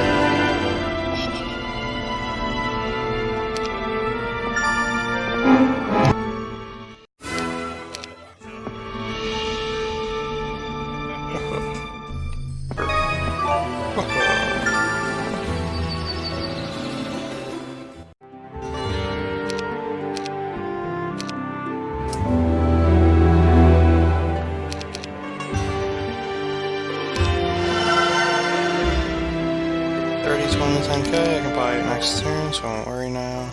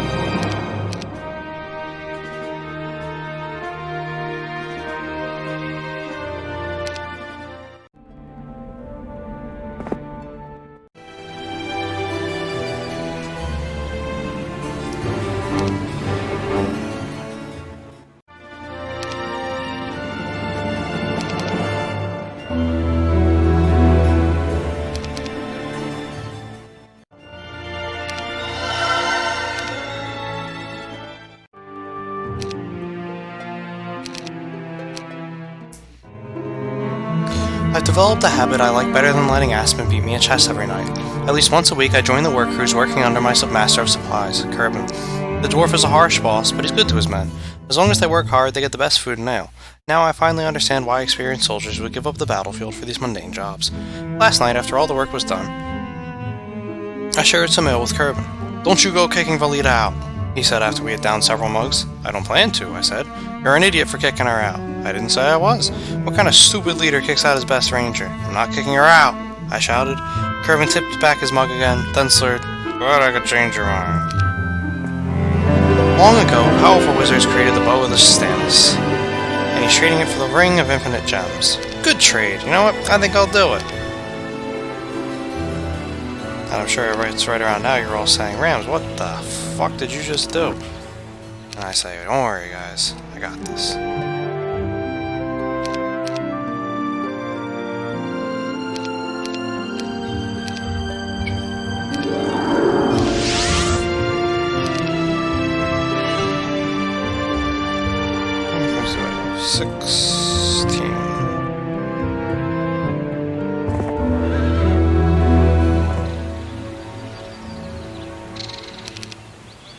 Bam! Staniscopia.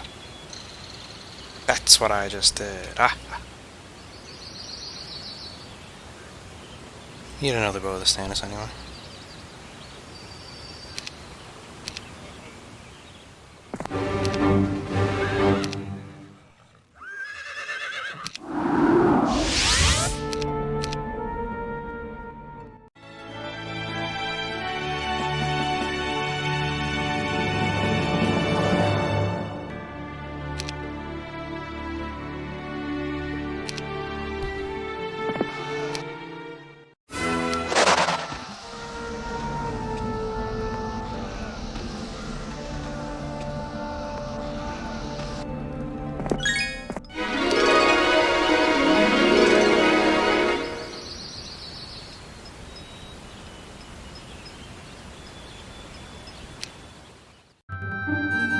Oh boy.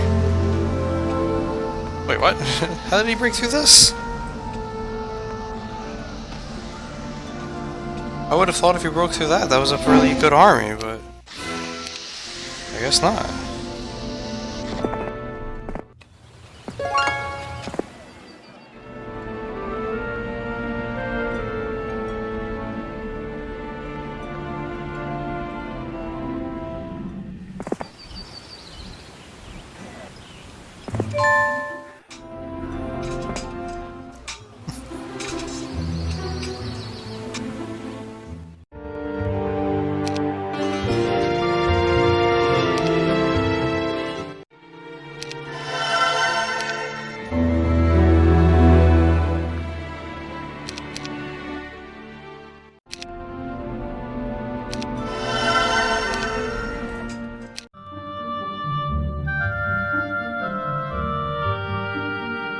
The moment I called an end to the march last night. I grabbed Kerbin and pulled him to the side.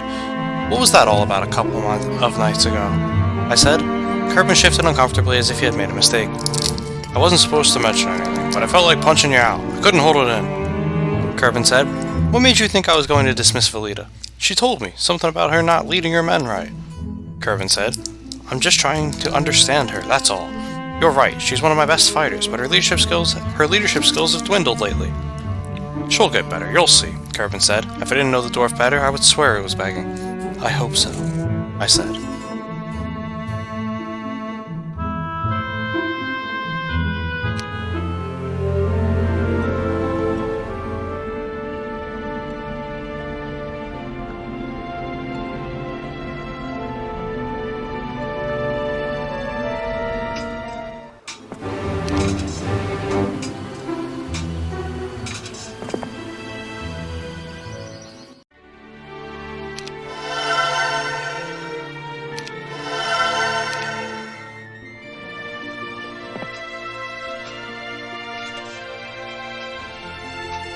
A knight holding a white flag slowly approaches your army. When he gets a closer look at you, he lowers the flag and smiles. I see you are our allies from Avley. This is great news. Sorsha awaits you on the holy ground beyond yonder tower, but they'll only let Tarnum himself pass. At last, shouts the guard. It is you! We were getting nervous with so much enemy movement about. Some of us have placed bets that you've been killed. Do you want to pass now? I do.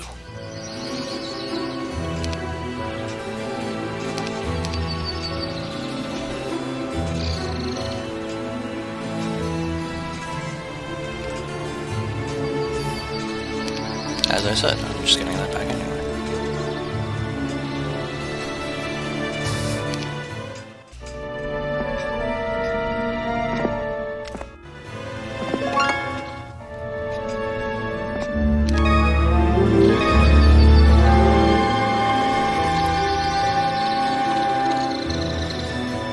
Stygius! The Prodigious!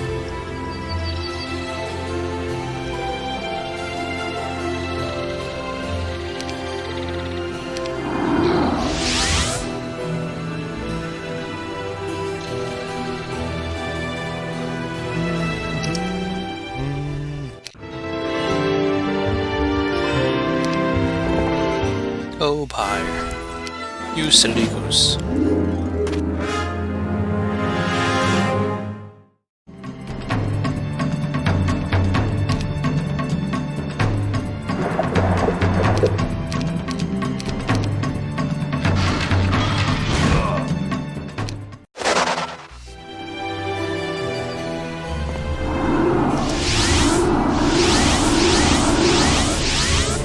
All things considered, I can live with that.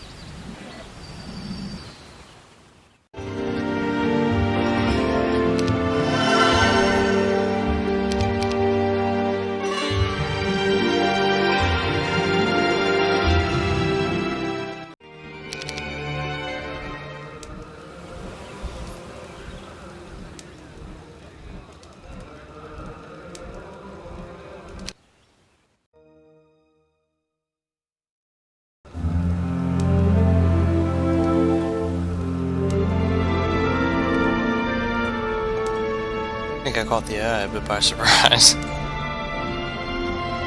don't think they were expecting me to push back so hard.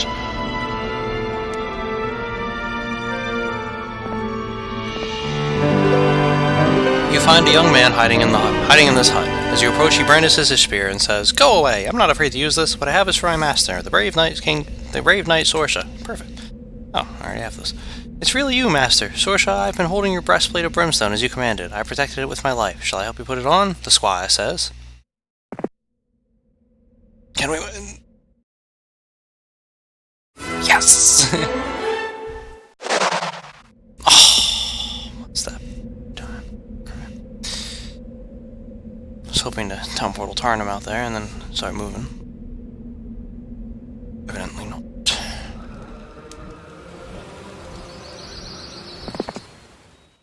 I should be able to take this fight pretty cleanly, right? Yeah.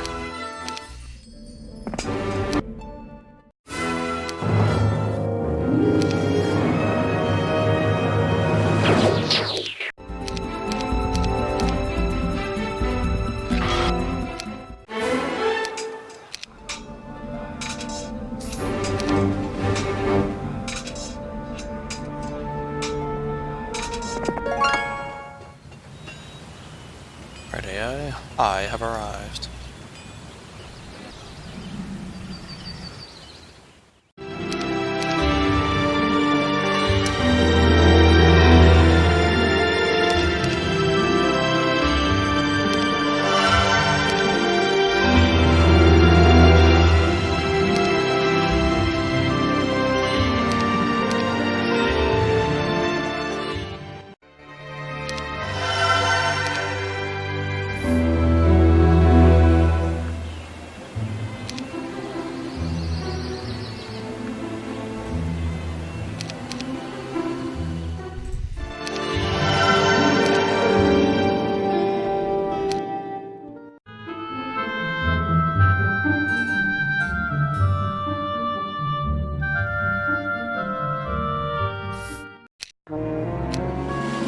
Oh.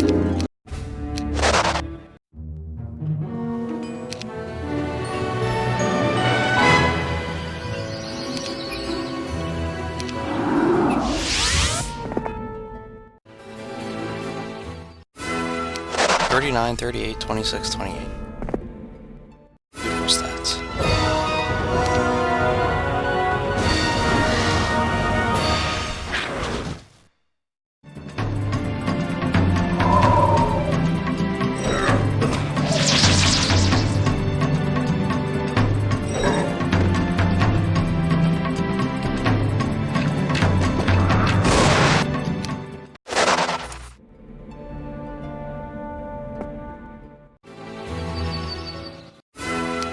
Probably would have made more tactical sense to leave those there, but honestly, I'm trying to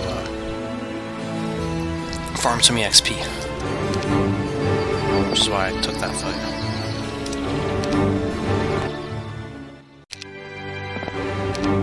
So you can drop it over the town.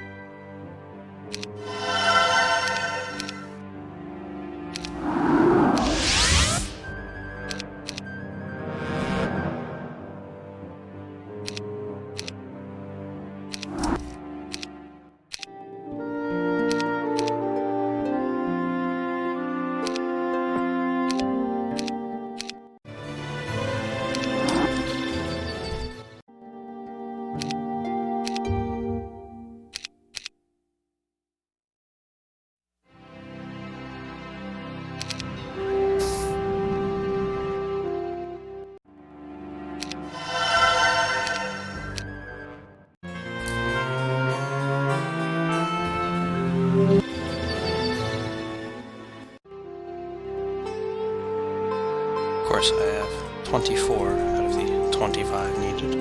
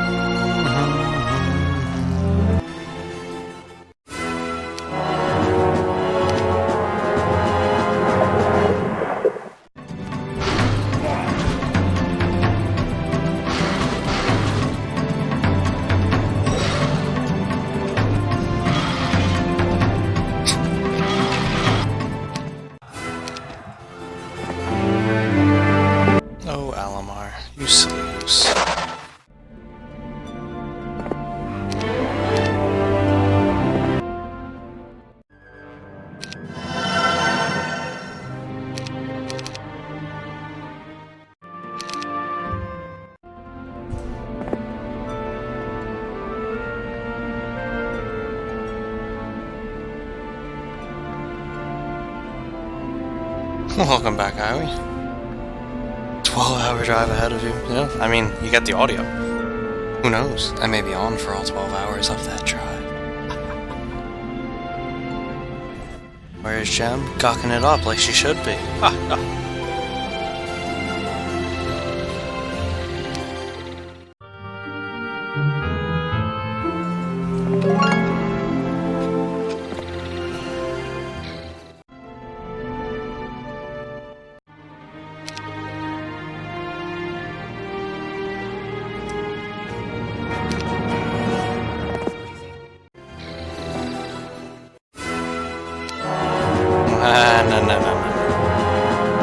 I don't think so, Deemer.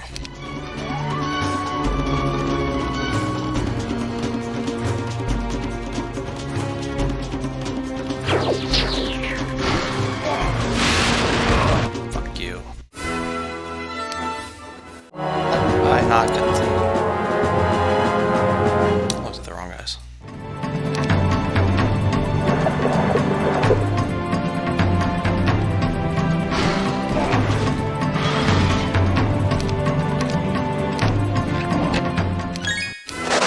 As I said, no.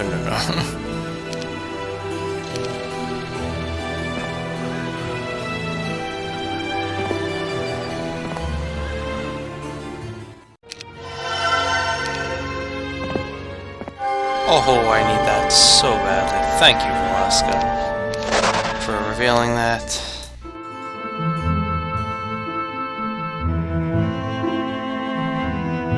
I bet you will be on. Good. I'll help you out. This morning as I stepped outside... I mean, there's enough plot in these to get you through it. This morning as I stepped outside my tent, I found an arrow buried in the ground just outside. Tied to the arrow was a piece of paper. I opened it and read, "Sir, this is my resignation. I regret leaving you and the others to battle the Dragon Queen alone, but you are right. I am no longer capable of leading well. Know this. I have not completely abandoned you. I will hunt Mutare's men when and wherever I can. My only hope is that I can kill many of them before I die. Velita." I crushed the letter in my hand. I hadn't realized my words had hurt the woman so much. Or perhaps she felt the pressure of Aspen's search for the spy? No. I refuse to believe that is true, and now I have lost a good captain. Oh look, there she is. Yeah, I wonder if you weren't supposed to carry her through. Because I feel like I did the same thing last time, and it kinda still was just a little bit lore breaking.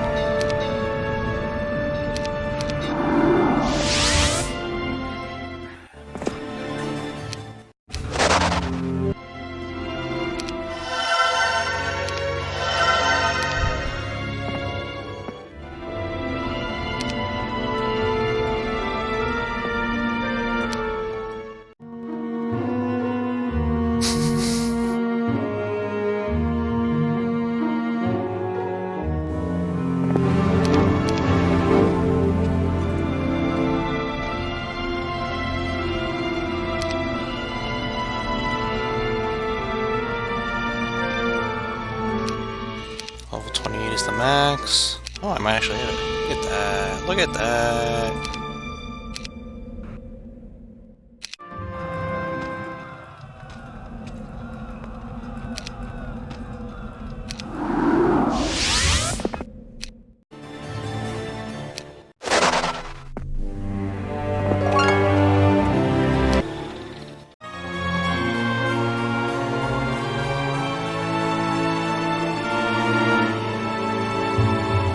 Oh, fuck.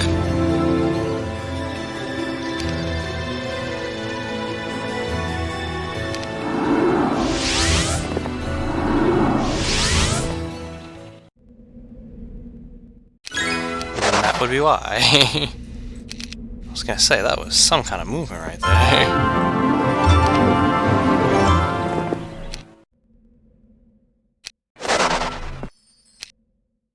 I don't think I need any more army, though. Kerbin scowls whenever our eyes meet, so I have not joined his laborers this week. I think he blames me for Velita's departure. Perhaps I am at fault, but I do not regret confronting Velita about her failures. I have a responsibility to everyone under my command. It would have been far worse if her men had hesitated in battle because they did not trust their orders. But I feel guilty as well. What could be bothering Velita so much that she would refuse to tell me? only she had confided in me. Till a Christmas fall.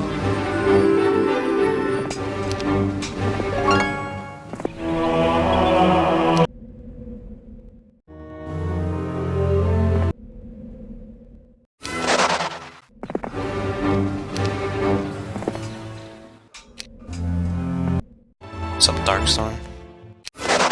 Sup, person defending Stygius behind Darkstorm?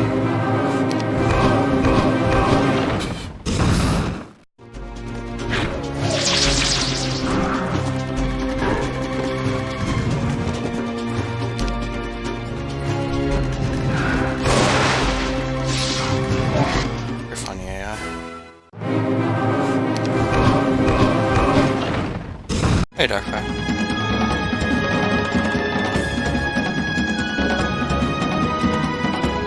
8 hours of overnight work left. How you feeling? I'm feeling great. I mean, I slept until noon today, so...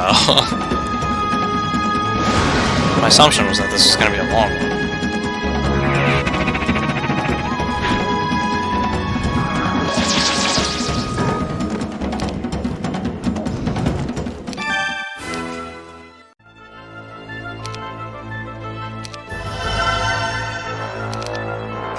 Sacrifice.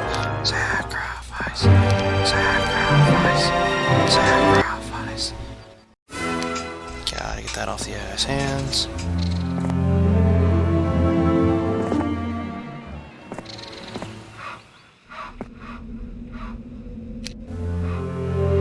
My assumption is there's another town in the corner down there. Let me just save this in case.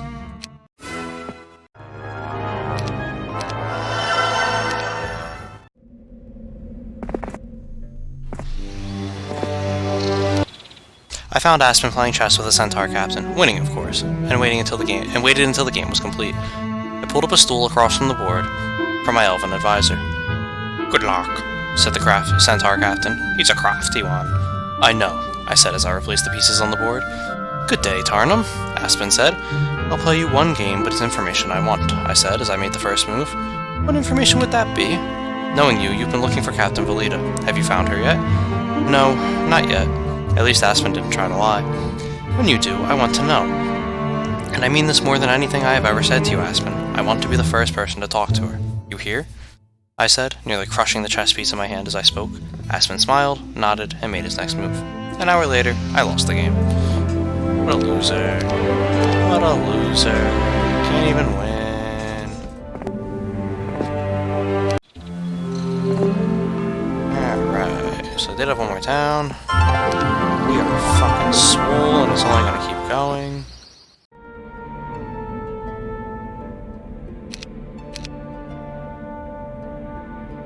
Little stat boosts.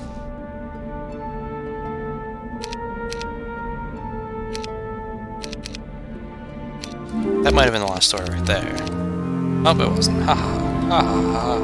This is the same Tarnum as the other campaigns? No, it's the same Tarnum. Yeah, he's immortal, so we're just going through by time. This is actually the most lore-wise, or even just plot-wise, the most that it's tied into the main story yet. The rest was just lore on the backstory of things, and this is like post-Armageddon's Blade activities. This is the direct follow-up to the Dragon's Blood campaign.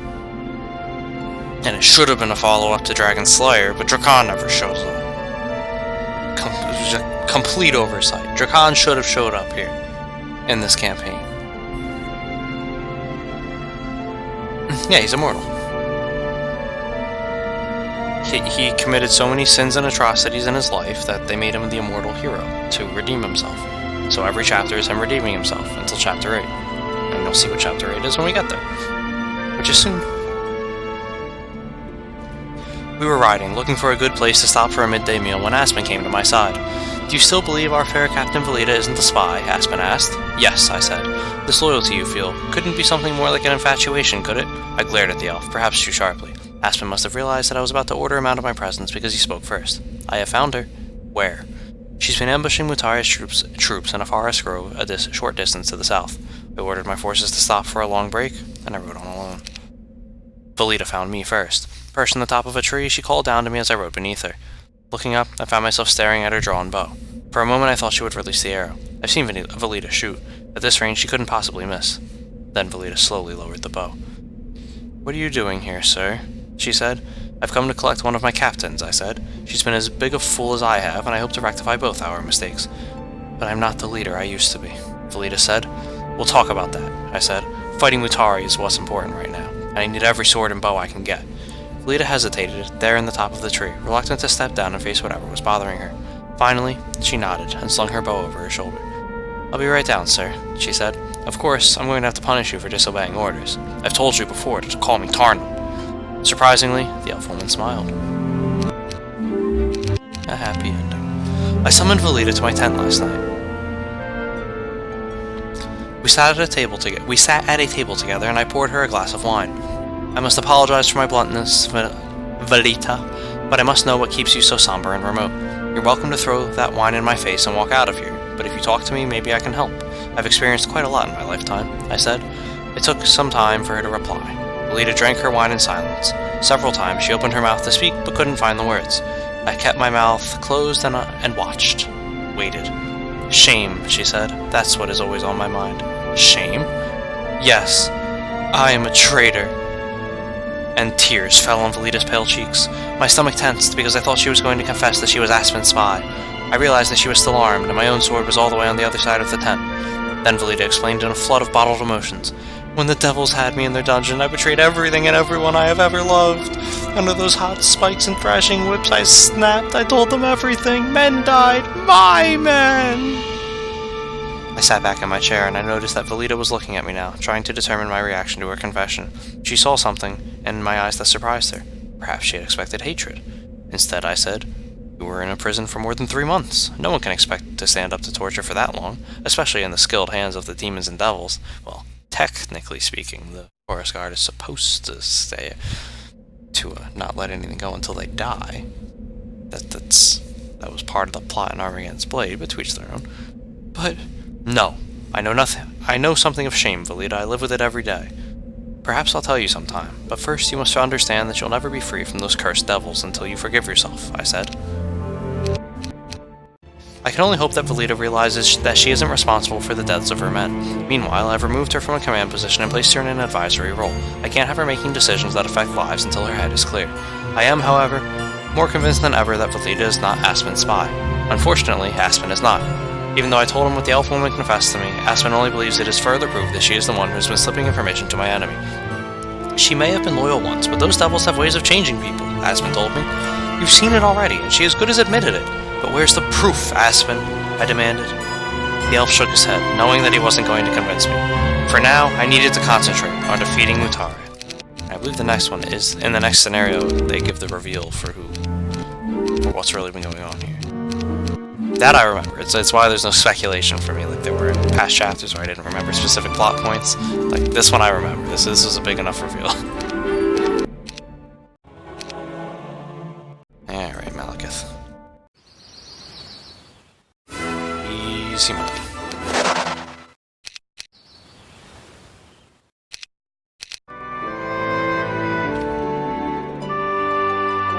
Seems he's come a long way since conquering the underworld, Tarnum. He has.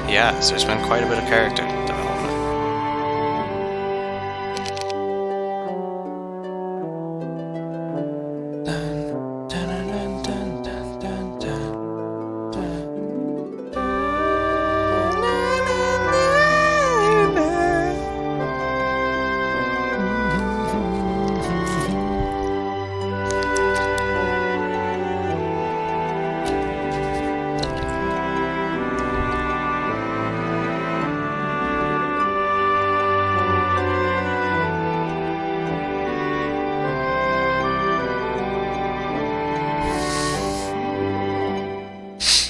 Dragons of Gossamer Wings.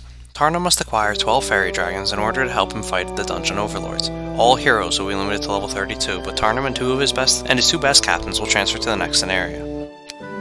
The battle over the Arathian border taught Tarnum the true power of Mutari's dragon army. So, searching for an equalizer, he set out to find the elusive and unpredictable fairy dragons.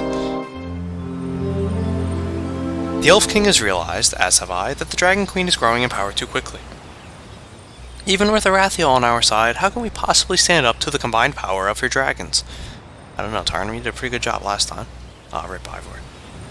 So the Elf King has asked me to abandon the front line and try to enlist the help of the powerful but elusive fairy dragons. The Elf King has encountered these dragons before, and despite their need for solitude, fairy dragons are very close to each other. Convincing even a small number of these creatures to join my forces might bring them all to my side. I hope he's right. Each day I spend away from the border allows Mutari to advance further into Avli and Arathia.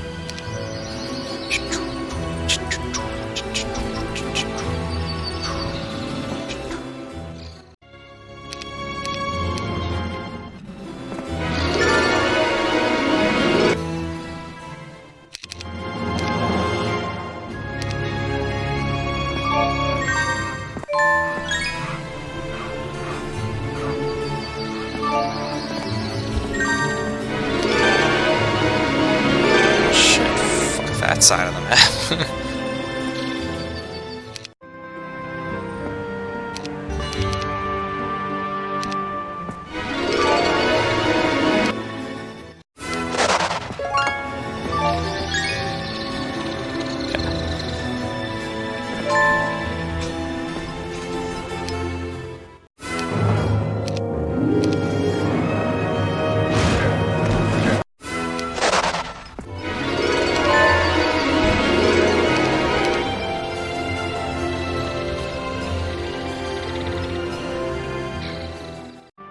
Oh, Valeska.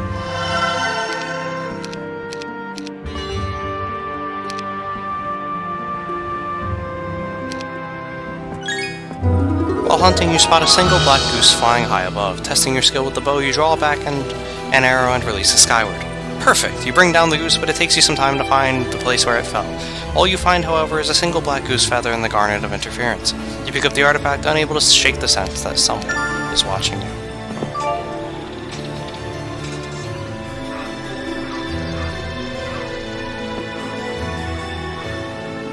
Hey Simat, welcome to the stream. Is this Heroes Chronicles? Yeah, as the title says.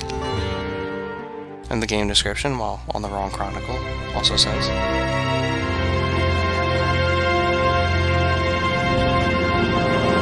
Now it says Clash of the Dragons, for the little bit that we still have on Clash of the Dragons. Why is it in HD? Because you can load them into the HD mode as custom campaigns.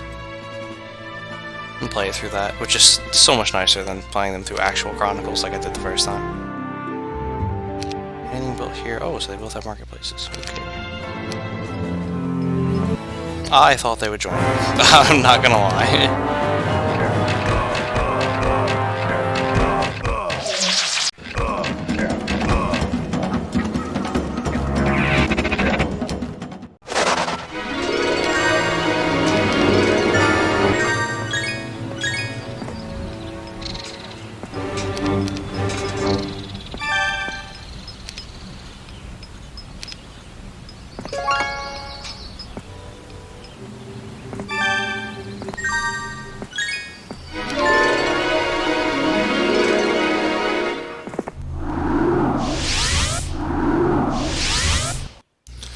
On the overlords.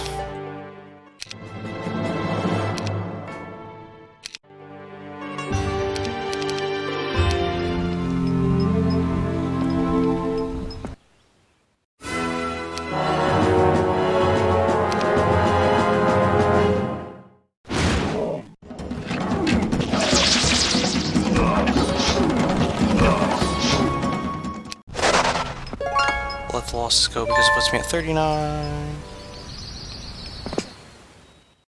Sure, they've split them, but whatever.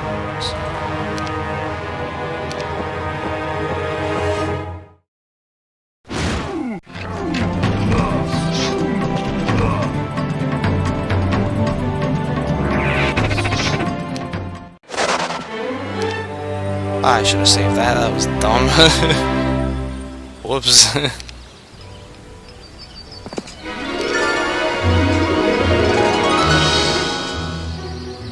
pack of cavaliers stand guard over the Hellstorm helmet, stubbornly obeying their last order to protect this artifact with their lives. Do you want to fight the foolish horseman for the Hellstorm helmet? I do. Let me actually finally split this up a little bit. Yeah, there we go. I couldn't have town portaled anyway, so... just too late in the turn.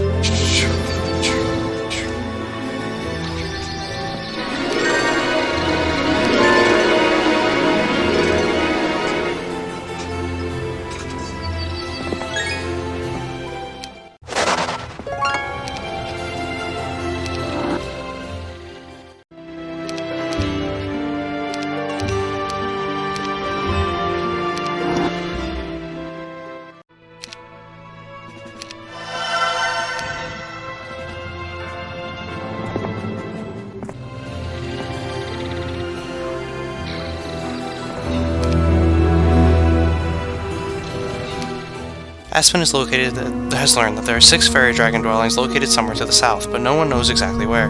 Several of his scouts have disappeared attempting to find them. Unfortunately, Mutari's forces are in the area as well. Either she's attempting to gain control over the fairy dragons herself, or she's trying to stop me recruiting them. I wonder which one it could be, Tarnum.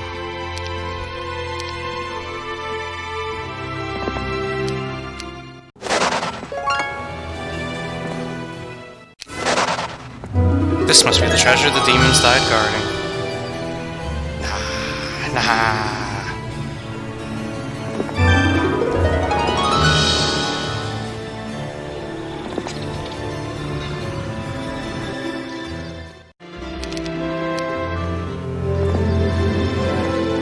I'm gonna need this.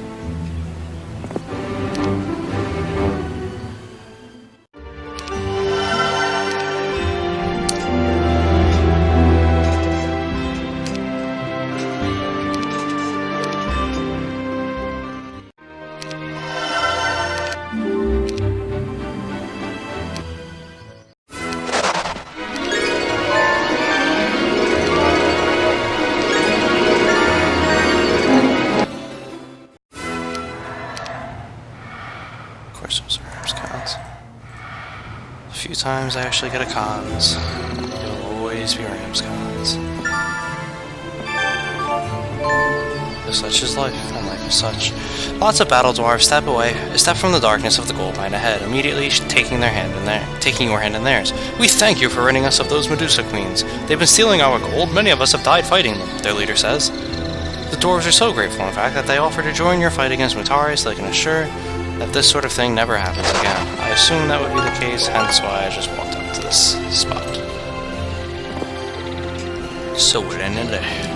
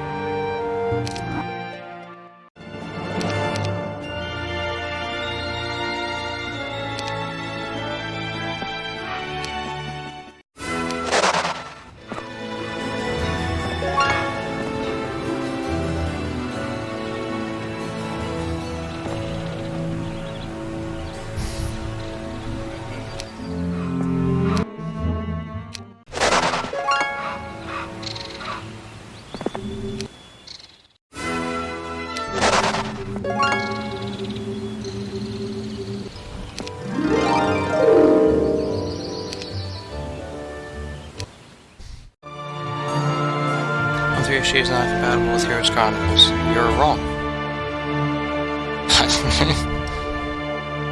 I don't know what to tell you.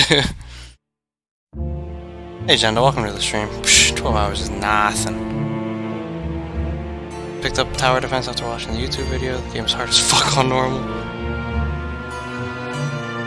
Yeah, I remember being able to beat it on hard without any arties or anything, so I'm actually pretty salty that went the way it did. But if you missed it the other day when we were doing RuneScape for the daily woodcutting, did one of the scenarios on endless mode because I remembered it being like super compatible for AAs and got like a 600k score. Like it was just straight mayhem. That's crazy. I swear it worked. I don't have any footage of it, unfortunately. Whatevs. After a strategy session with my captains, Velita lagged behind until everyone else had left my tent. I poured some wine for us both because I could tell she wanted to talk. I want to thank you, Tarnum, she said, finally. Finally, she had learned to use my name. For what? You words the other day, she said softly. I can't say I don't blame myself. Perhaps I could have held out longer. But I think you truly understand how I feel. More than you know, I said. Everybody makes mistakes, but it's how you deal with them, how you make up for them that counts. Yes, I think you're right, Velita said. We finished our wine without another word. Velita stood to leave, but she paused at the door. I've watched some of your chess games with Aspen, she said. He's been playing for hundreds of years. In fact, he's considered a genius at the game. And I'm sure he's the first to admit it, I said. We shared a laugh at that. Yes, but I've noticed you're too aggressive. You're concentrating on beating your opponent when you should be thinking about beating yourself. How are you going to lose? Then she left, and I pondered her words for a long time.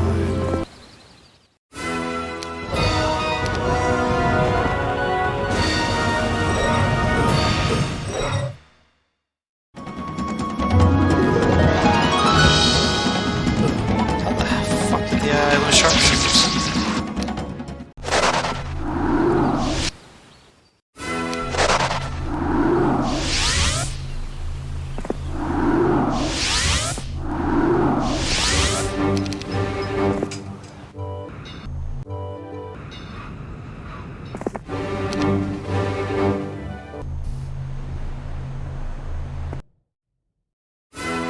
This one I can believe, but how are they losing the other one? Ouchie, ouch.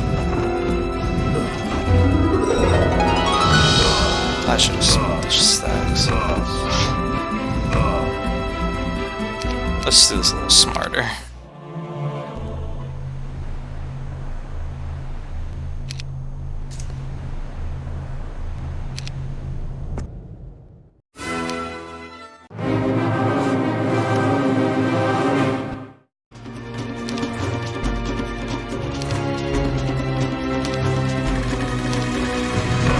Yes, I'm aware that they were able to do that, by the way.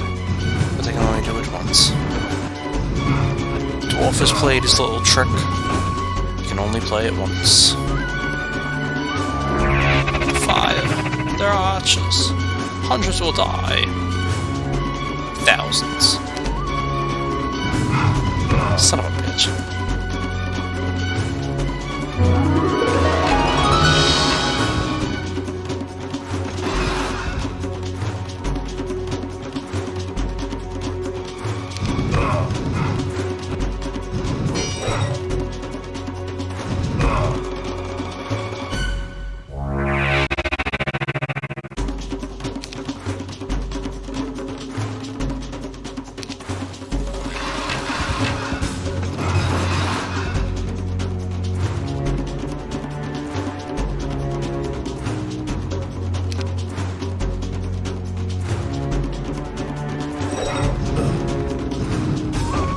Perfect. No losses.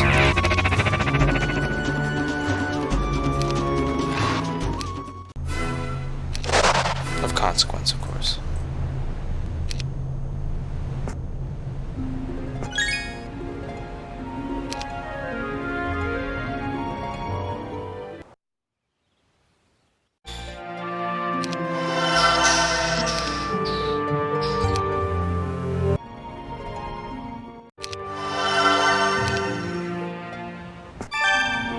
So we're building a turn too late, I guess.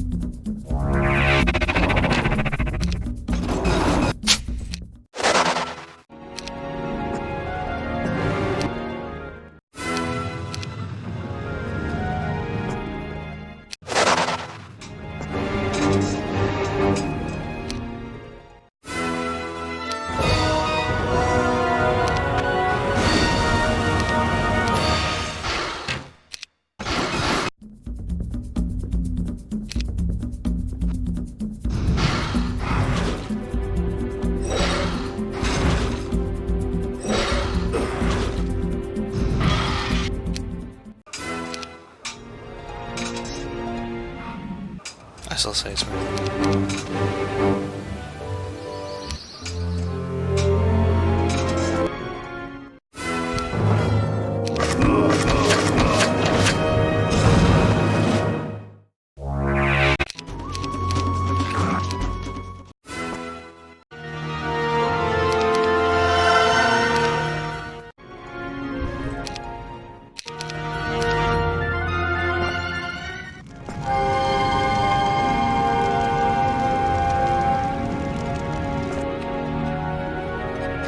Jesus, it's 126.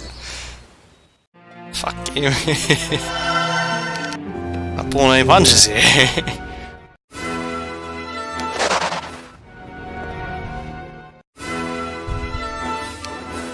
Yeah, I assumed that was the end of Red. That's why I wasn't even trying to save the units.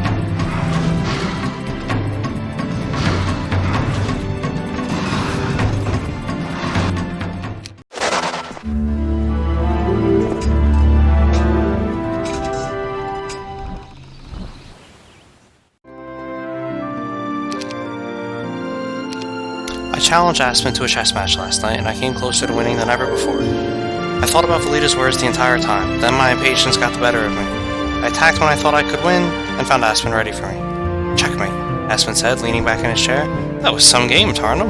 You almost had me there. Next time, I said, standing. I had to go thank Valita for her advice.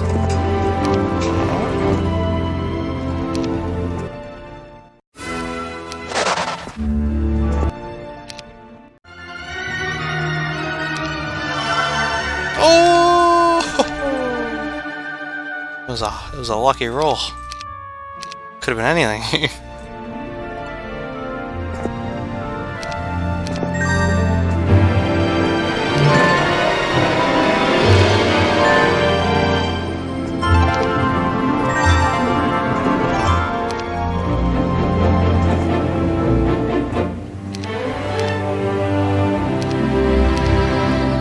As you ride through the dark woods, you realize that no one has explored this land in centuries. Even the animals don't fear predators. For example, several deer step from the tree line and approach.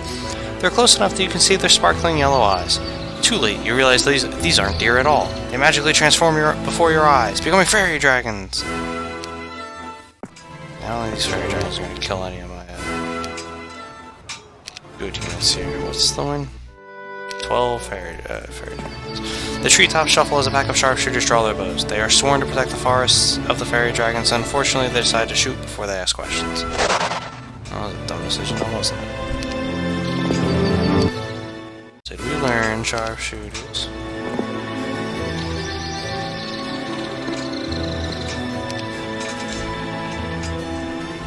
Nice dragon fight, thank you. Kill pack a dragon, get circle of teeth, I try. Hey, bear. Are you playing Chronicles as company maps on SOD? Yes. You make so much use of the ballista. I used to think it was crap like the first 8-10. I see the one who was wrong. Yes. Yes, this is a custom campaign. Through the HD mod. That's how we're playing it. The only difference is I can't... it doesn't voice the cutscenes itself, so I have to voice them. and I get to use all the quality of life hotkeys. Considering I played this without the HD mod already, I'm not doing that again. Instead of playing chess with Aspen again, I summoned Velita to my tent. I pointed to the board and said, "Care for a game?" "Sure," she said, sitting. Later, when there were far fewer pieces on the board, she looked up from her most recent move and asked, "What did you do, Tarnum? What are you ashamed about?" I had promised to tell her, but could I really explain where I came from and why I, a human, was immortal? To put it simply, I killed many, many people. I believed I was right, and that anything I did in the name of my goal was right as well. "Innocents died?" she asked hesitantly.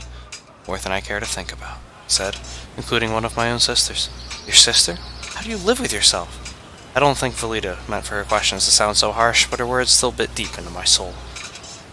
"I have hope that someday I can make things right again," I said. Velita sat in silence for some time, and then she stood and placed a comforting hand on my shoulder. I realized that not only do I understand her pain, but now there was someone who understood mine.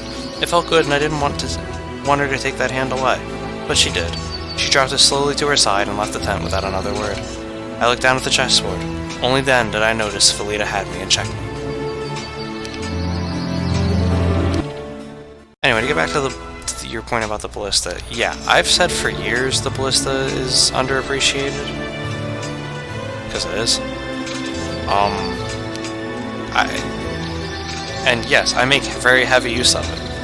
Because I know I can get away with it. 32 is the level, I'm 30. So let's go back to here. Oh!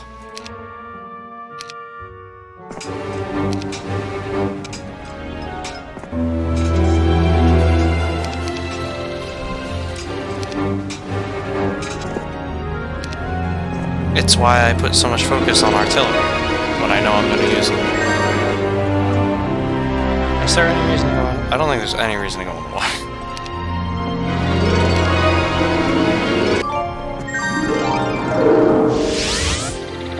The trees part to reveal an open field, in which flit thousands of monarch butterflies. You stop as the butterflies dance around excitedly, merging into a dark gold cloud that becomes a fairy dragon.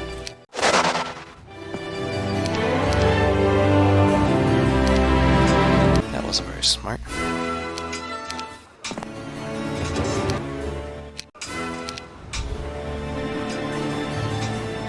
Where's Velasco? Oh, for once. Gems when I needed them. Aspen entered camp this morning with a battered harpy held by a pair of his scouts. "You wanted proof," Aspen said. "Here it is." I looked at the harpy, then back to Aspen. The elf held up a rolled piece of parchment. "We found this on the harpy." "What does it say?" I asked. "I don't know yet. It's in some kind of odd code, but codes are like puzzles to me, and I'm the best at solving puzzles in all of Avley." Then Aspen turned to the harpy and slapped her hard across the face. "Tell him what you told me," the elf demanded. The harpy said, "I pick up the note is all I do. I fly in at night, pick up the note from an arrow in the top of the tree, and take it back to my master. That's all I do. I carry things." "And the arrow, what did it look like?" "An elven arrow with black and green feathers," the harpy said immediately. I clenched my fists because I immediately knew what those colors meant. Those were the colors Velita used on her arrows. I glared at the scouts and said, "Take the harpy to my tent. I will interrogate her myself." Then to Aspen I said, "Break the code. I want to know what's in the note." So if you've been paying attention, you'll know who the spy is.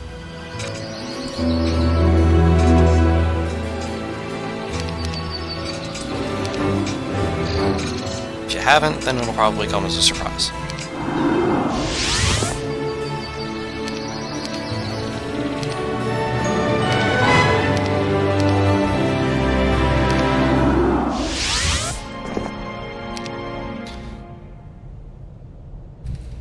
Ram should consider voice actor work. Again, I wish. I really do. But it's not in the cards. It's not going to happen. Ballista without artillery is basically worthless then? No! If you've watched Heroes 3-a-thon / Complete, or even when we did the Heroes 3 campaigns for Complete-a-thon, there were a lot of times I ended up not getting artillery when I wanted that we still use the Ballista. The trick is to get a high attack skill, and then it actually becomes a good weapon. Which is why all the people who only play Kakoda are like, "Oh, you don't need the Ballista."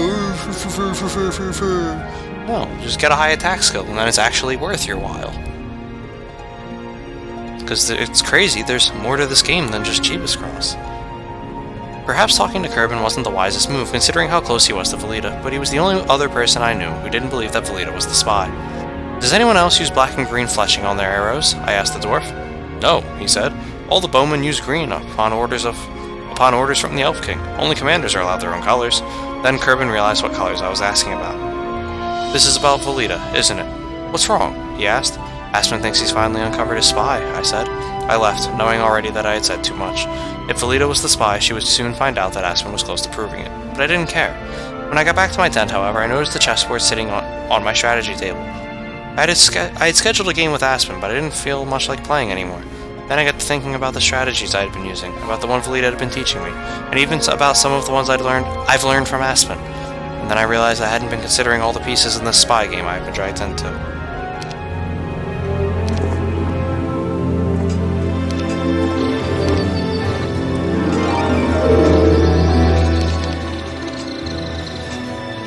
Alright, so we're gonna get to 12.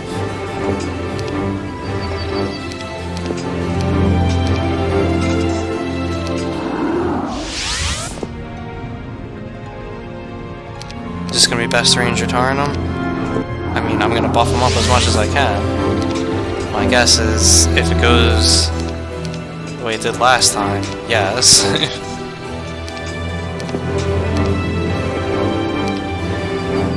And that's the win right there.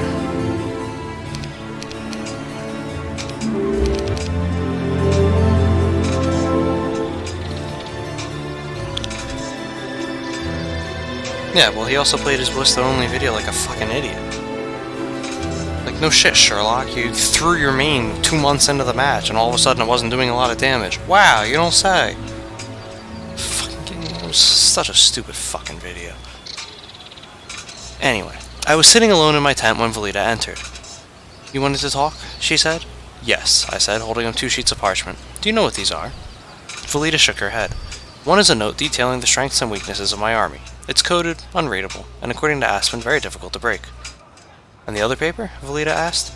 A translation, completed this morning by Aspen, although no one knows yet that he has broken the code. I stood up and approached Velita, handing her the notes. She looked at them briefly, then back to me. Do you believe I am a spy? She asked softly. I could tell by her expression that she already knew suspicion had been cast her way. But I leaned forward and placed my lips on hers, finding them thin but extremely soft and warm. She didn't pull away as the part of me that didn't want to be hurt had hoped. Instead, she kissed me back and placed a hand on my hip. She asked again, Do you think I am the spy? No, I wouldn't kiss a spy, I said. I think I've been watching the queen while my enemy sneaks his bishop in for a checkmate. What? Velita asked, but I didn't want to explain right now. I kissed her again. Bang bang, chitty chitty bang bang.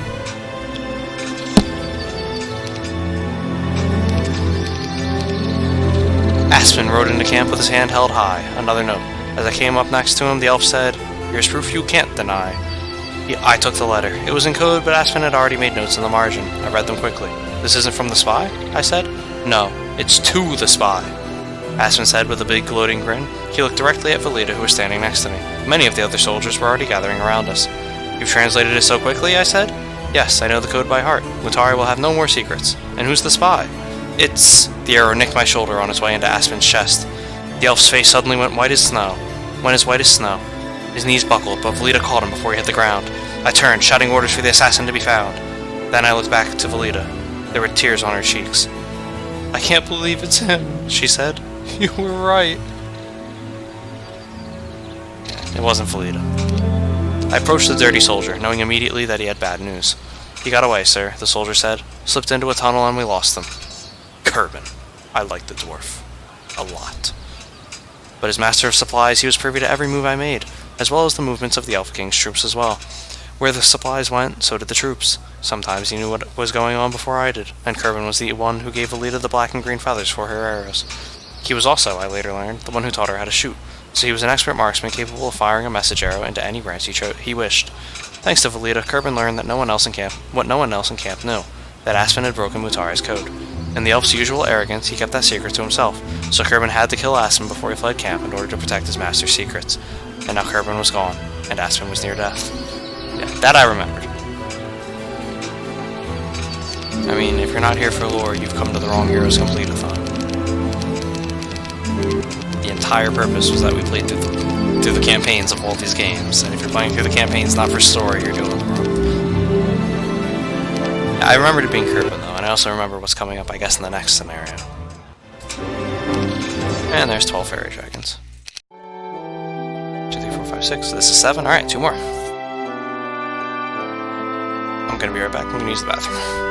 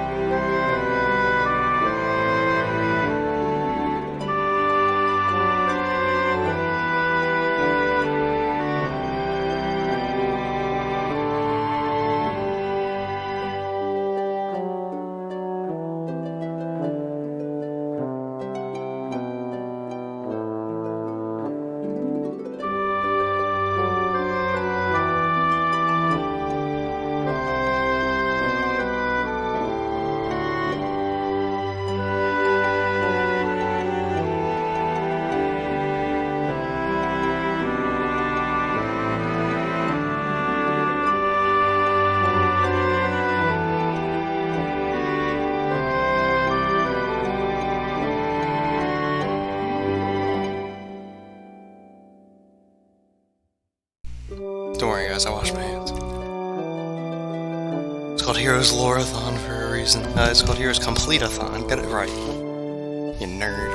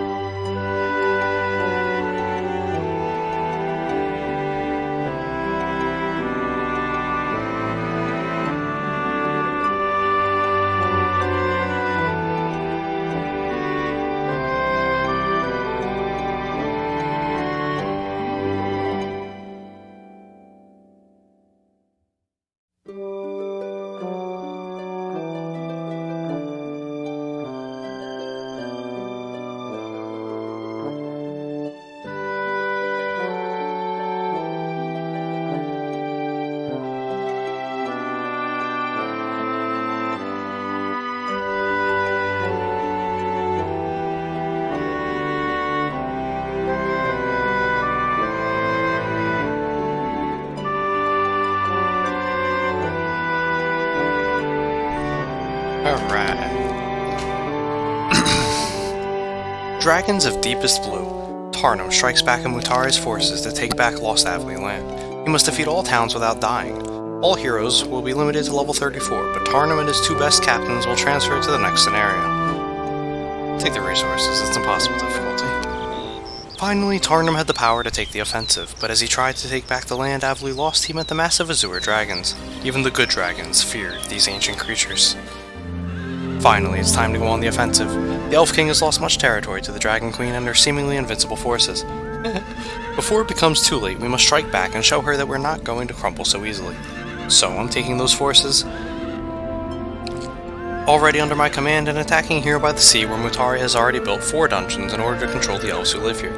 Meanwhile, the Elf King will continue fighting the Dragon Queen at the front lines, hoping to hold her off long enough for me to slip behind enemy lines and attack Mutari herself. All depends on my victory here. Hey, 7th.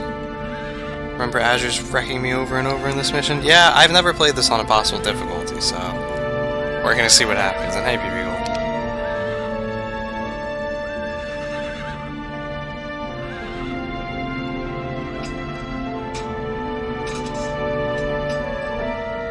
In fact, I've really only played these once, so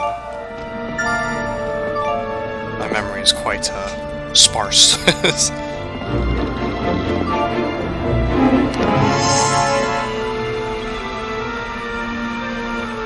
I get in there?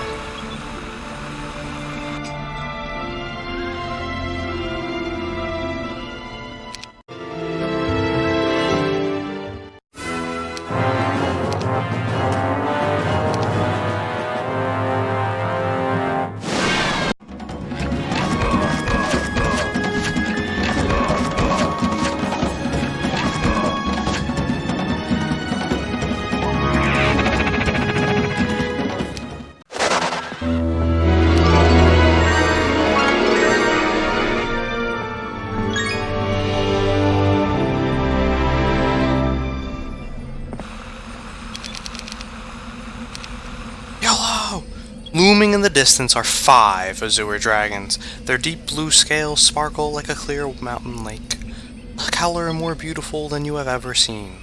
They are larger than any of their kind. You watch as one lands on the grass. Even at this distance, the ground trembles beneath your feet. These beautiful creatures will not be easy to defeat. Not knowing what to do, this will be great. I mean, you could say that about every Chronicles scenario though, so...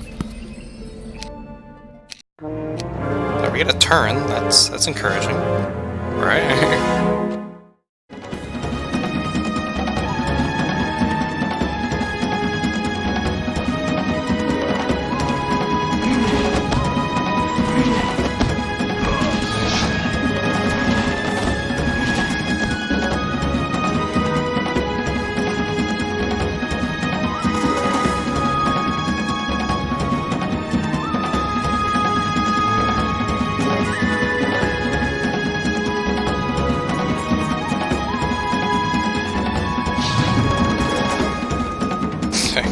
Well.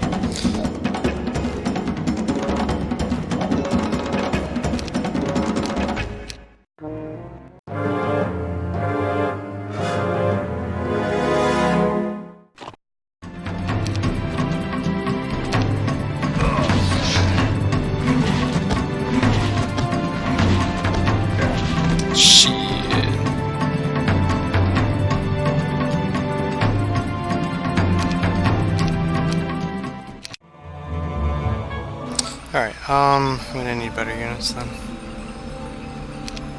Just go into cons fights.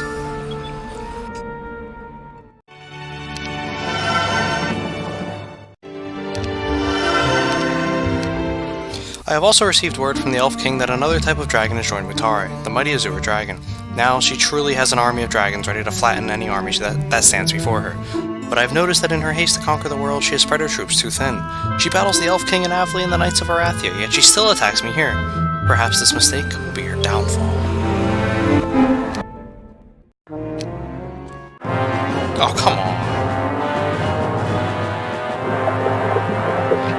Fucking Rams cons.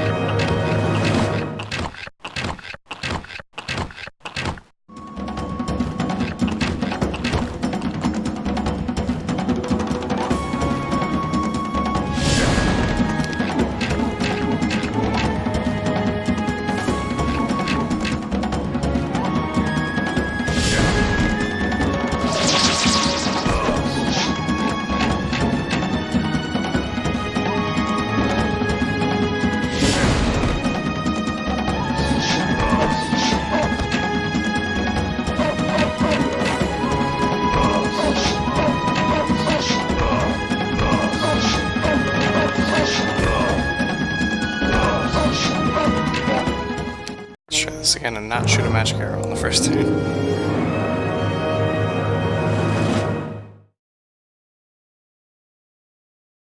Still doesn't give me more shots. Goddamn, Voida, you suck. One job. One job. Oh, it's done, you fucking loser.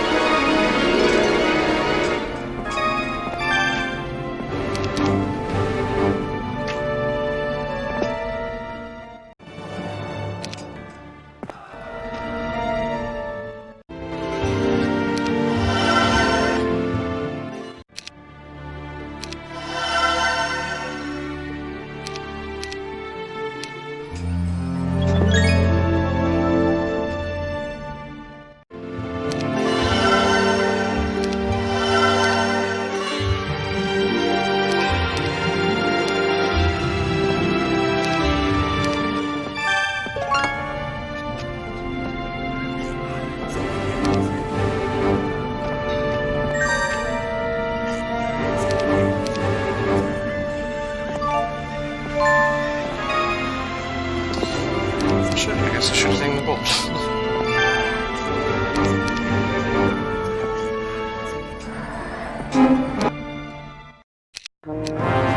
There we go. That's what I'm talking about.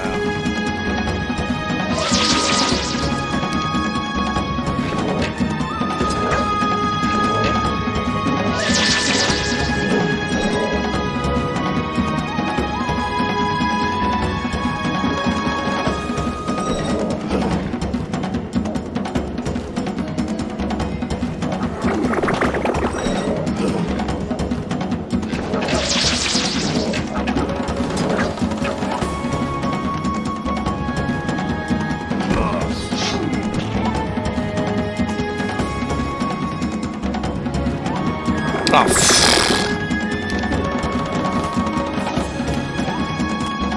You know what? Intelligence? Not mad.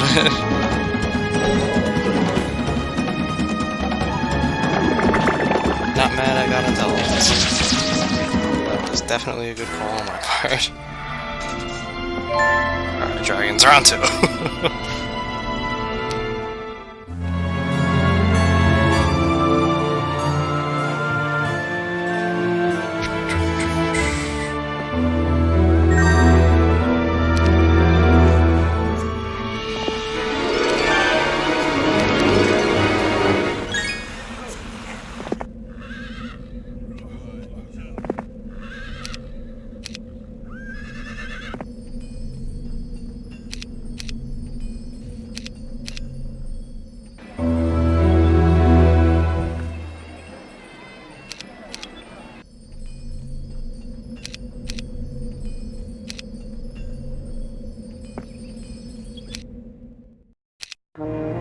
None. Jesus. Still none.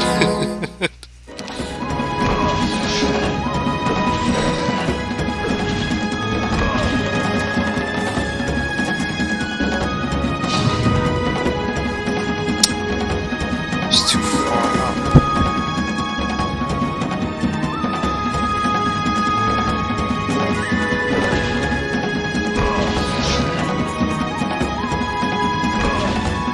This will work. I just put it in the wrong spot. Hey, they got two of them though.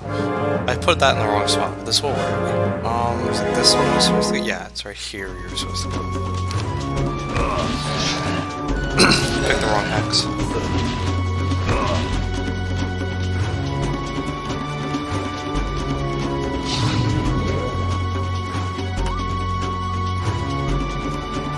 Now the question is, without air, is there any way for me to get faster? I don't think I can. Wait, this is my messy stuff. No. Shit.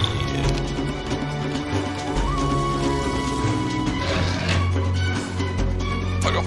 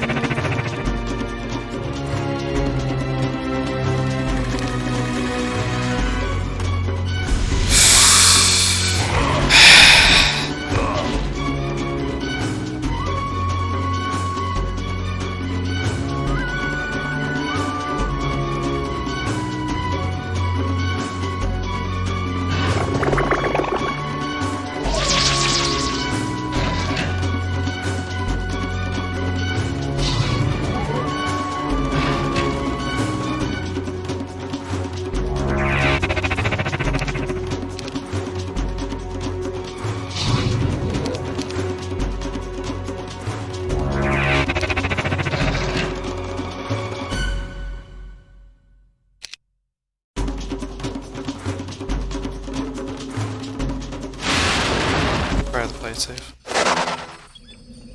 Whew. That was a fun one.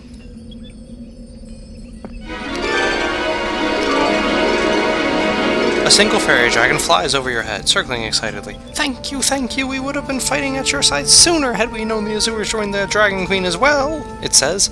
Yes, sadly. The odds are against us, you say. May we join you? Even the odds a bit, I think? Yes.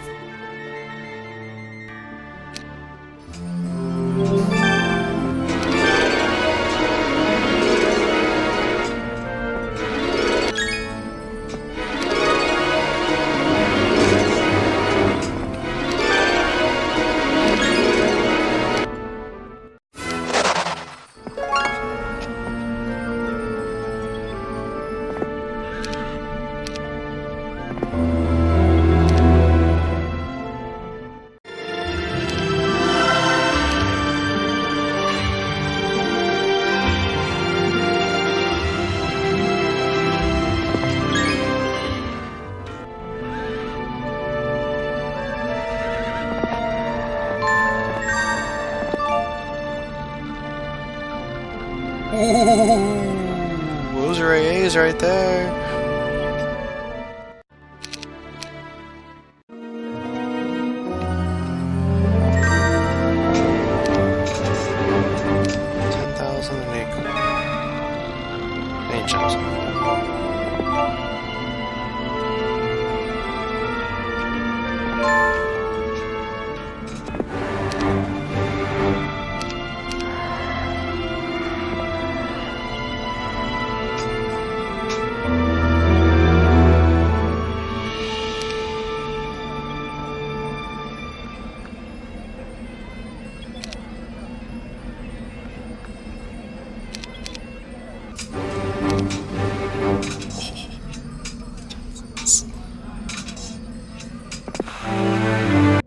So let's snag this.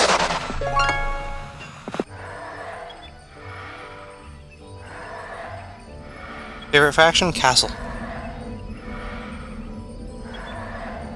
You're already so far into Clash of the Dragons. Yeah, we're clearly going to finish this tonight. The question is, can I finish World Tree and Fiery Moon tonight as well? Or maybe the question's really like, I don't sleep tonight. We'll see. Stay tuned and find out.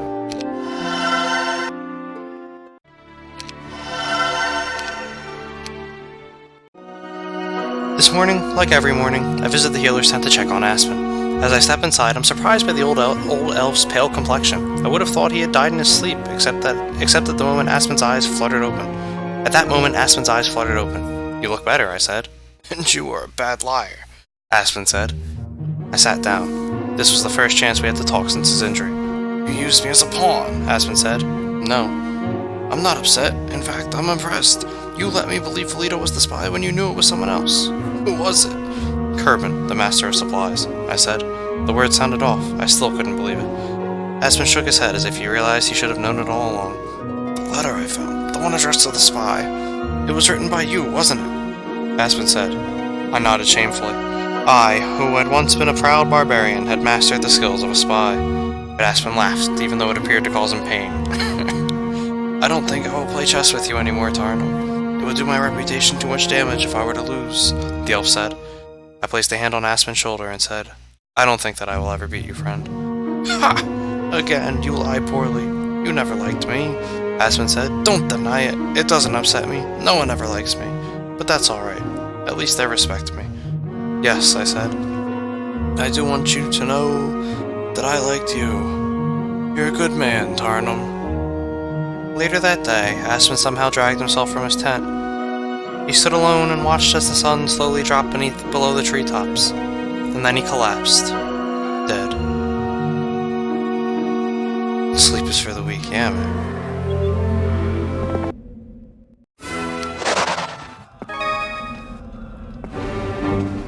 10 and 10k.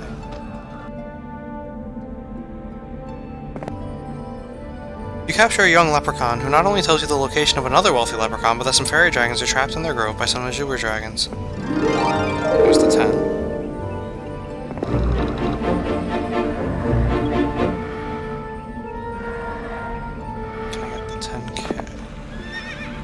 I should think so. Also assuming there's something important up there with that hole, but I'll figure that out in a bit. 21... 20, yep. We're gonna get the 10k.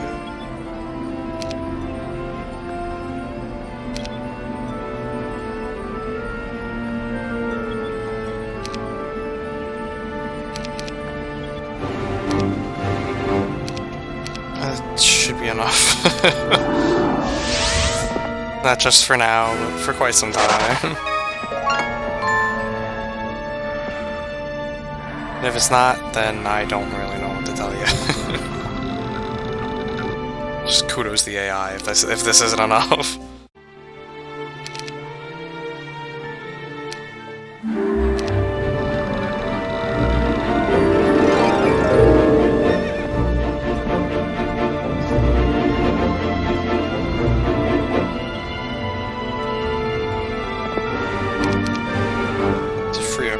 Take it.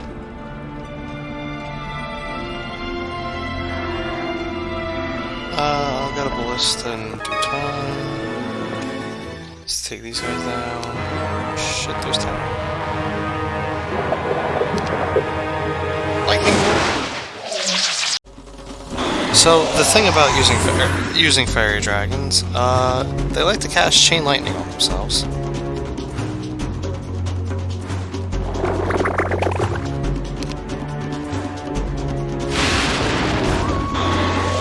Which is why, when it gives you Power of the Dragon status later, I typically take it.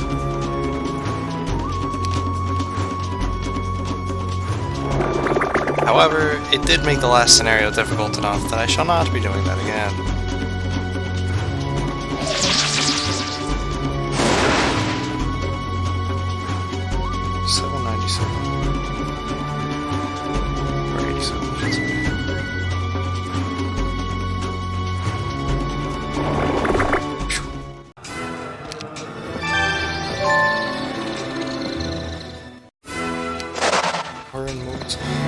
I've spent my life buying, selling, and collecting artifacts, but lately I've been spending so much money acquiring new pieces I can hardly do that. Well, we need to find the Sword of Hellfire, is what that's getting at.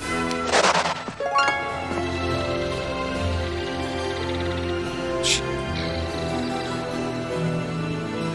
See, you went to sleep and died, yeah. I'm gonna call it a night. Wow, PB Gold. Wow.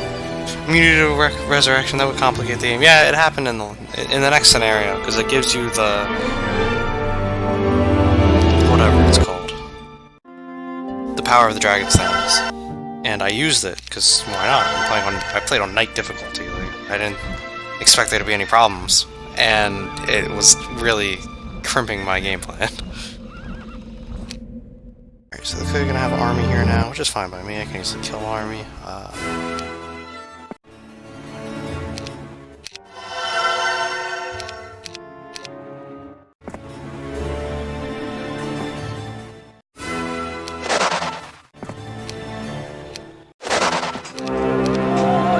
Breastplate of Brimstone, alright.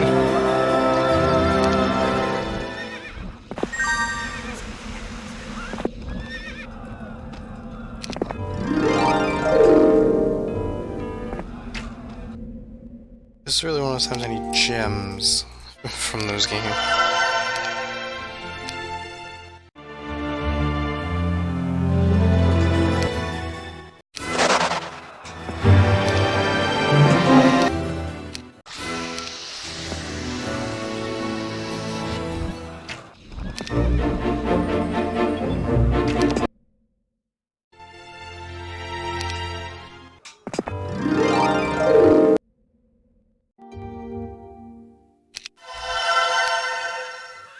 Archers.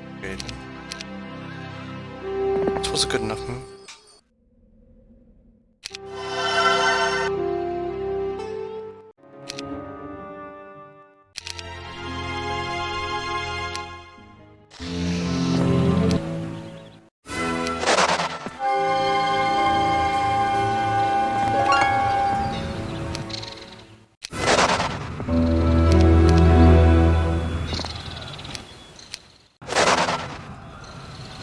Yeah, I'm not moving through this anytime soon, so...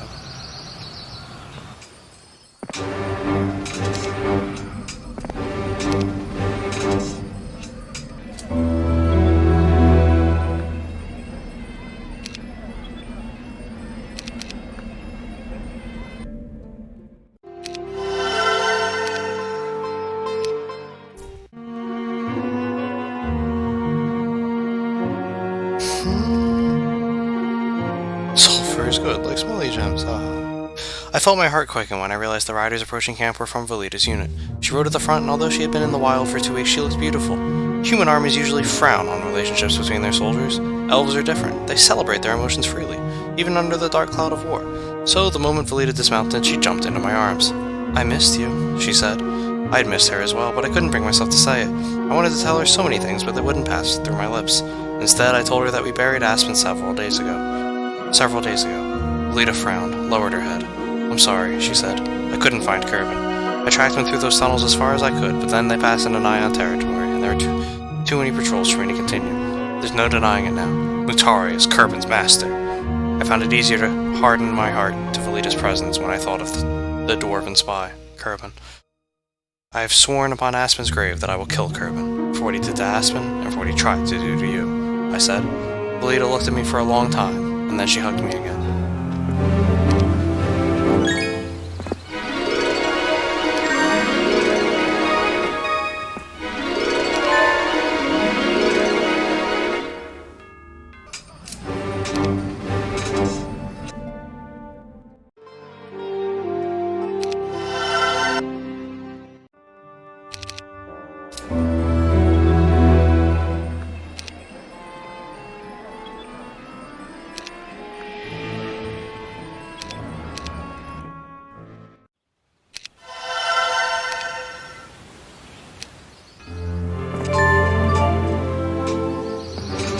At least beat the guards.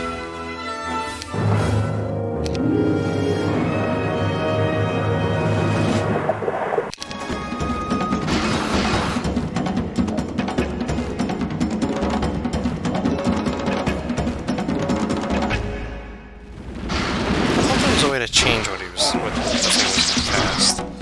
Oh, I feel like I remember that.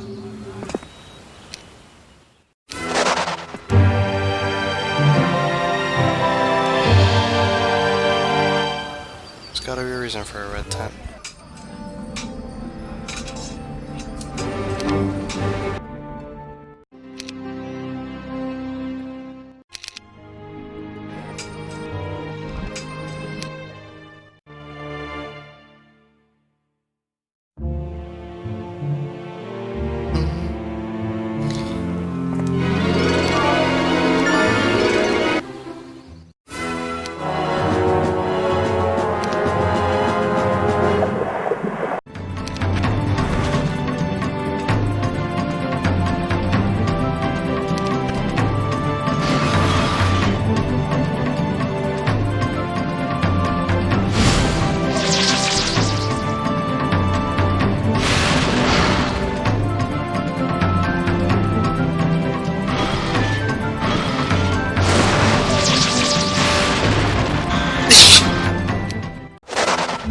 Of course they resisted it. Let us over dragon! Ah!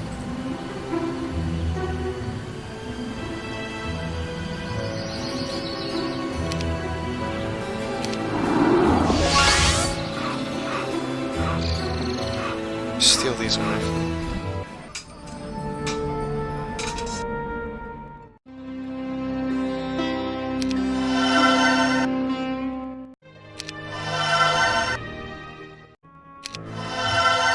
Resources are going to be king in this one.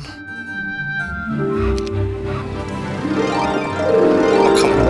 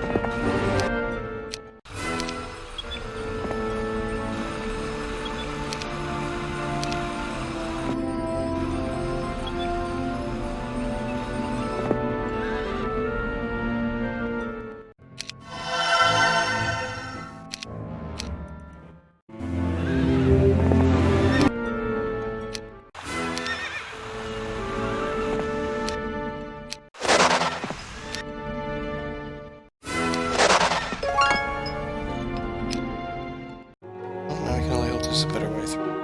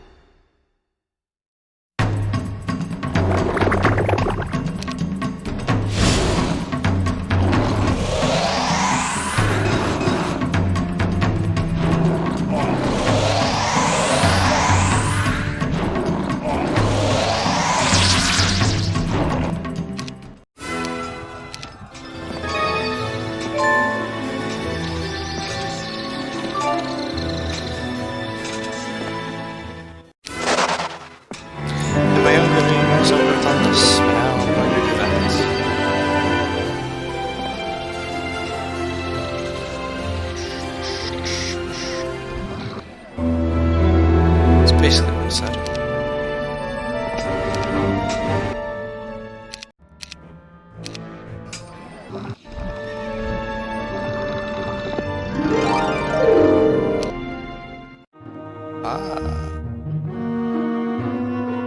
That'll work.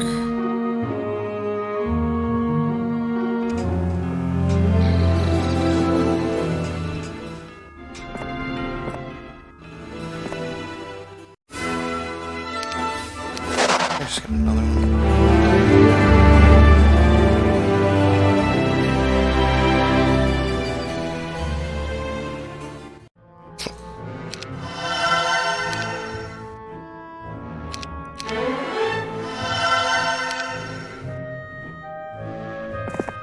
Memes.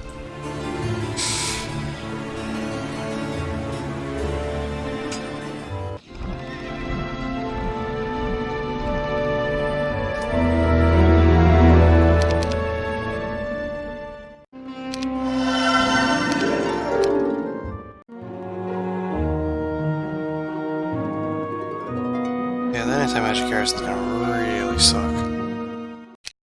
Fuck. That ain't it, Chief. That ain't it, Chief. Oh god, he's the red orb. Today, a pair of red dragons ambushed one of my supply wagons. They destroyed everything, including the supplies. When Aspen was around, he used to warn me of these attacks before they happened, giving me the opportunity to redirect my supply lines and set traps for the enemy. As much as he annoyed me, he is sadly missed.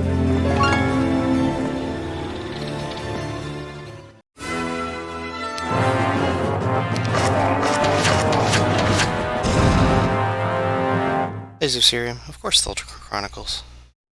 Does this look like Heroes 4? What kind of question is that?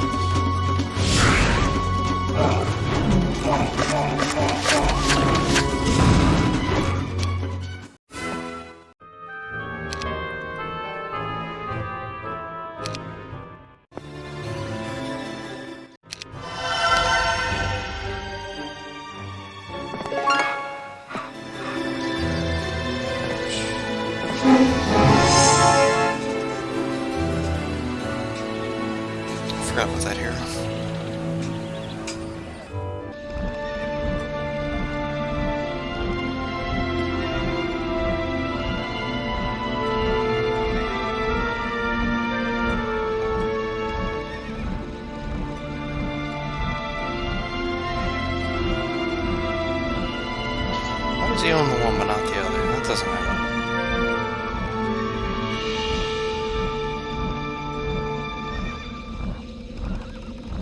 You should know that is not that.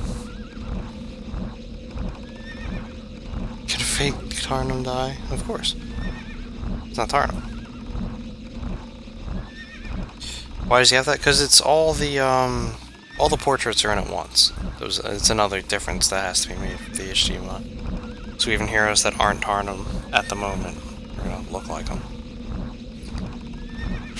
Because I don't know exactly which file belongs to which picture, and I'm not wasting time looking through them.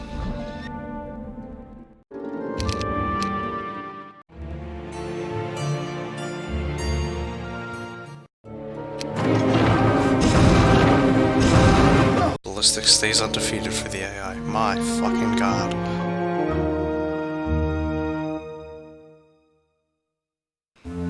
That's gonna be fun to deal with.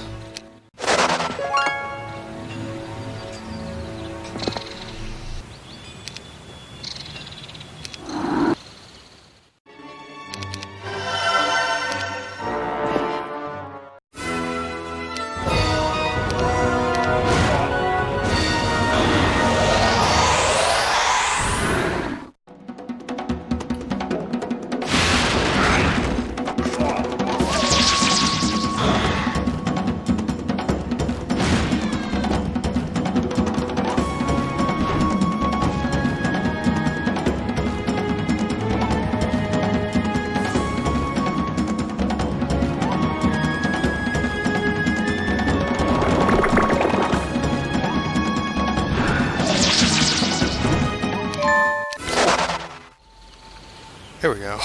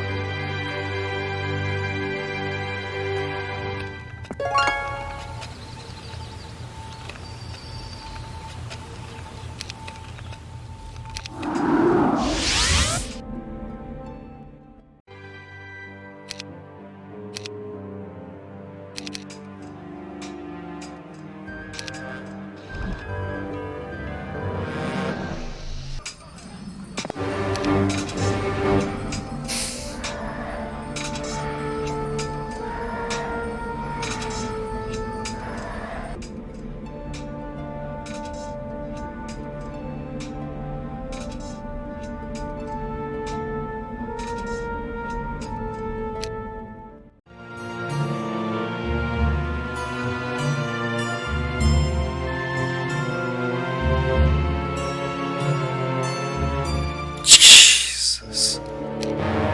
Really? He fucking reached? Holy fuck. I mean, he negates his own spell power and... Oh, shit. Or not. I guess he took it off. What a dumbo. Why would you take that? Oh, what an idiot. Alright, oh, thanks, game. Through this one.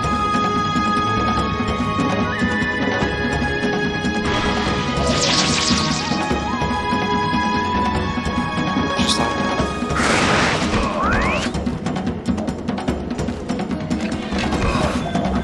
With Red Orb, this would have actually been... I mean, I think we still would have won, but it would have been a lot tougher.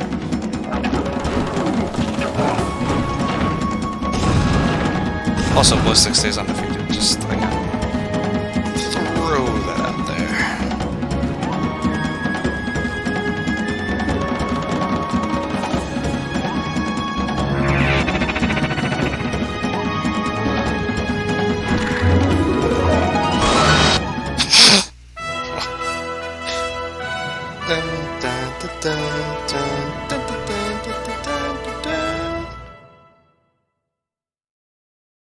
Well, Randall, you didn't find another Tarnum portrait because you probably played through the Chronicles client. I'm not playing through the Chronicles client. I'm playing through the HD mode, where I had to upload all the pictures myself. As I just explained. And I'm sure this is another moment where people are sitting there watching going, what the fuck? Why does he have to keep explaining everything?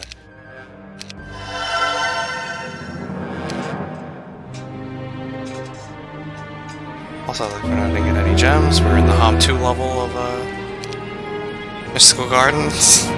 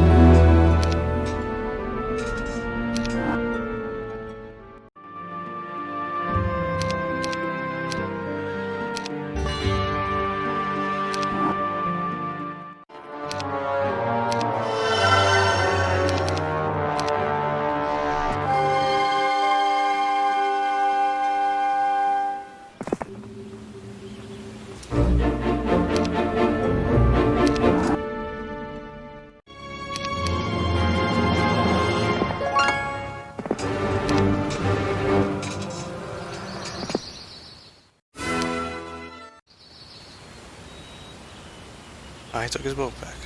Bastard.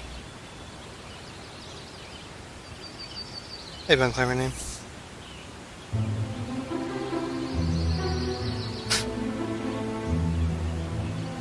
Hey, streamer. Hey, streamer. How does it feel answering the same question again and again and again and again and again? Oh, it feels amazing. Thank you for asking. Finally, a new question. I'm sorry to snap sometimes, but like, fuck, guys. I'm not teaching at the moment. I'm not supposed to have to deal with this shit.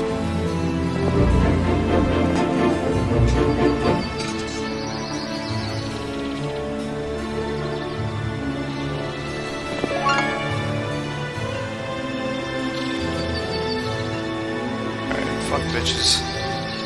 Get money.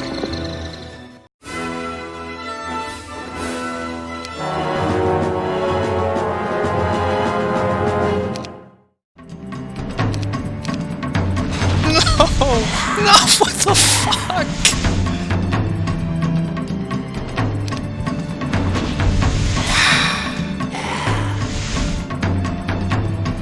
I'm press F to cast.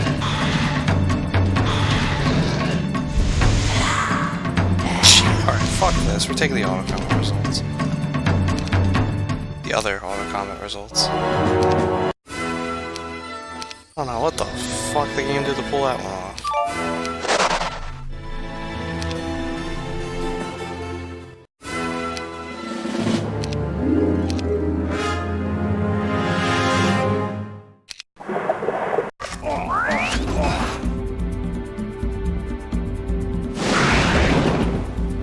It's a nice chain lightning.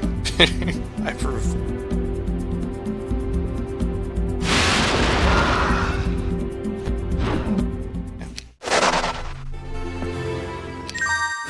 Power of the Dragon status! Yeah!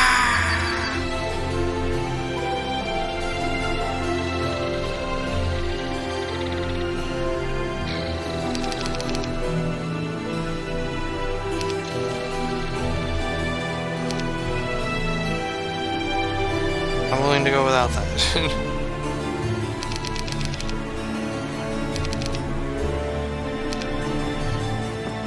Need to not get screwed out of being able to res my own units.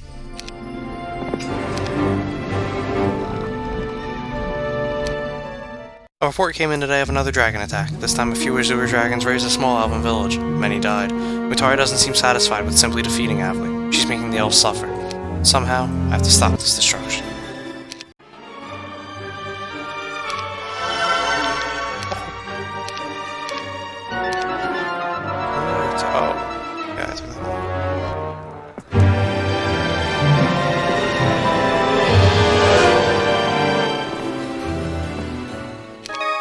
Oh!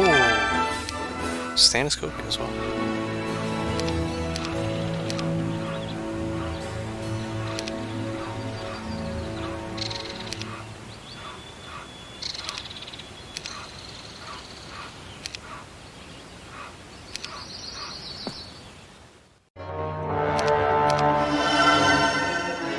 Here's Turkey.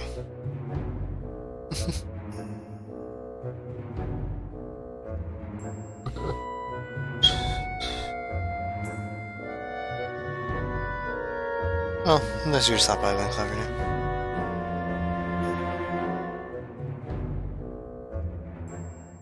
Yeah, I'm gonna guess the Fairy Dragon didn't cast spells in the Azure Dragon in an anti-magic garrison. Dragon Stannis, is that a second form? I don't know, man. Your mic is fairly low compared to the game music. Well, that's because it's 1:06 in the morning. I'm just talking quieter.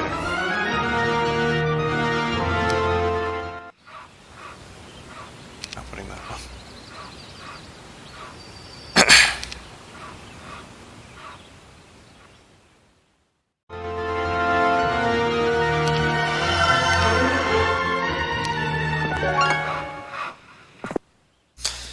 An elven scout bursts from the bushes. He appears dirty and tired. "Sir," he calls, "I've been trapped here in these trees for several days, unable to go anywhere for fear of my life."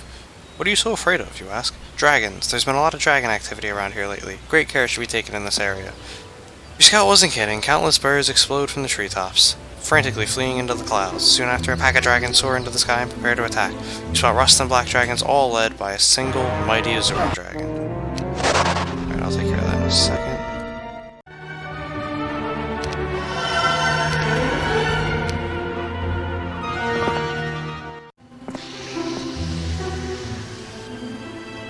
Some goddamn scouting done. Sir Davos, my boy! There he is! There he is!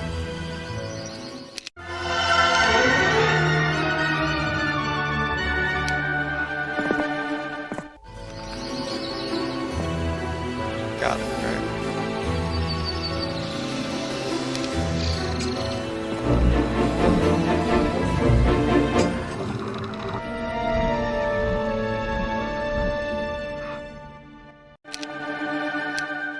Got a movement anyway. My assumption was at least one of them was gonna get knocked out.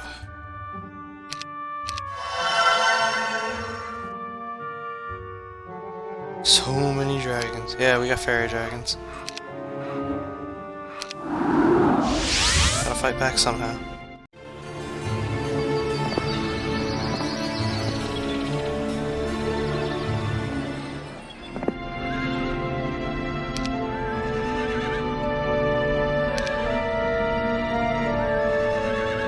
The duplicate arties are hilarious though.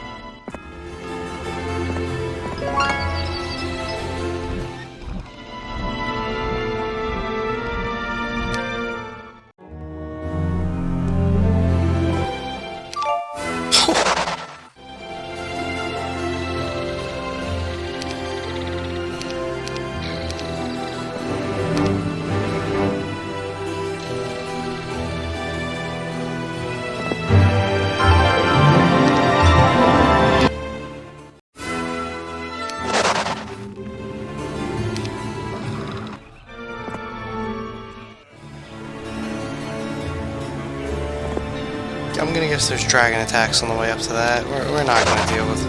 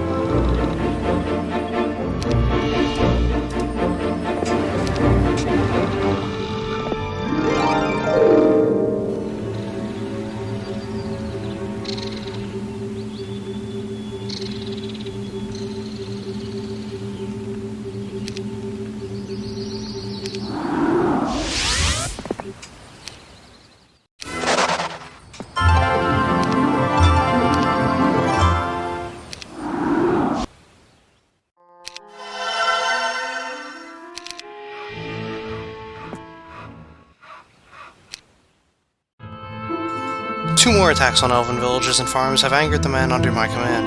There doesn't seem to be anything we can do to stop them. Then Velita approached me tonight with a plan. These attacks seem to be actions of only a few groups of dragons. With some gold dragons and sharpshooters of my own, I could hunt them down and put an end to the destruction, she said. I shook my head, stating that I didn't want to split my forces at this time. I can't go off chasing every skirmish group, I said. Mutari will take advantage of that in a second and attack. I don't know, Tarn. I think we could have gotten away with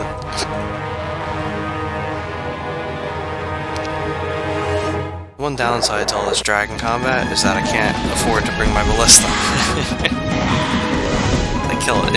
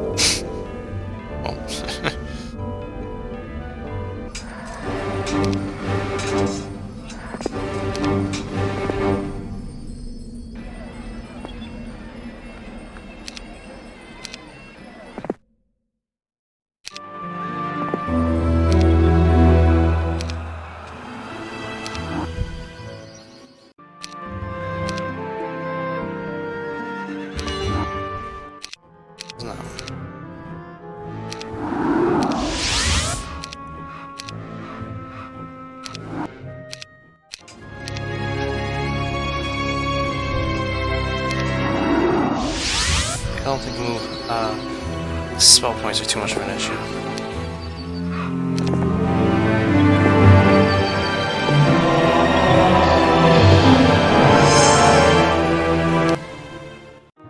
I thought I was alone this morning as I went through my daily sword drills. Then I heard something whistle by my ear. I dropped to a fighting stance before I spotted an arrow in a nearby tree. I reached up and removed the arrow from the trunk, turned back to the woods. Velita, I called. The fleshing was green and black. The elven woman came out from the shadows, never making a sound as she approached. "Did that get your attention?" she said. "Of course," I answered. "Good. Now tell me what's wrong with you. You ignore me most of the time, otherwise you coddle me like some child. Your signals are mixed, Tarnum. Do you want me around, or don't you?" Anger made Velita's long cheeks blush, more beautiful than ever.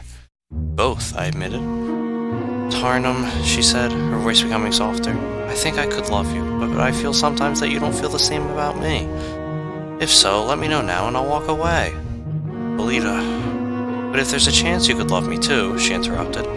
"There is nothing you can do to get rid of me. I just want a chance, Tarnum. Give us a chance to get to know each other. That's all I ask." I lowered my head because I would rather cut off my own hand than speak the words I was about to say. "My life, Velita, is not my own. It hasn't been for a very long time." "I don't understand," she said. When I didn't explain, she turned quickly and fled without bothering to cover her tears.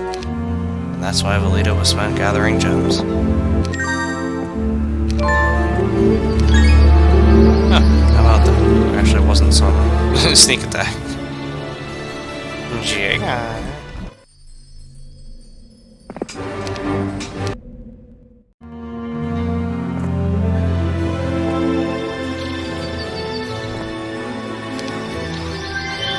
Just the one time. That's where they're getting their Azura dragons from, by the way.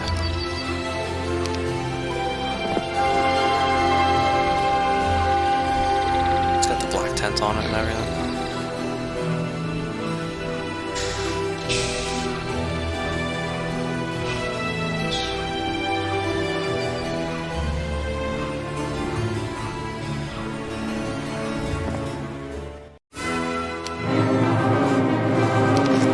I'll take this fight just to get rid of the army.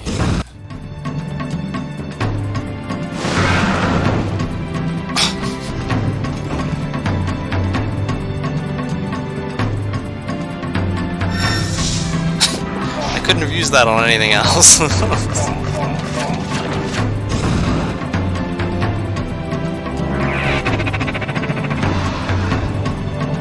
Fucking fairy dragons, come on.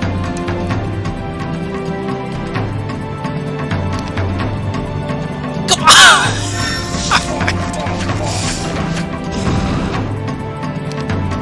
Alright, there we go.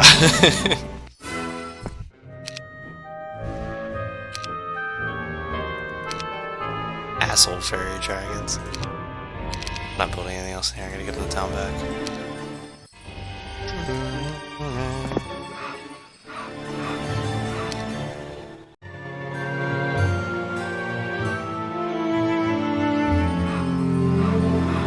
Alright, 2 trees are in here, I'm gonna get to all 34.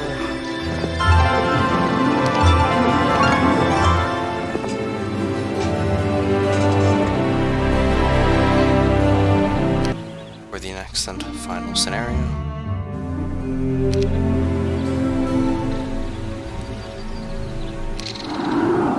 You're a Dumbo. Hey,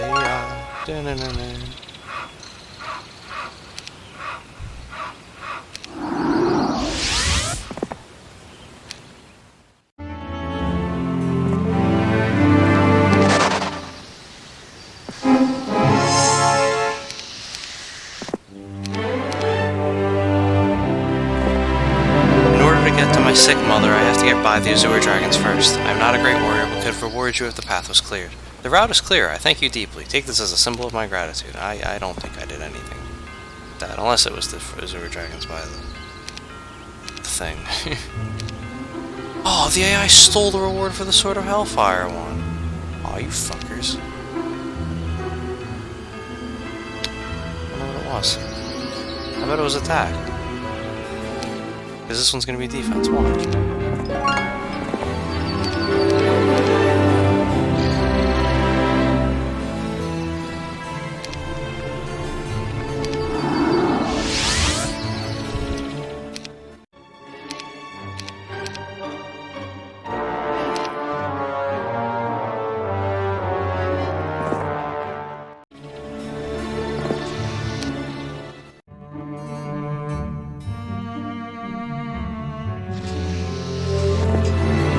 Storm coming.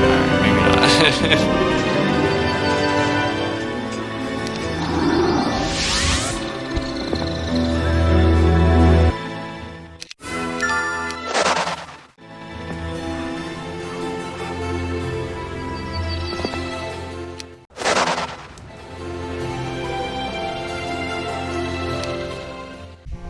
Last night I prayed to the ancestors. I begged them to release me. Haven't I suffered enough? I shouted. I understand now. I know what I did was wrong, but how can I make up for it? I can't go back and undo what I did. At least give me the power to correct my mistakes, because this hurts too much. They didn't answer. Or perhaps their silence was the answer.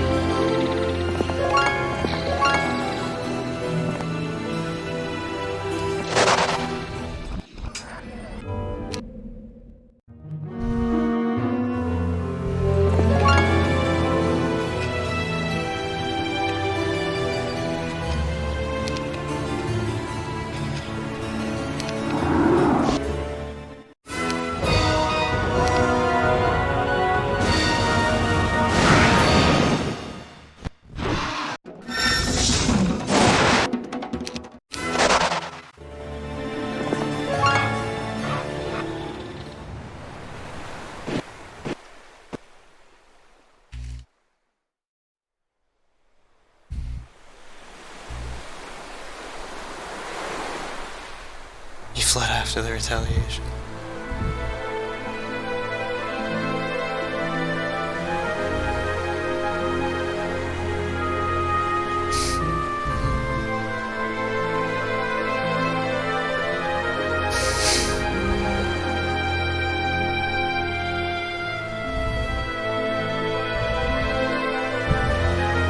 Hey Looter, welcome to the stream. Typical drama, I know. Typical immortal drama. It's not you, it's Tarnum. It's not Tarnum, it's the ancestral spirits. It's not Tarnum, it's Tarnum.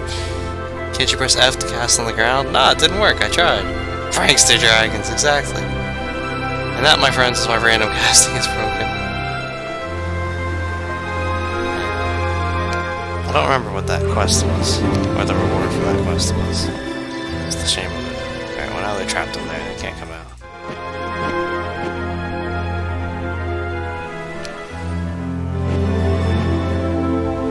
Yeah, I was gonna say, I don't think you're allowed to land. It's very specifically a AI-only area.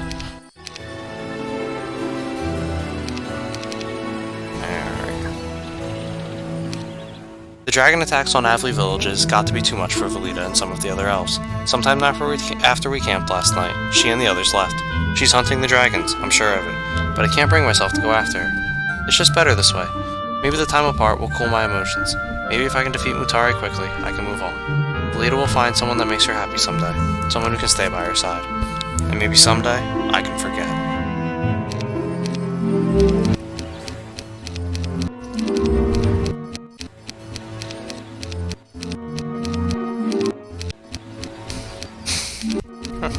Oh, I know one cutscene that's coming. I thought it would be in this one.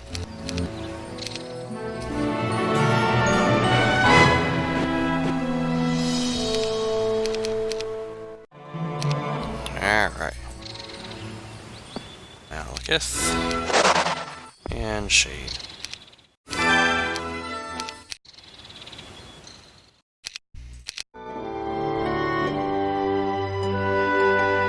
Timing, winning just as last message hits. It's happened a couple times. And here we go. Just like with the Avatarnum chapter, the last scenario is the name of the chapter. And is a large map. Clash of the Dragons. Tarnum leads the combined forces of Avli and Arathia in a final strike against Mutari's power. Defeat her, forever destroying her control over the dragons. Tarnum must defeat all towns without dying. 20 good men.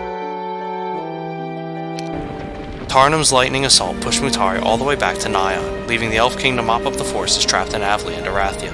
Now that her own land was threatened, the Dragon Queen was at her deadliest, and this time, her hatred was focused directly at Tarnum.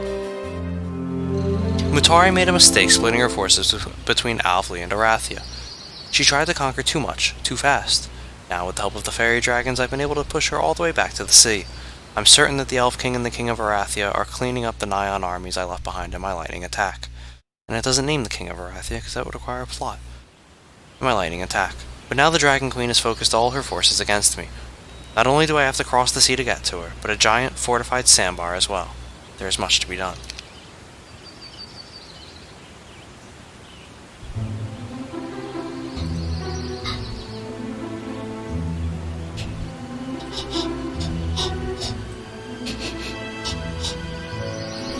Oh shit, we're not getting out of here.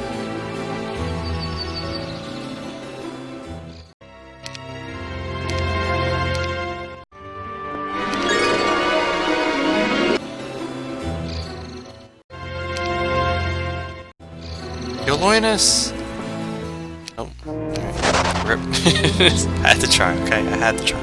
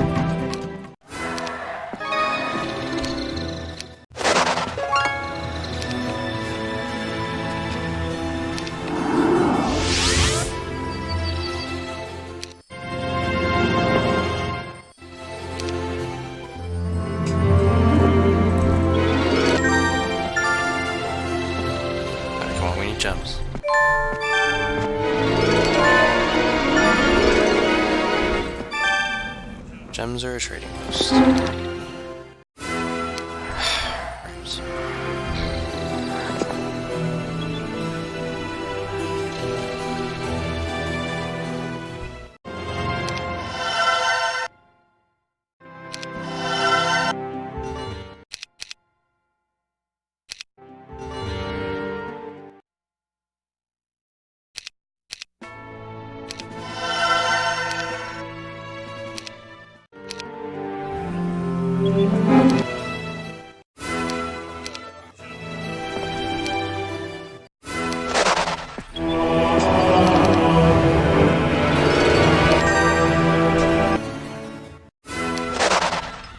Look, Tarnum was definitely buffer the last time we played this. There's the training post.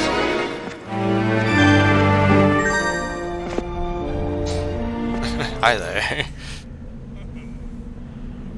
2, 3, 4, 5.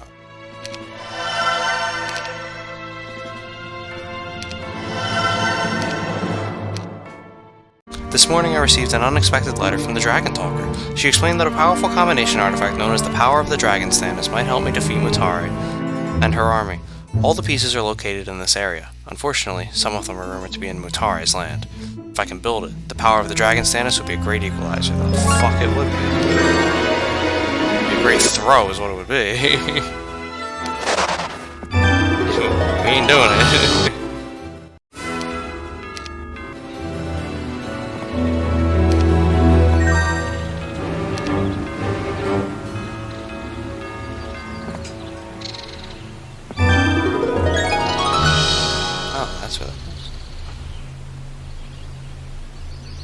I guess I assumed you wouldn't have, Town Portal.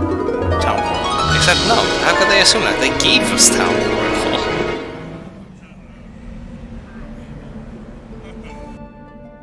The game flat out hands it to you. Papa Oof. There you go.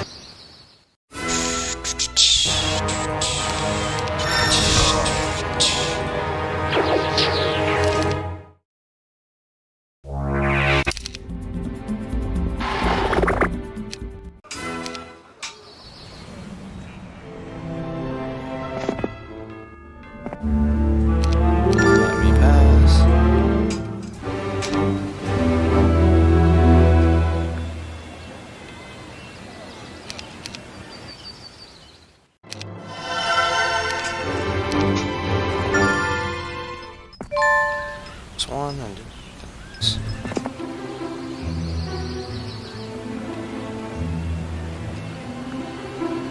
Till like Clash of the Titans but in Dragon scale? Eh, you'll see. 4 towns too many. For the king! For Stannis! AA stack? I'd like to, but on Impossible, I think it would be annoying to try and... Well, you know what? Maybe. We'll see. I was gonna go straight for the Fairy Dragons, but that's a good point. We could build an AA stack. Speaking of AAs... What the fuck?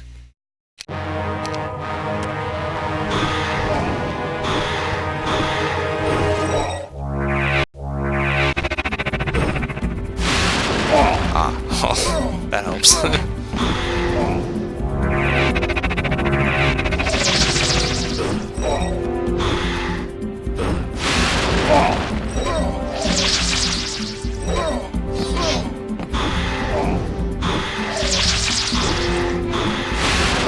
Jesus, 3 meteor showers. Wow. Why not both? You're right.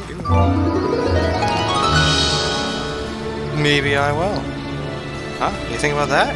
Yeah.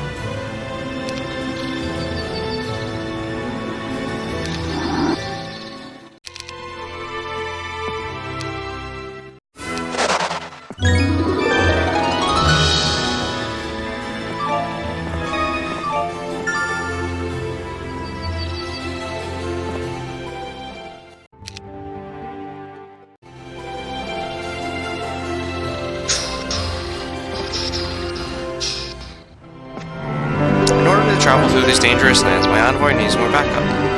Bring 2 fairy dragons and they will be grateful. Why?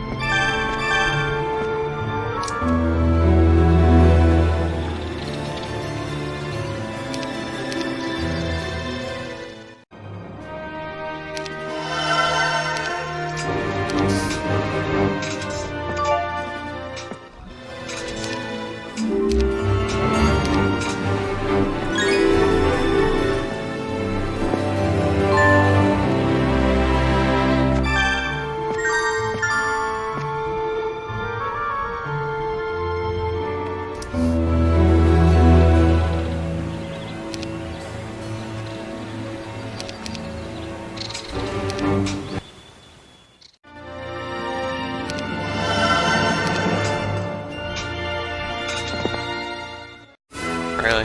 20, we take no losses.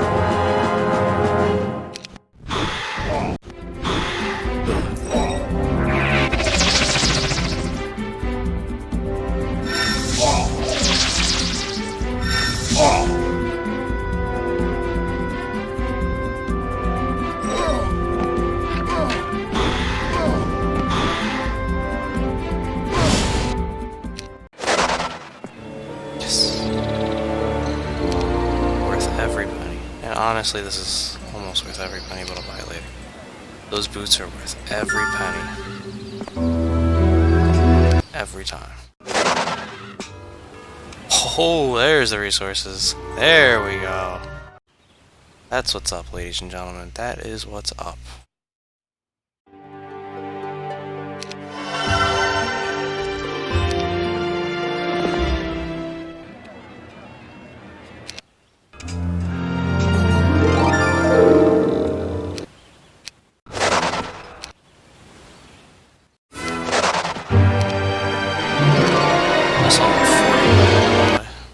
I missed that.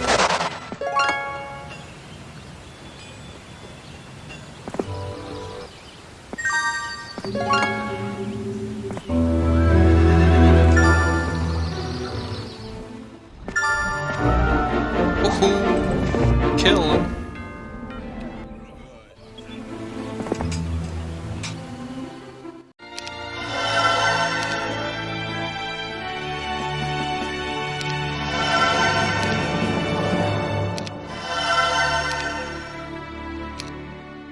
It's been almost a week since I last thought of Felita. I think I am getting better at forgetting things that make me happy. The things that make me happy. Yet I've been hearing reports of her efforts to protect Avli from the raiding dragons of Naya. I smile when I think about it. So many dragons have been killed that they must fear the mention of her name. And despite myself, I wish I was there by her side. It shows I have 5 towns, so having this guy chilling here isn't actually helping.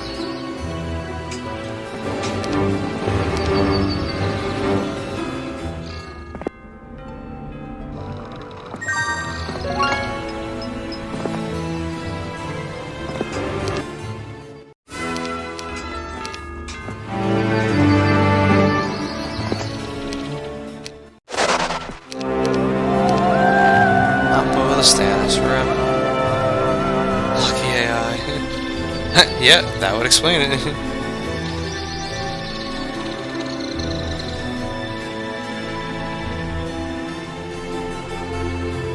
Vrain is the real dragon.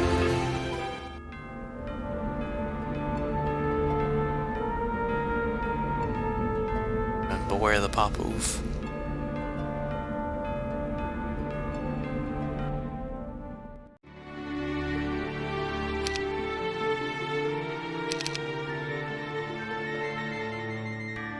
Wait a second. Oh, because I need 10. That's why. I'm sitting here like, what? How do I not have enough? I don't want to use the crystal yet, though.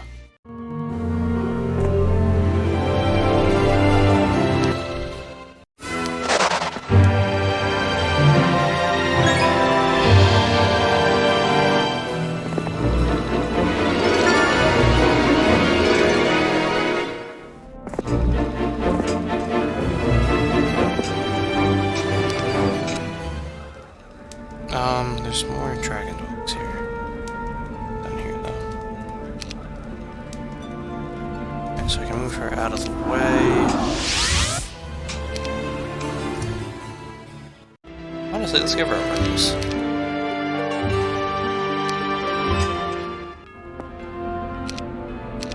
She can start flagging the rest of this crap.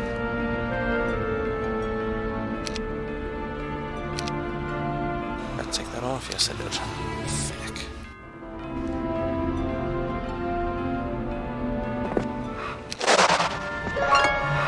Thanks, misplaced guards.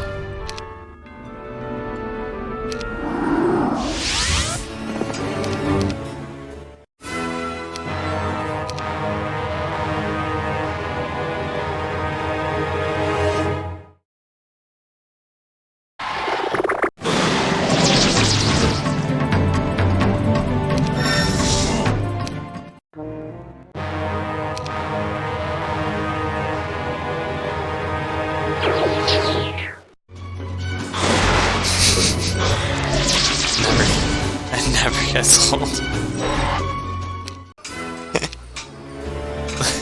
Blind lightning bolt.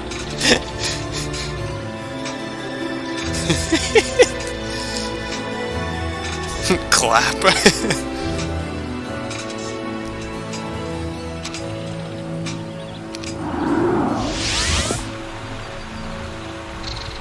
Oh, abbreviation. Were you not here the other day when we found out that it lets us attack through that? Because that was quite the discovery.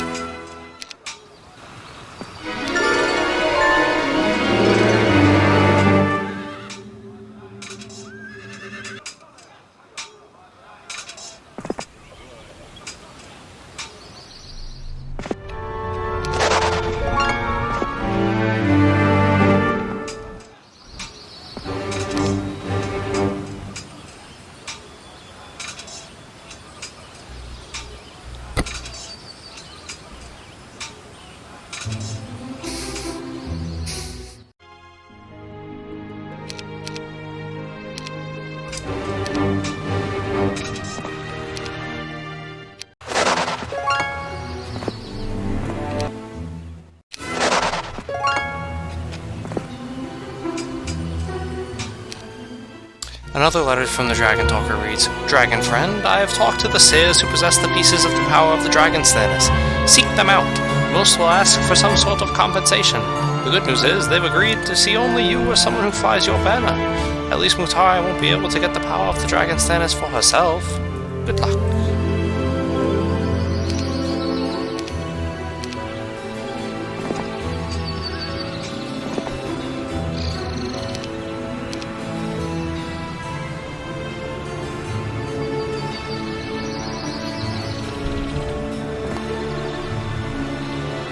Yeah, I think we're just gonna focus on fairies.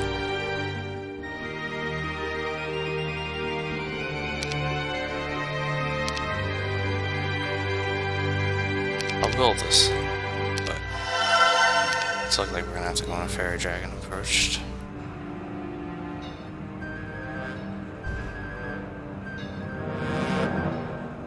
that all I can do for me? I think it is. Huh, about that. Alright, well.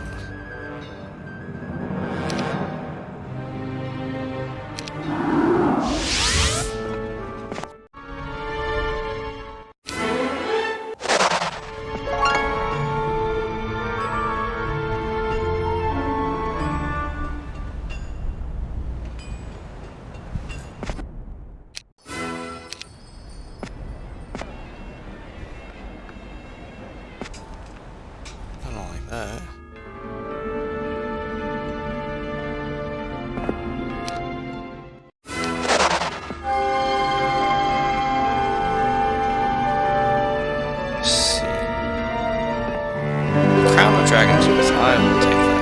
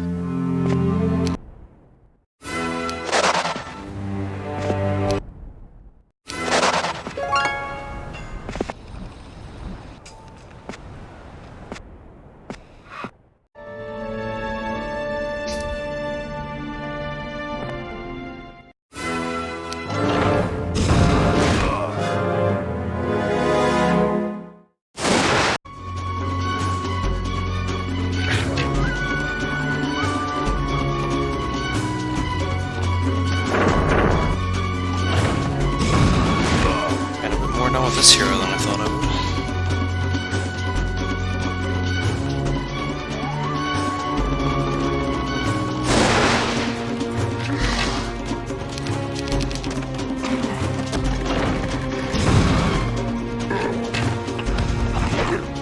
Of course.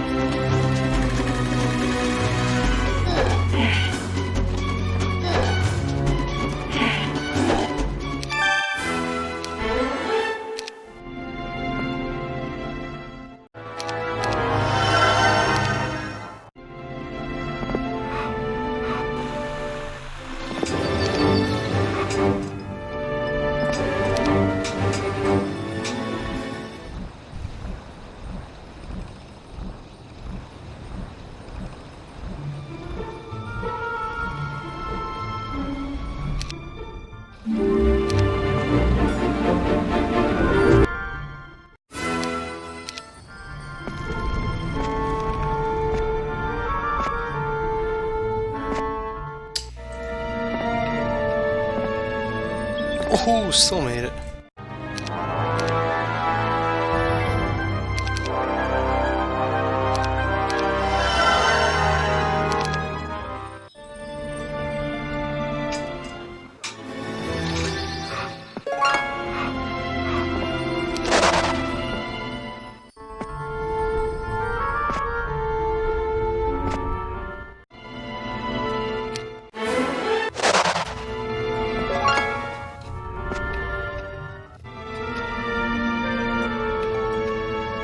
What biased guys, that's so unfair for Mutai. Totally. Yeah, she's already a dragon, and already drank the blood of the dragon. Stats! Yeah, man. Yeah, Ranger Tarnum gets buff. Just to put it bluntly. Hella buff. There's 5 angels in there.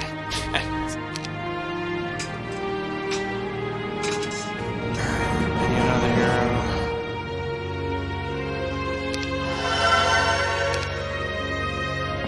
Sit on that.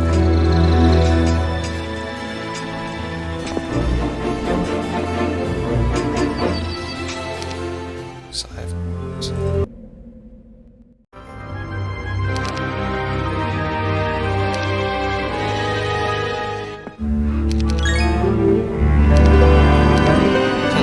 For the Dragon Wing Tavern? Sure. I don't have that tent.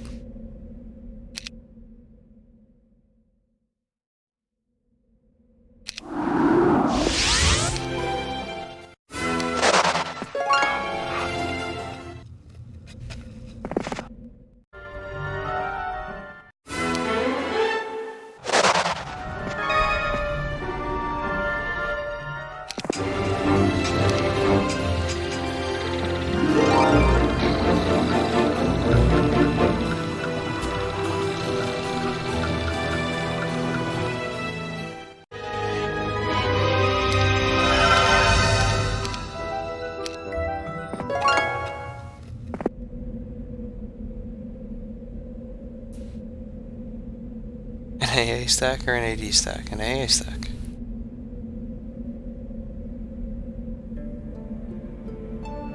Can I use Zeron? Well, it's Zeron, not Zarfax. Zarfax is the fireball specialist. And his portrait is used for Verbach in Warlords of the Wasteland.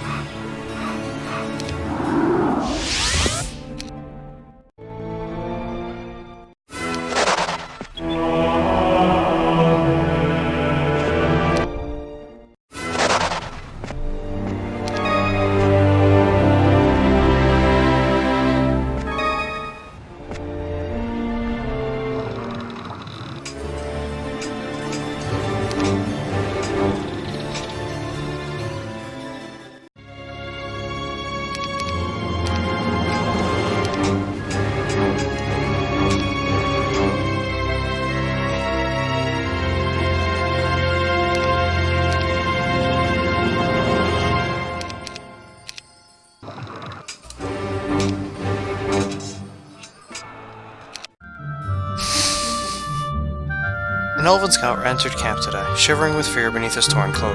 He had been gone for weeks, searching for a passage to Mutara's land. She is a bright one, the Dragon Queen, the elf said, pausing to sneeze a few times. The sandbar is a barrier to ships, and there is no land route to her region. Is there no way to get to her? I said.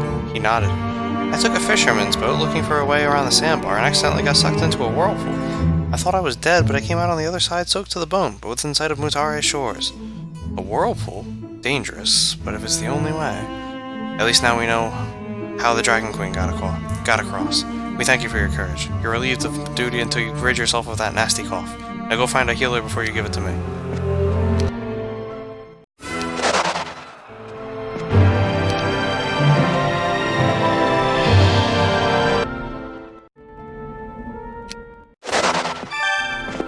Should've killed him.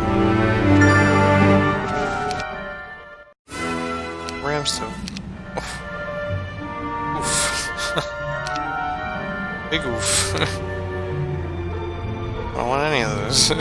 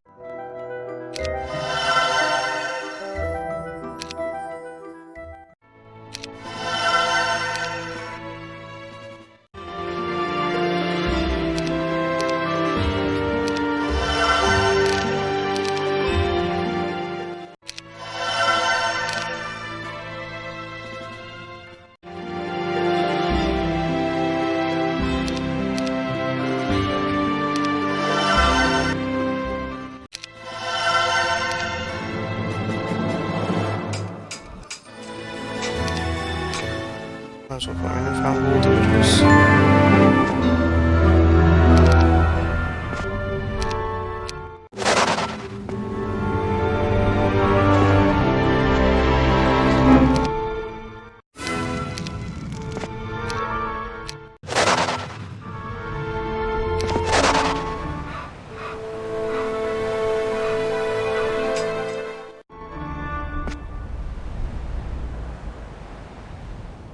Alright, so the one was significantly more extensive than the other, good to know.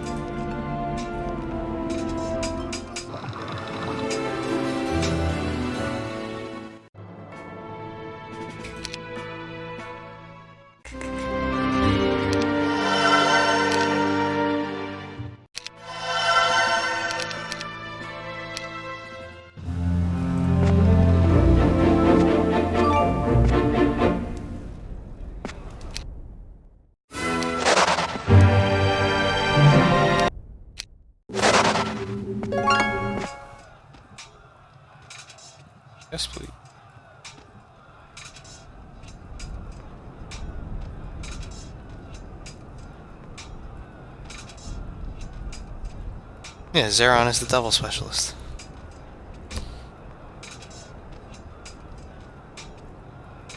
Why not? Who needs luck anyway? Yeah.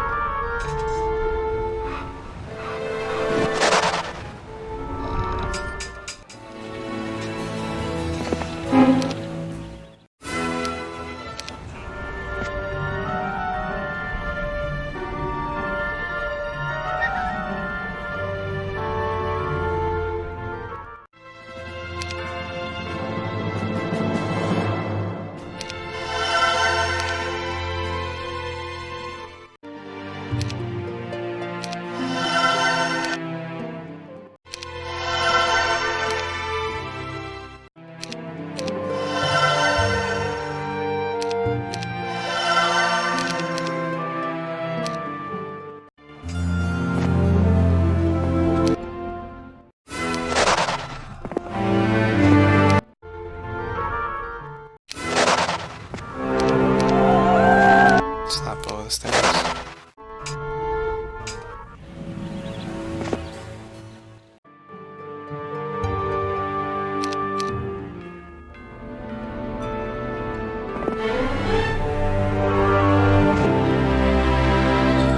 I gotta give Alita credit. She got the job done on time.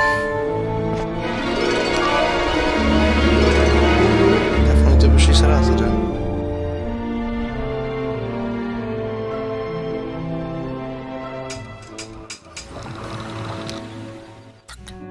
Load the autosave. There she is! Mutare Drake!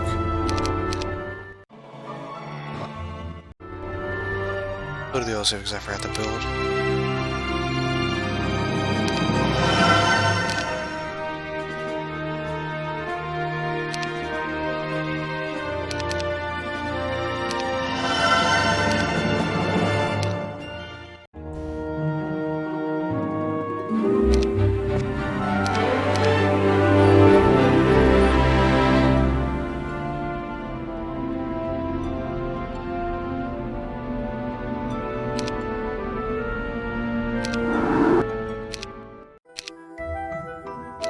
Just make sure I went here. Since again, spell points aren't exactly a major concern at the moment.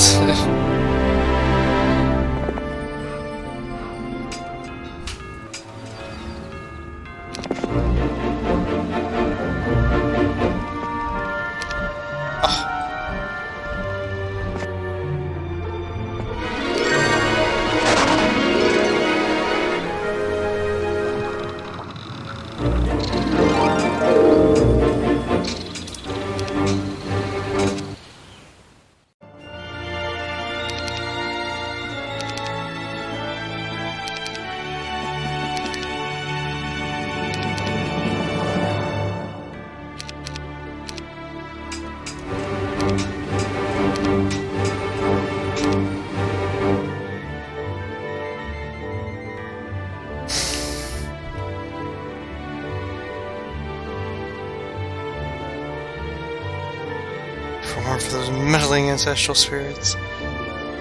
The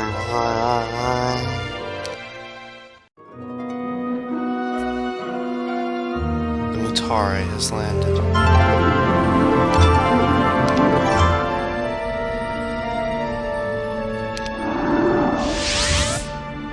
First strike.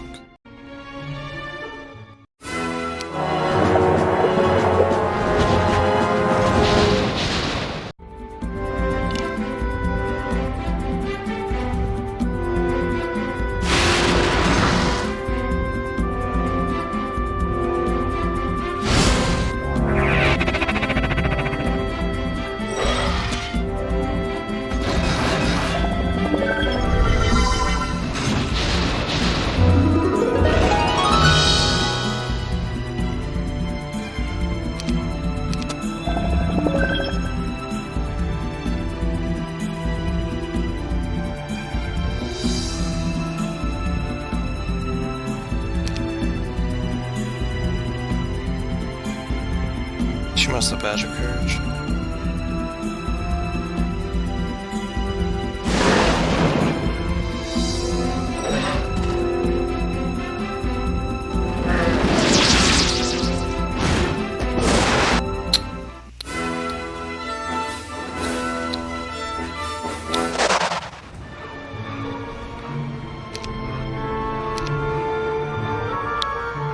Well, there's the boat I needed.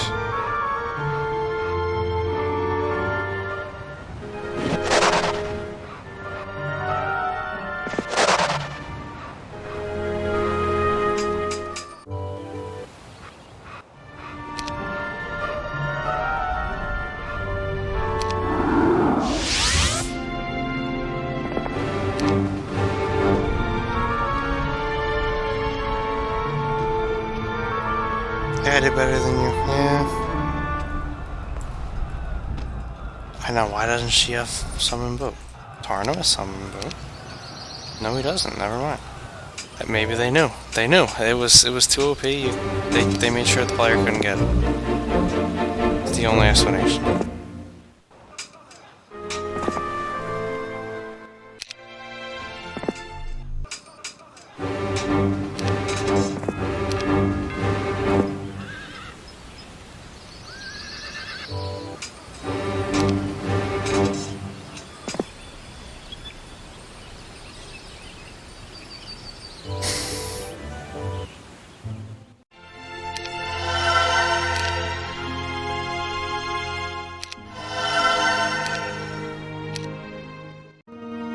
An elf was carried into camp today on a stretcher.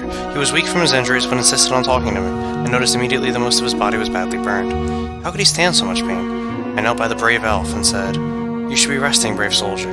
Quickly, what is it you want?" "My commander was... Captain... Valita," he began. My heart froze, refusing to beat again until the injured elf spoke. "She's been captured." "How?" I asked. It was the only word I could force through my constricted throat. "We heard of a dwarf leading some red dragons. They were attacking the Elf King's supply lines. Valita immediately went after them like a woman possessed." "A dwarf?" She must have thought she had a chance to catch Kerbin. I was the only one who knew how much his betrayal had hurt her. She would have gone after Kerbin, hoping to capture him, hoping to find out why. "It was a trap! It's a trap!" the burned elf said. "Packs of red dragons came at us. We fought off the first wave. We killed all of the second wave too. But at the cost of the last of our dragons, the third wave took us." "And what about Valita?" I asked desperately. "I saw her fall from her horse as she fought one of the beasts. She drew her sword, sunk it in the creature's eye a moment before it struck her with its tail. I do not think it killed her, but she did not climb to her feet again." All this talking quickly tired out the elf. I ordered the stretcher bearers to take the poor young soldier away. "Give him anything he wants," I ordered, because I knew the elf would soon die. No one can survive such wounds for long.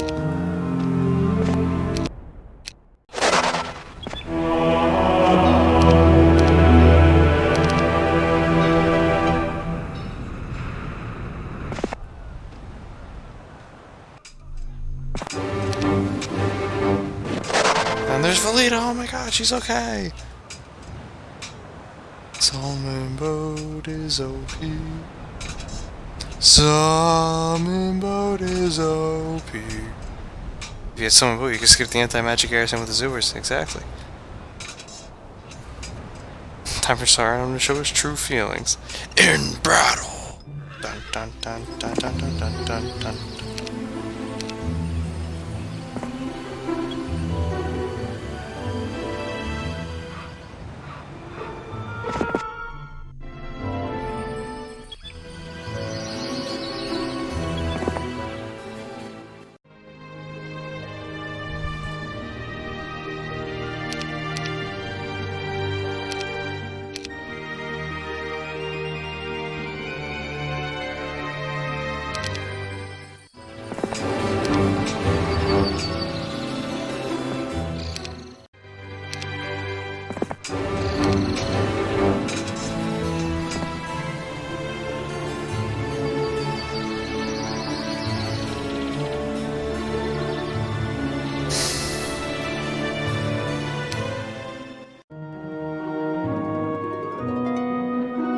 I can't think. During my strategy session, Sessions, I hear reports of enemy troop movement in suspected numbers, but I don't care. Mutari can have the world if she wants. I just want to be with Valita. Oh, darn. Letting his little head get in the way.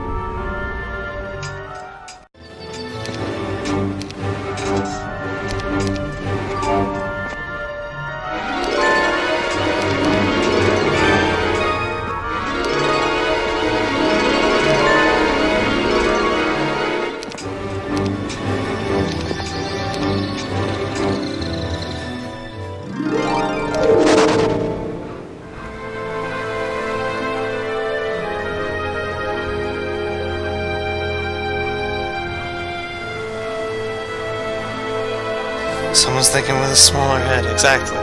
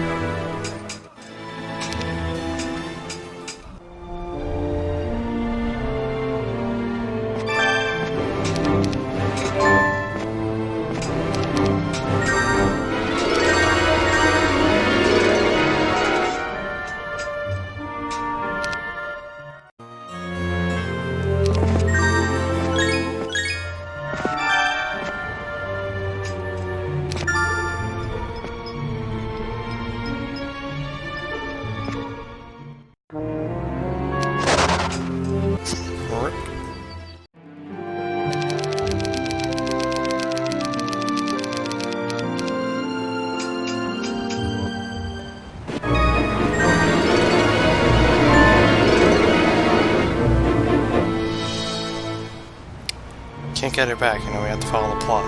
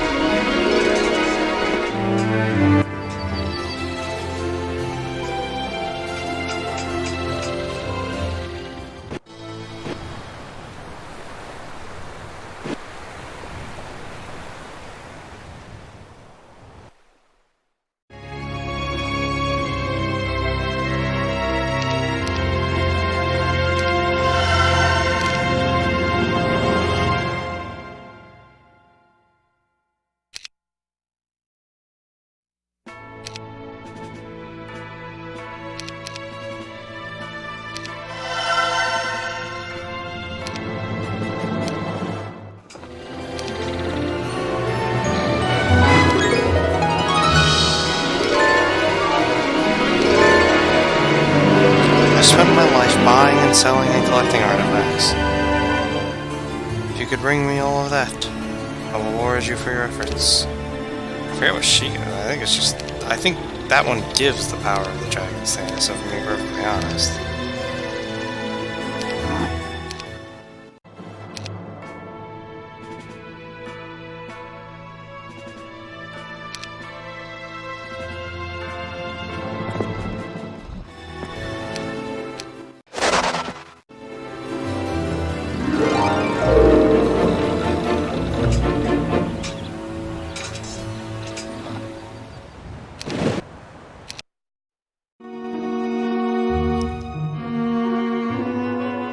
No. Oh, she's back. Go away. Now I lost my bow.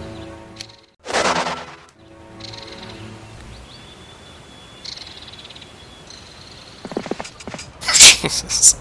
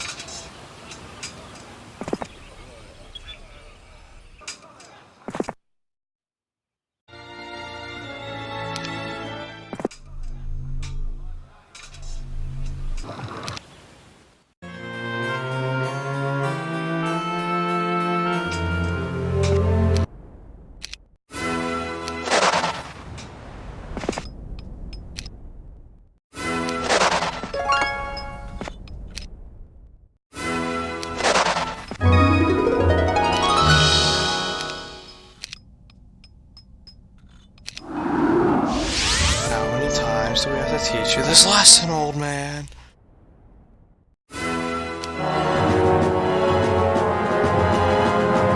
pathfinding be of any benefit in Chronicles or wasted slots on heroes? Honestly, I think for the most part it'll waste slots on the heroes. Maybe Sword of Frost, but I can't remember if that one fixes it for you. And do bear in mind, like, Chronicles usually fixes the heroes, fixes the slots anyway.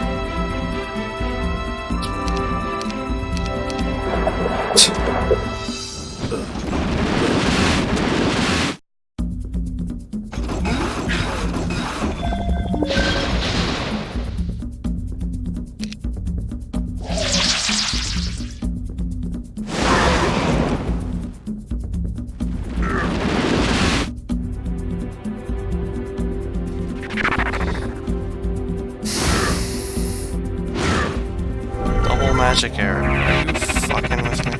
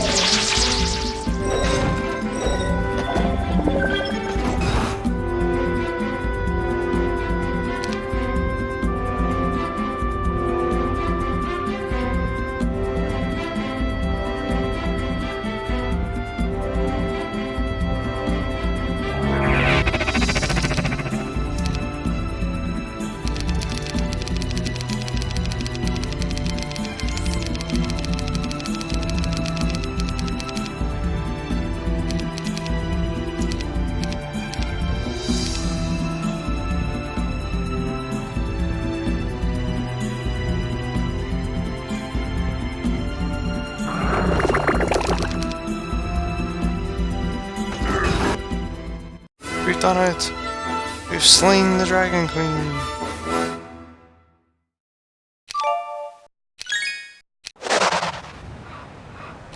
If only it counted as such.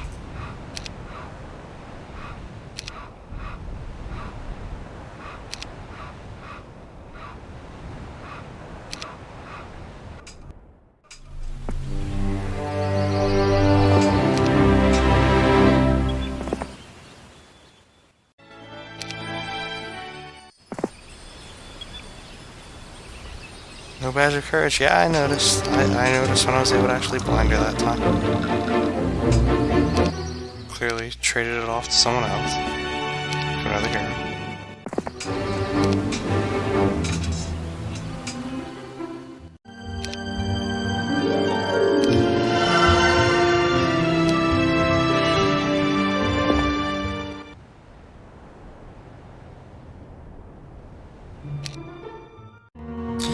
A message was delivered in the middle of the night by a single heartbeat. The horrid creature assaulted one of our patrols long enough to drop a rolled piece of parchment, and then she fled.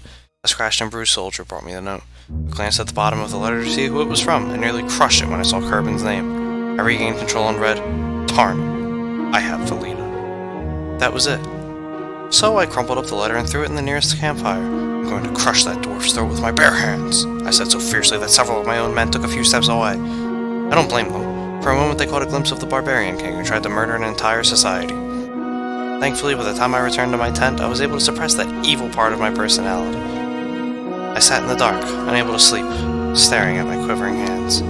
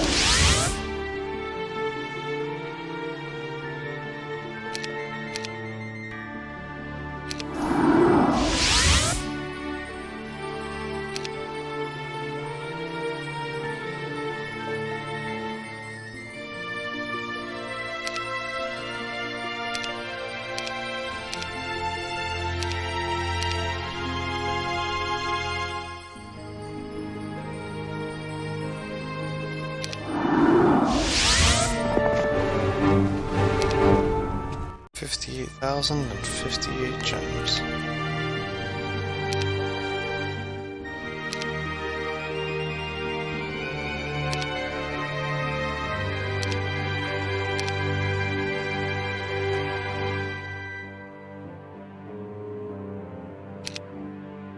Damn, so close.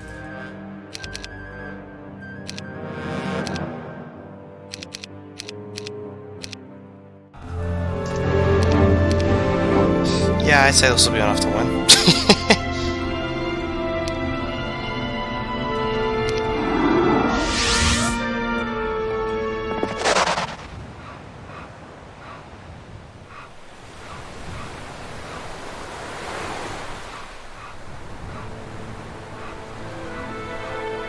Now hire her next time in the tavern and mess up the plot. Nah, I don't think it'll let me. Hey, Aina, welcome to the stream. A game against who? Could you retype that name? There's like a smudge on my screen. I don't know why I can't read it.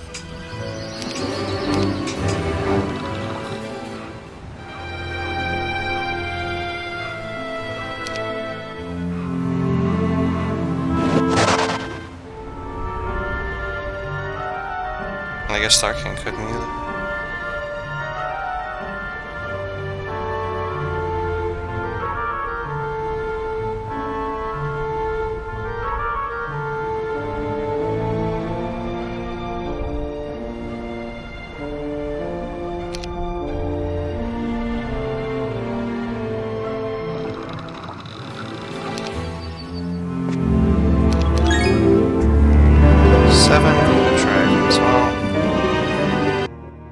Forcing me to build one of these things after I ignored them.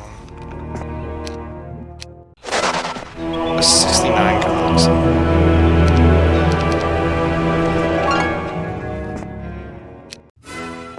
I swear the game does it on purpose, though.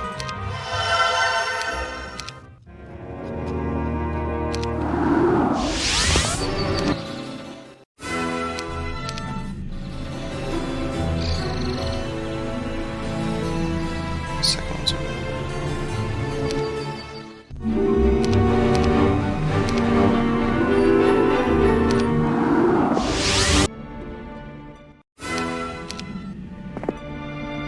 I only need 7 gold dragons, so I don't actually have to build up the towns.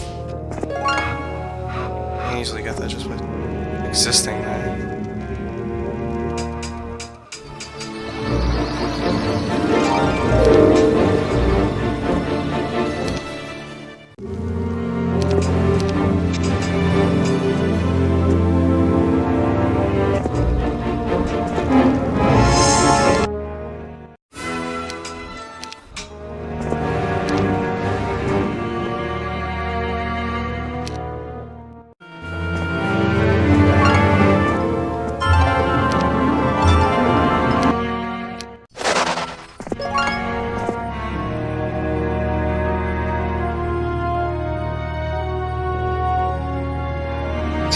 Shortcuts and to ignore Volita.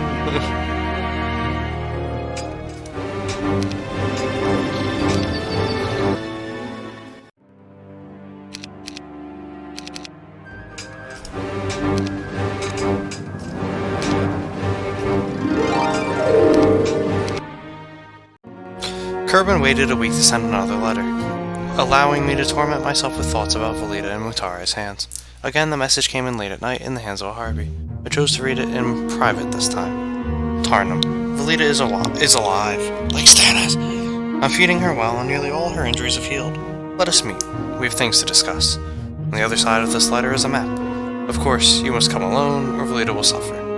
Kerbin. It will take only a couple of days to get to the location indicated on the map. I buried my face in my hands, uncertain what to do.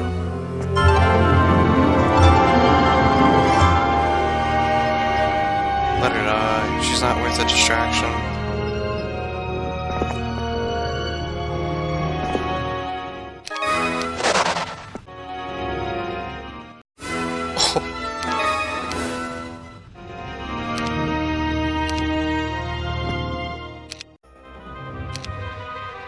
An auto combat was able to take that one.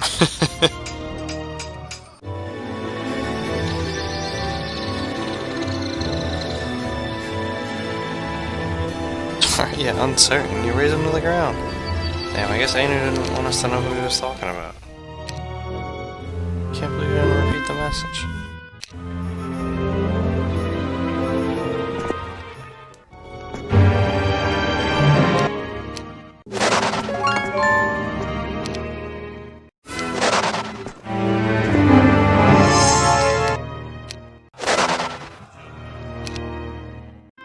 In the darkest hours of the night, when most of the camp was asleep, I slipped from my tent and into the forest. It didn't take me long to get to the place indicated on Kerbin's map. I found a huge moss-covered boulder shaped like a headless man, and I found Kerbin perched on top of it dressed in try-hard armor. A battle axe was propped over one shoulder. Please tell me you summoned me here for a duel, Kerbin, I said.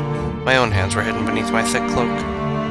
Nothing of the sort, Kerbin said. I wanted to discuss Volita. What are we going to do about her? If you were smart, you'd release her unharmed. Oh? Because if you don't, I'm not only going to kill you, Kerbin. I'm going to take my time doing it. It once took me 3 weeks to kill a wizard. What was left when I was done was no longer resembled a man. Tonight, I wasn't Tarnum Dragonfriend. Tonight, I was Tarnum the Barbarian Tyrant, and I wanted Kerbin to know it. Gonna need some water for this one.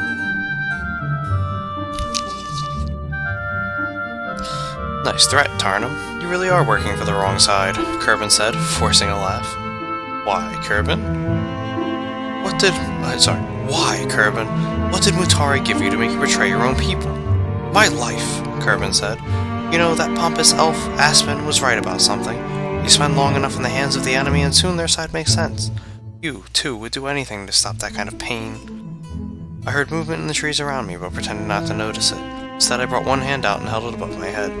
Speaking of Aspen, I have something for you, I said, and threw the small white statue up to Kerbin. What's this? The bishop. the advisor. You took Aspen, but I promise that will be the only piece you ever take. Kerbin chuckled, placing the piece in his belt. I'm sorry, Tarnum, but before the night is done I plan to take the king as well, he said, lowering his axe. The shadows came alive as dozens of minotaurs charged from the forest. I would have been a fool not to realize this was a trap. I sprinted toward the boulder, raising a wooden whistle to my lips. I blew as hard as I could as I dove into the recesses between the rock and the ground. It provided me just enough cover. The minotaurs stopped in the middle of the clearing as they heard a hissing sound cutting the night air.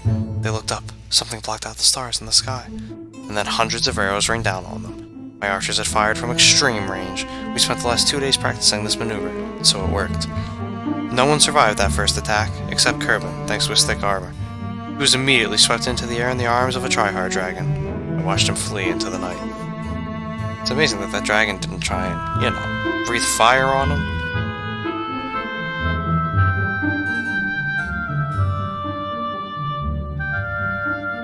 Uncertain. Tarnum, you raise him to the ground. Yeah, I know, right? She'd hate him if she were to risk it all just to save her, I guess. Yeah, I mean... he's the immortal hero. He can't fall in love. It's a moot point. Someone moved. Yeah.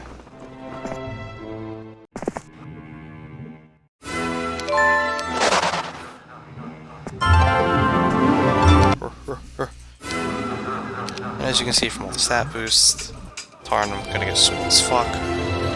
My assumption is there's all these stat boosts because they wanted the AI to actually pose a threat to Tarnum.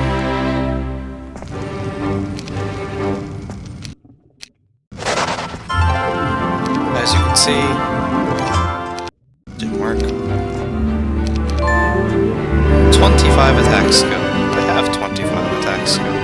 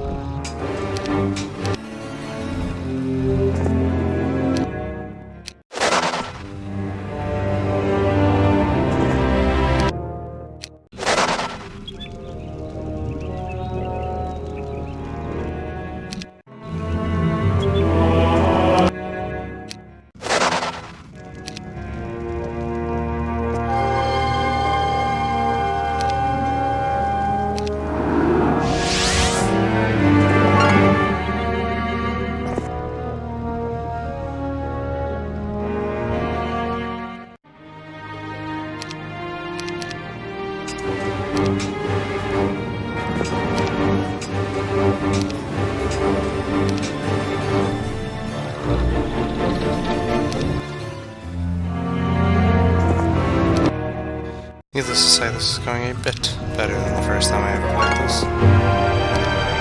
Just a bit. Do have to pull back now, though. Some stat boosts.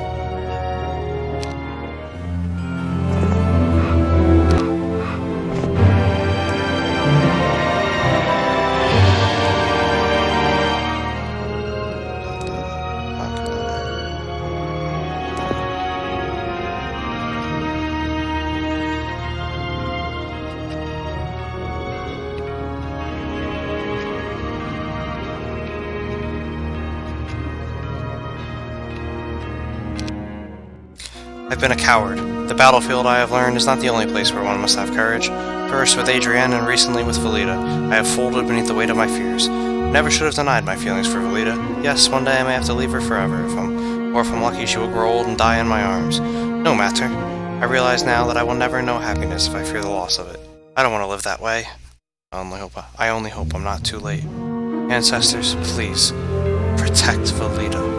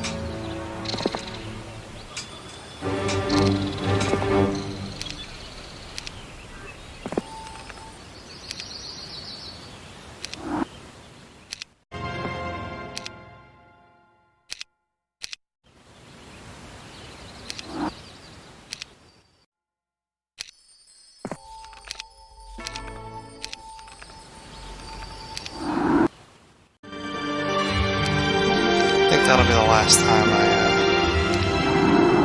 take the time to grab troops.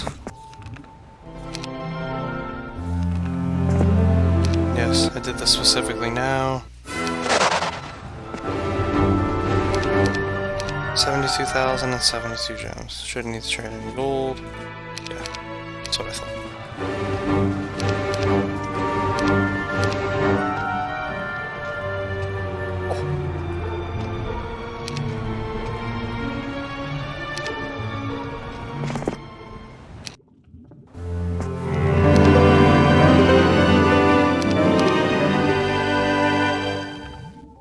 Jesus, fuck, what an army.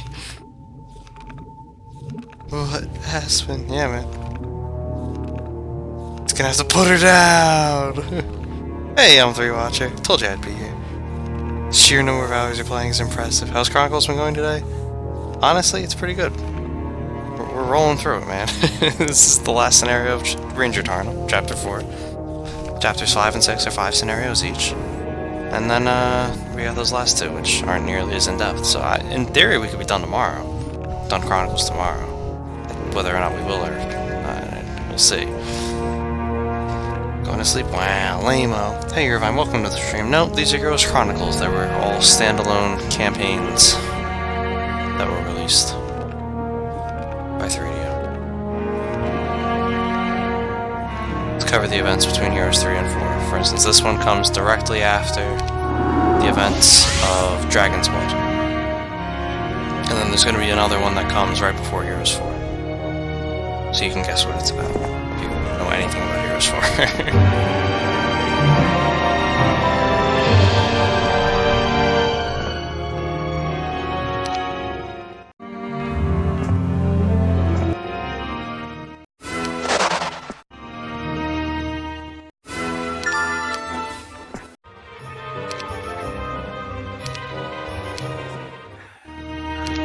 Overload the inventory at this rate. Jeez.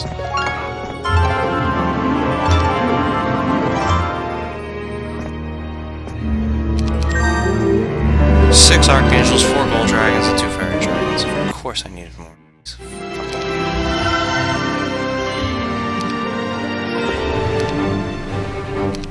It's 4, so I gotta wait 2 weeks.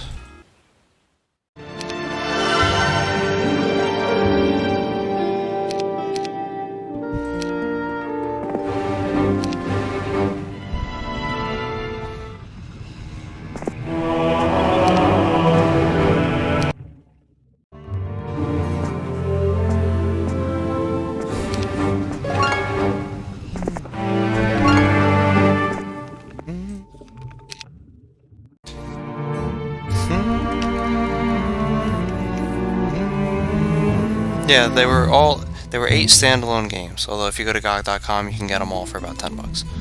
It's called All Chapters, Chronicles. Basically wait for them to explain why the frick everyone... Yeah, it's basically this, yeah. Well, it's also lore as well. The Reckoning! Isn't the start of Heroes 4 the aftermath? Yeah, that's literally the start of Heroes 4. And the 8th and final chapter of Heroes Chronicles is called The Sword of Frost. You can imagine what that's about.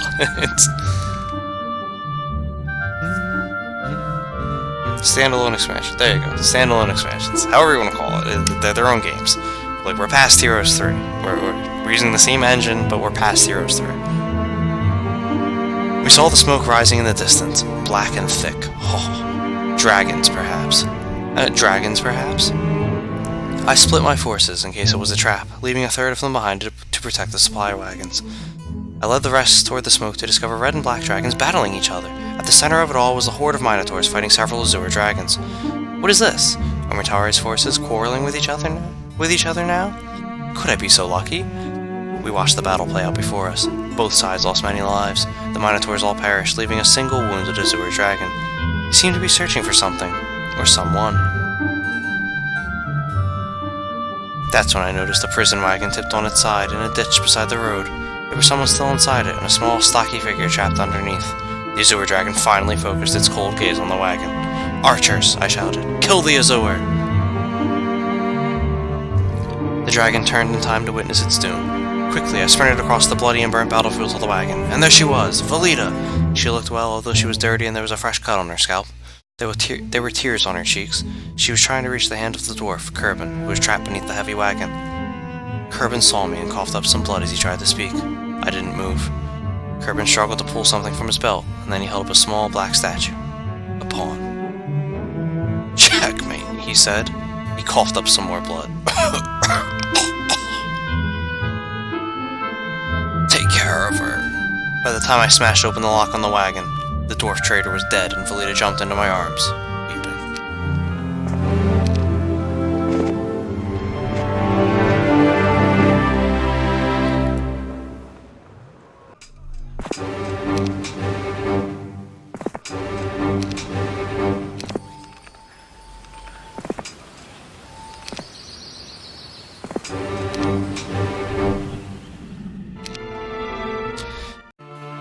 I woke up this morning to find Valida sitting on the ground next to our bedroll. She was looking at something held in her hands. Our bedroll. Yeah, Tarno, yeah. Hey Mana, welcome to the stream. Sound animations are 11 out of 10. I try. So he gets Valida. Love prevails. Yep. Redemption for the dwarf. Yeah. I mean, this chapter I remember the story because it's like I know the characters, or at least I know Jelly and all that, like Mutari. Like this one is Sword of Frost were the two I paid the most attention to the first time I played, because I was like, alright, well these are the ones, like, this directly follows Armageddon's Blade, the other one is right before Heroes 4, like, these are stuff I looked up before, like, I wanted to know the plot of. So I remembered that scene, I just didn't remember where it came in, with Kerbin dying. I woke up this morning to find, what do you have there? She showed me the tiny black pawn Kerbin had tried to give me. He took me from Mutari's prison against her wishes. That's why she attacked him, Valida said. You think he was trying to save you? I asked. I don't know. He wouldn't talk much, but he did say one thing. What? He said he didn't want to live inside his fear anymore. That it was no way to live. I had practically said those same words to myself not long ago. He was trying to save you, Valida. In the end, he was trying to do good, I said. She looked at me and said, You sound so sure. I am. She smiled, and that made me just want to kiss her, but Valida placed her head against my chest. Marry me, she said. There's something about me you should know first, I said. You might change your mind when you hear about my past. No, I won't. Marry me. She will. Don't believe her, Tarno. She will. Alright, I'll save that. Because I believe that's the way to the other side of the map over here. In fact, it definitely is. Are there magic planes on this map? There are. I gotta check how many towns they have left soon. I don't want to end this one prematurely.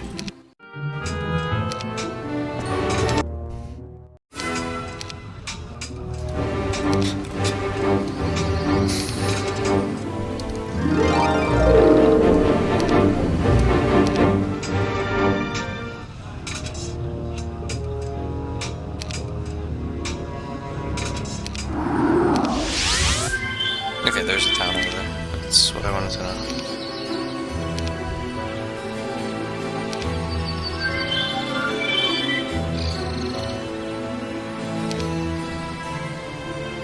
This one.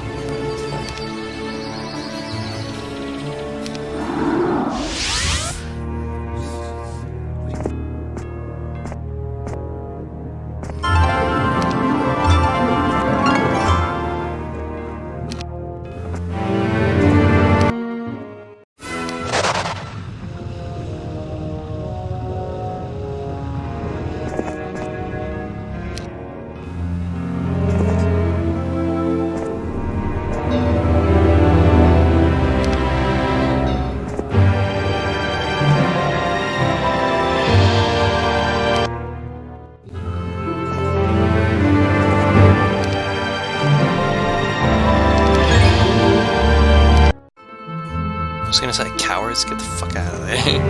It's traditional for a room to have 11 archangels. I only do it because I have so fucking many archangels.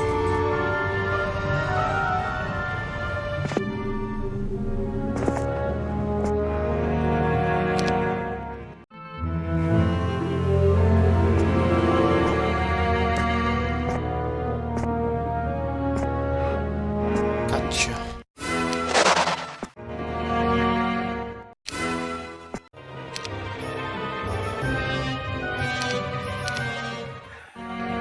Ah, you're back. With an actual army this time. Largest army yet, Jesus. 20 Archdevils. Ah.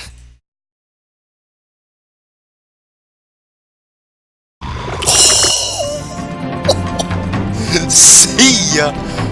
Wouldn't wanna be ya! If anyone wants full plot, man, no, you want full plot, you watch the streams, alright? We've been here the whole time. Versus the woman.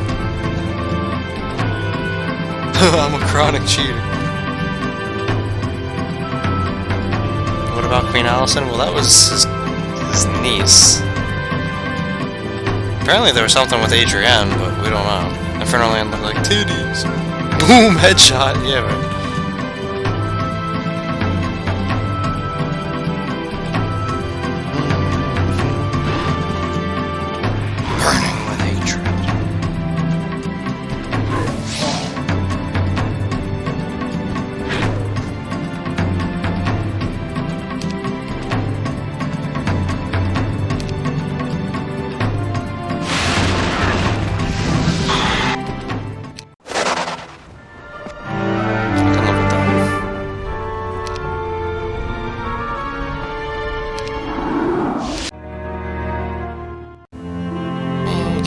Sanctuary losers.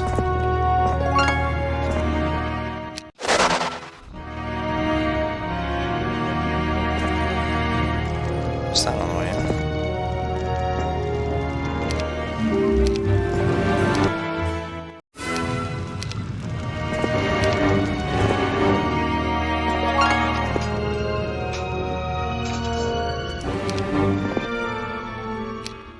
Alright, this time I'm not even gonna get rid of him. I'm gonna leave him there.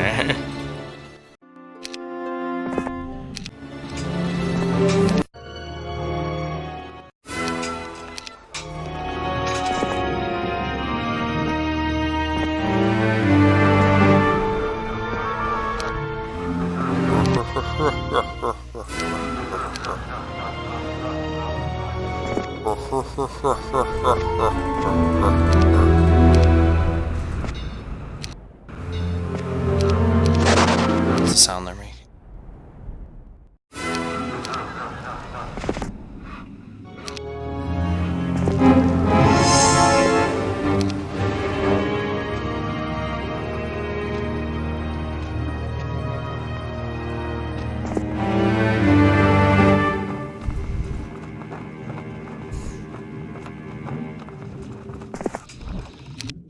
There we go.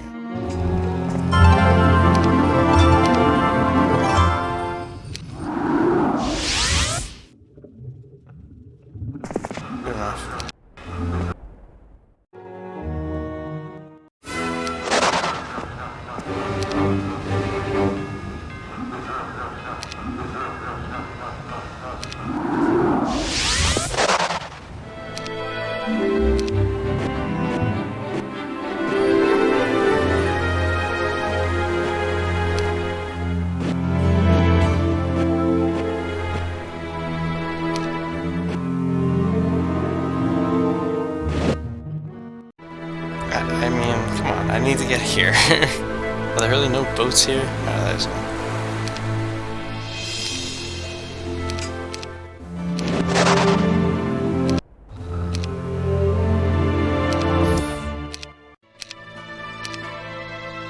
Martian. The other one.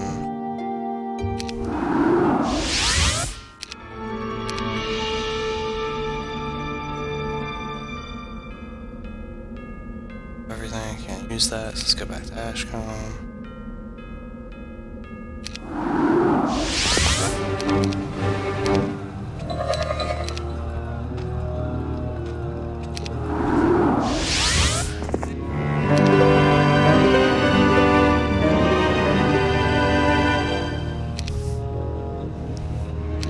I'm assuming I have all these now.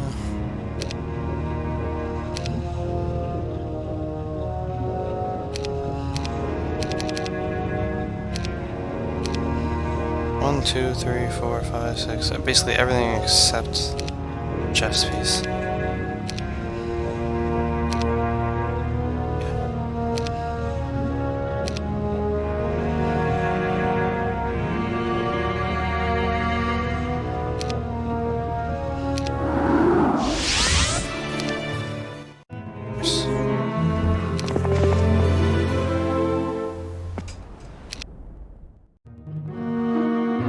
Decision, AI. Dumb decision. Yes! All of that is perfect. And there's the power of the dragons, guys.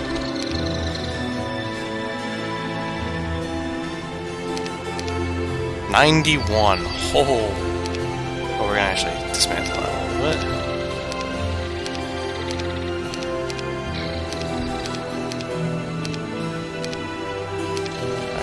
Actually, afford it.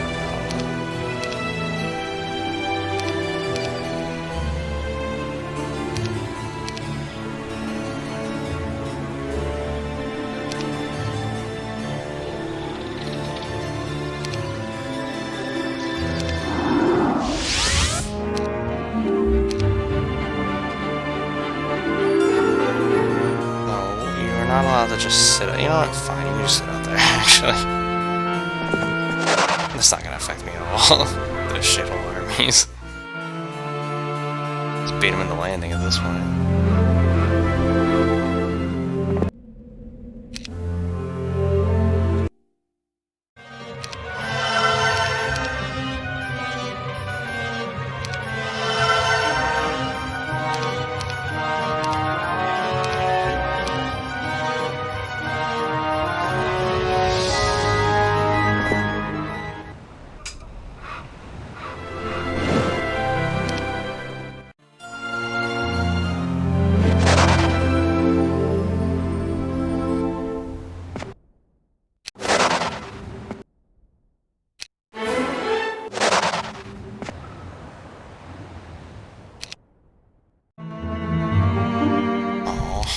Stop coming back. That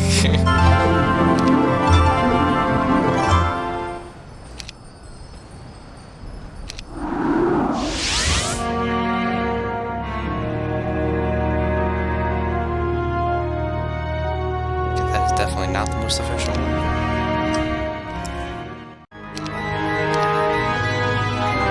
There you go. That is.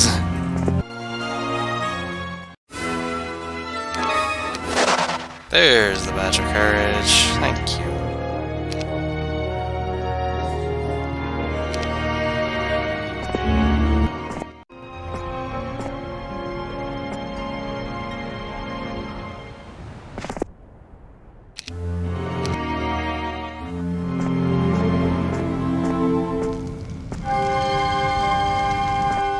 Where are you going, Zyda?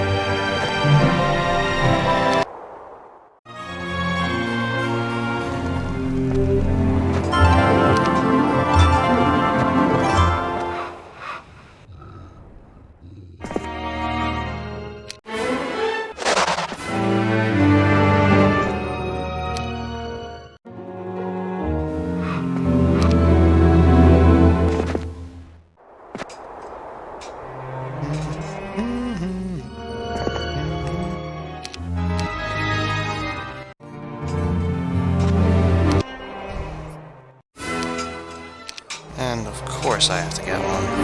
Just to truly style on the enemy.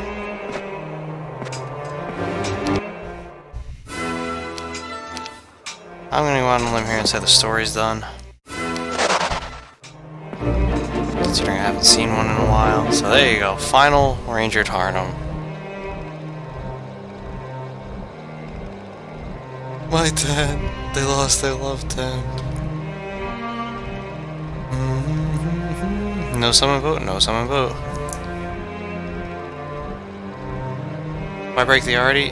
Because the Artie renders my units immune to all level 1 through 4 spells, and that includes my own 1 through 4 spells.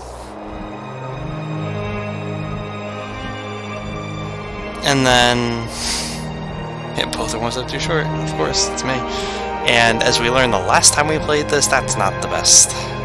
It's made it take a lot longer the last time. Will you be starting the next campaign? Of course. Why wouldn't we?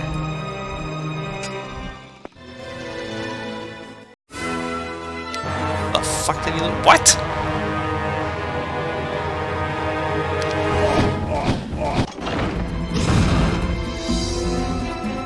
I never got Armageddon.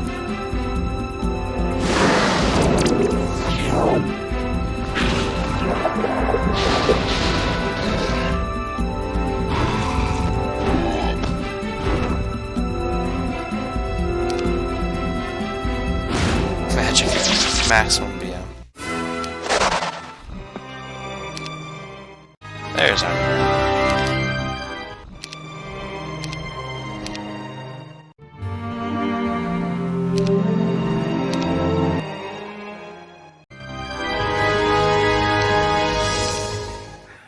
And that will be all, folks.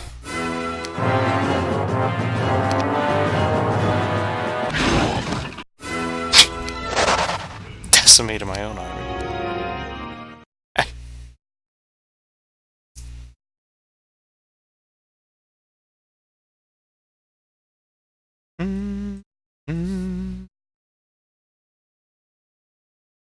No more story? Definitely no more story. There hadn't been anything in a couple of weeks. And besides, I remember that being the end. He just said, yeah, she wants him to marry her. After her defeat, Mutare fled to Nyan to lick her wounds and plot Tarnum's death, but she soon met her fate at the hands of another.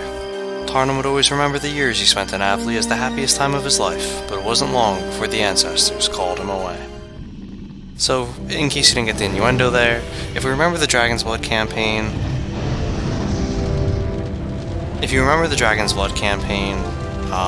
Mutare dies.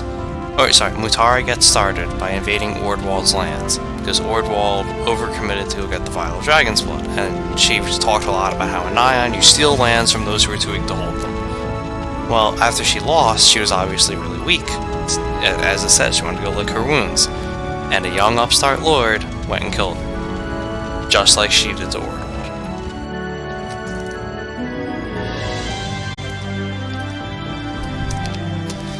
Number 8, King Stannis, Clash of the Dragons, 2105 score, Archangel Raid.